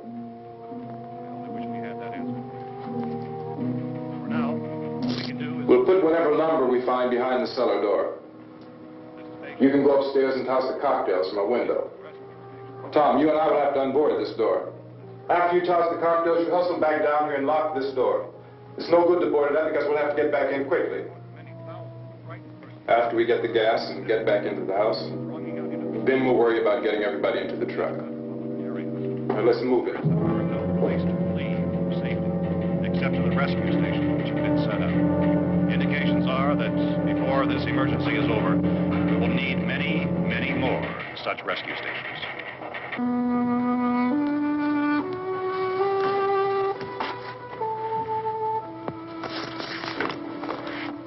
You always have a smile for me.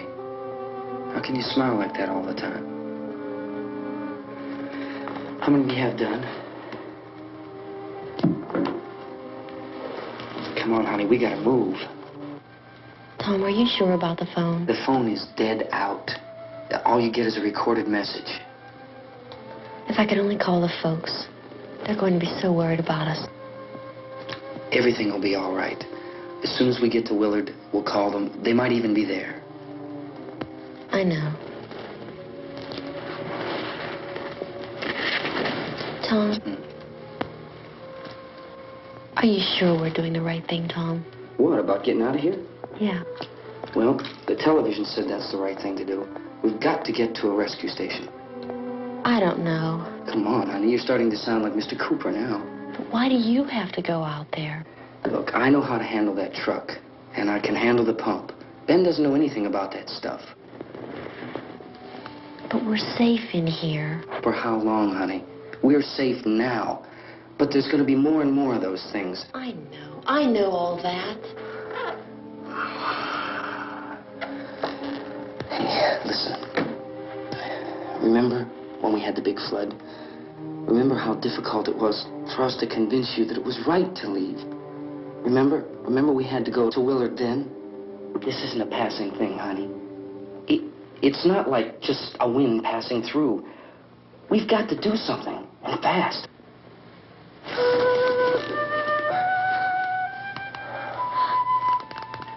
I just don't want you to go out there, that's all. Hey, Smiley. Where's that big smile for me? Boy, you're showing no use at all, are you? We've got work to do, honey. And you...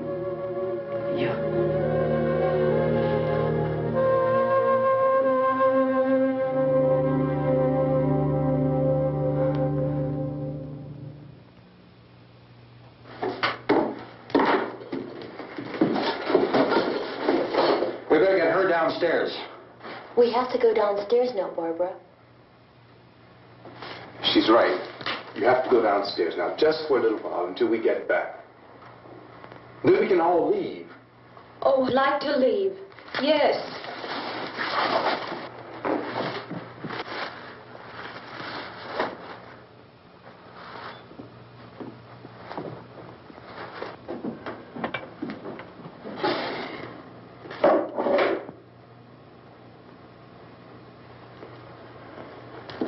Good luck. Yeah.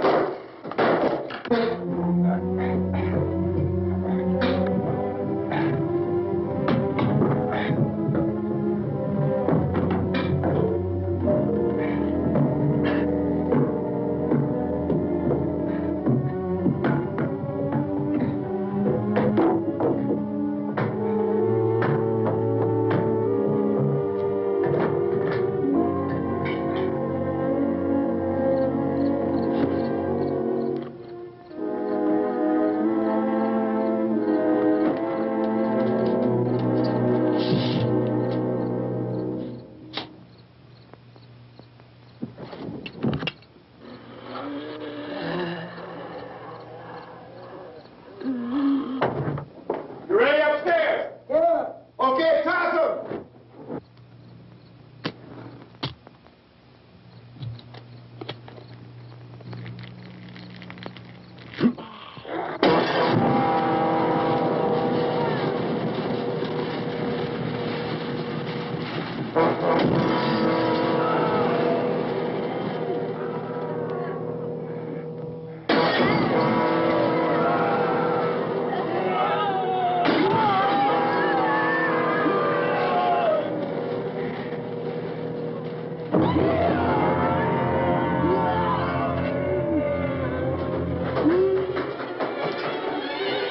Go ahead, go on.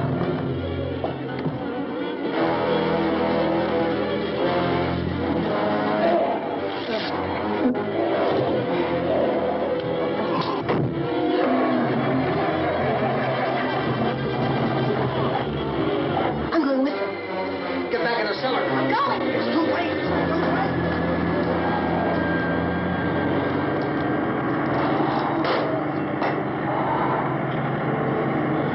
Where's it coming? Come on.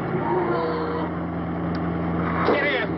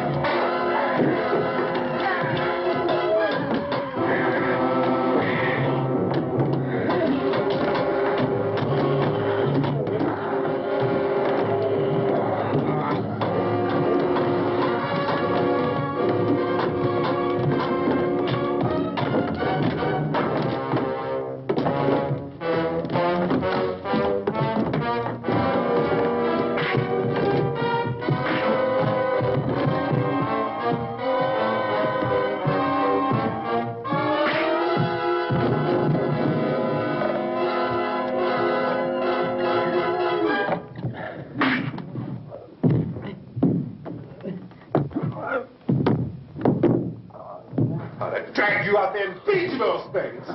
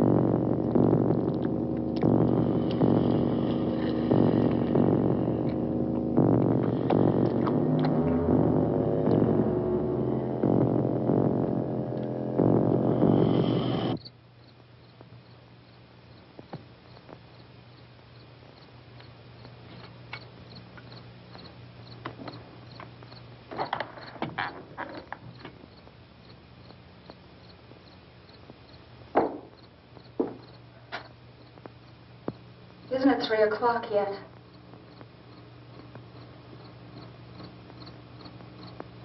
There's supposed to be another broadcast at 3 o'clock. 10 minutes. Oh, only 10 more minutes? We don't have very long to wait. We can leave. Well, we better leave soon. It's 10 minutes to 3.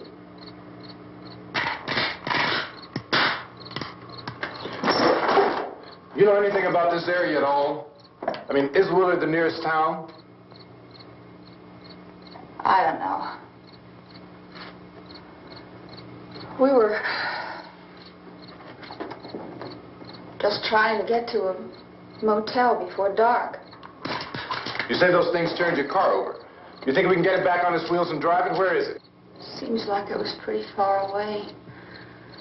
Seems like we ran. Forget it. It's at least a mile. Johnny has the keys. You gonna carry that child a mile through that army of things out there? I can carry the kid. What's wrong with her? How'd she get hurt? One of those things grabbed her. Bit her on the arm. What's wrong? Who knows what kind of disease those things carry? Is she conscious? Barely. She can't walk. She's too weak. Well, one of us could try to get to the car. You gonna turn it over by yourself? You have a car? Where? Where is it? You won't be able to start it. Yeah, I know. But where is it?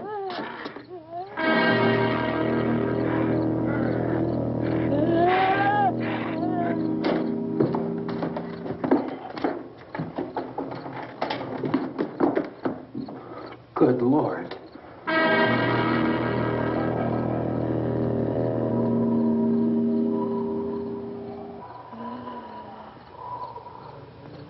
Being monitored closely by scientists at all the radiation detection stations. At this hour, they report the level of the mysterious radiation continues to increase steadily.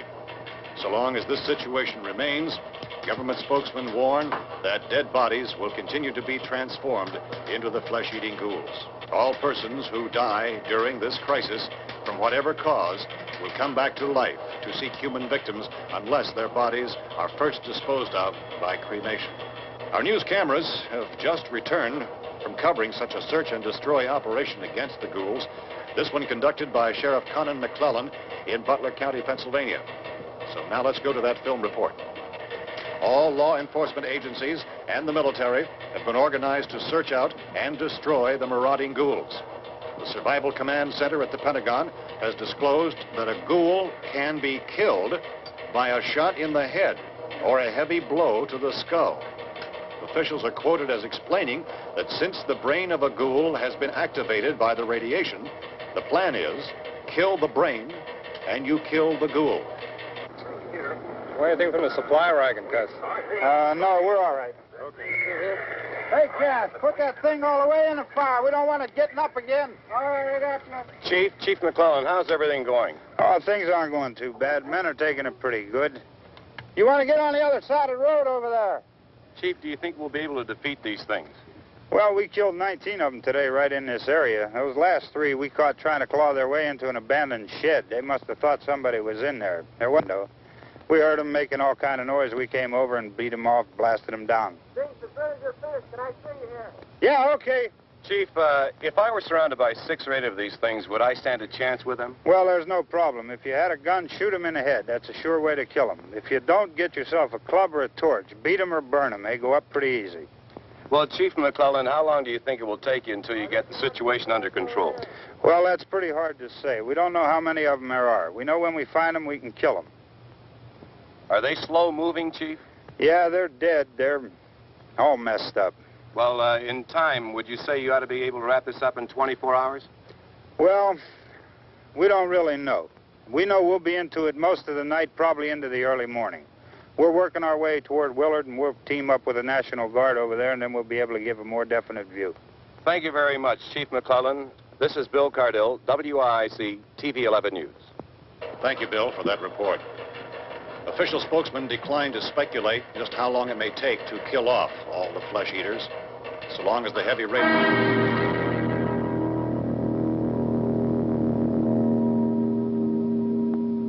Is the fuse box in the cellar? I don't know.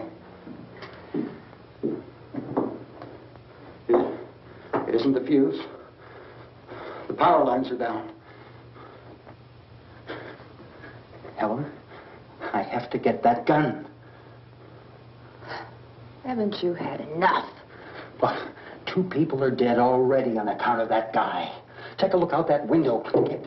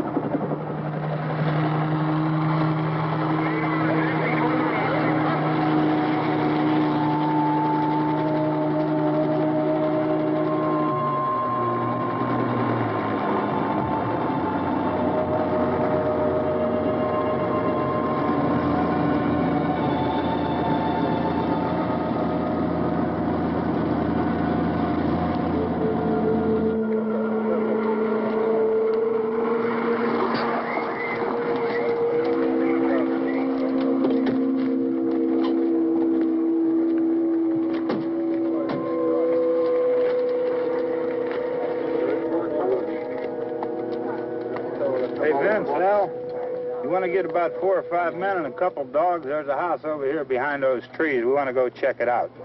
Thank you. Go here, Bill.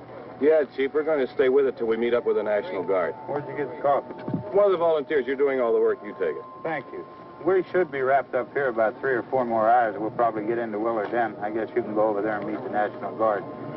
Nick, you and the rest of these men want to come with me? Well, Bill, I'm check in the office, see what's happening. All right, Steve, tell them we're going to stay with it, and everything appears to be under control.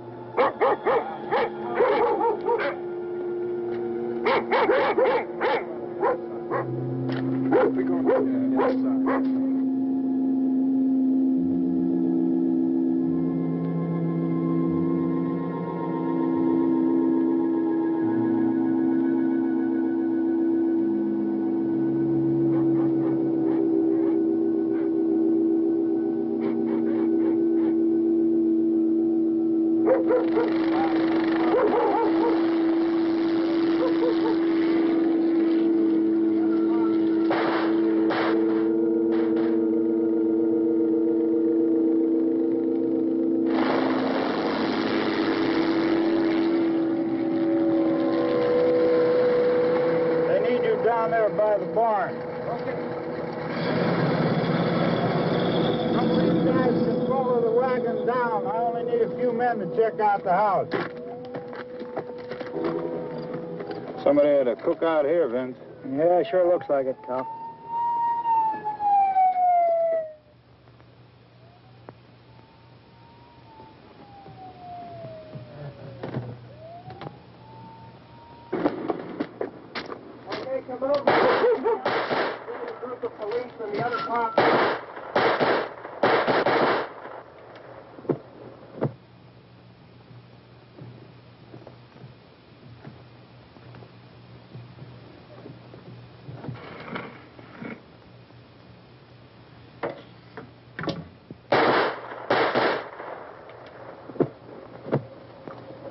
He's the dead one. Get up here. Nick, Tony, Steve, you want to get out in that field and build me a bonfire?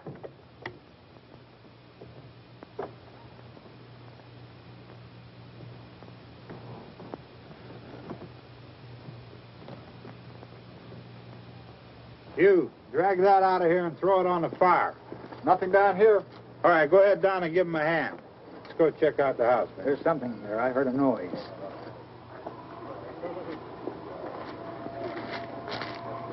All right, Vince, hit him in the head, right between the eyes. Good shot. Okay, he's dead. Let's go get him. That's another one for the fire.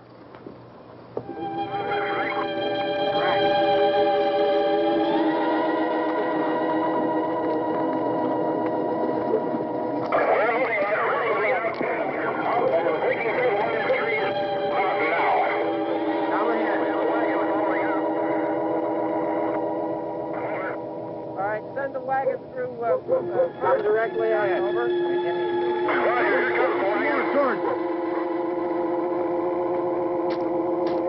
Keep those dogs back off of those things.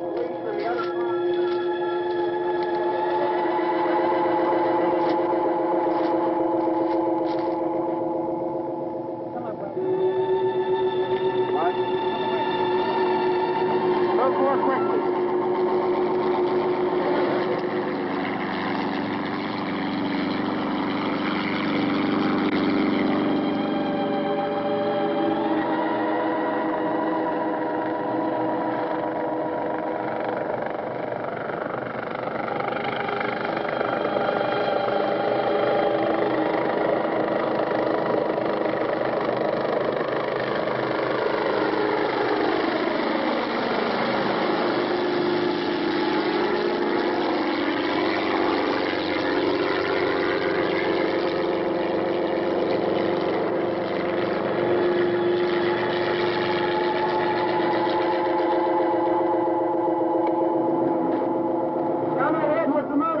Please. Let's go, Master. That's the way. Hey, Randy, light these torches over here. People in the back. Way in the back.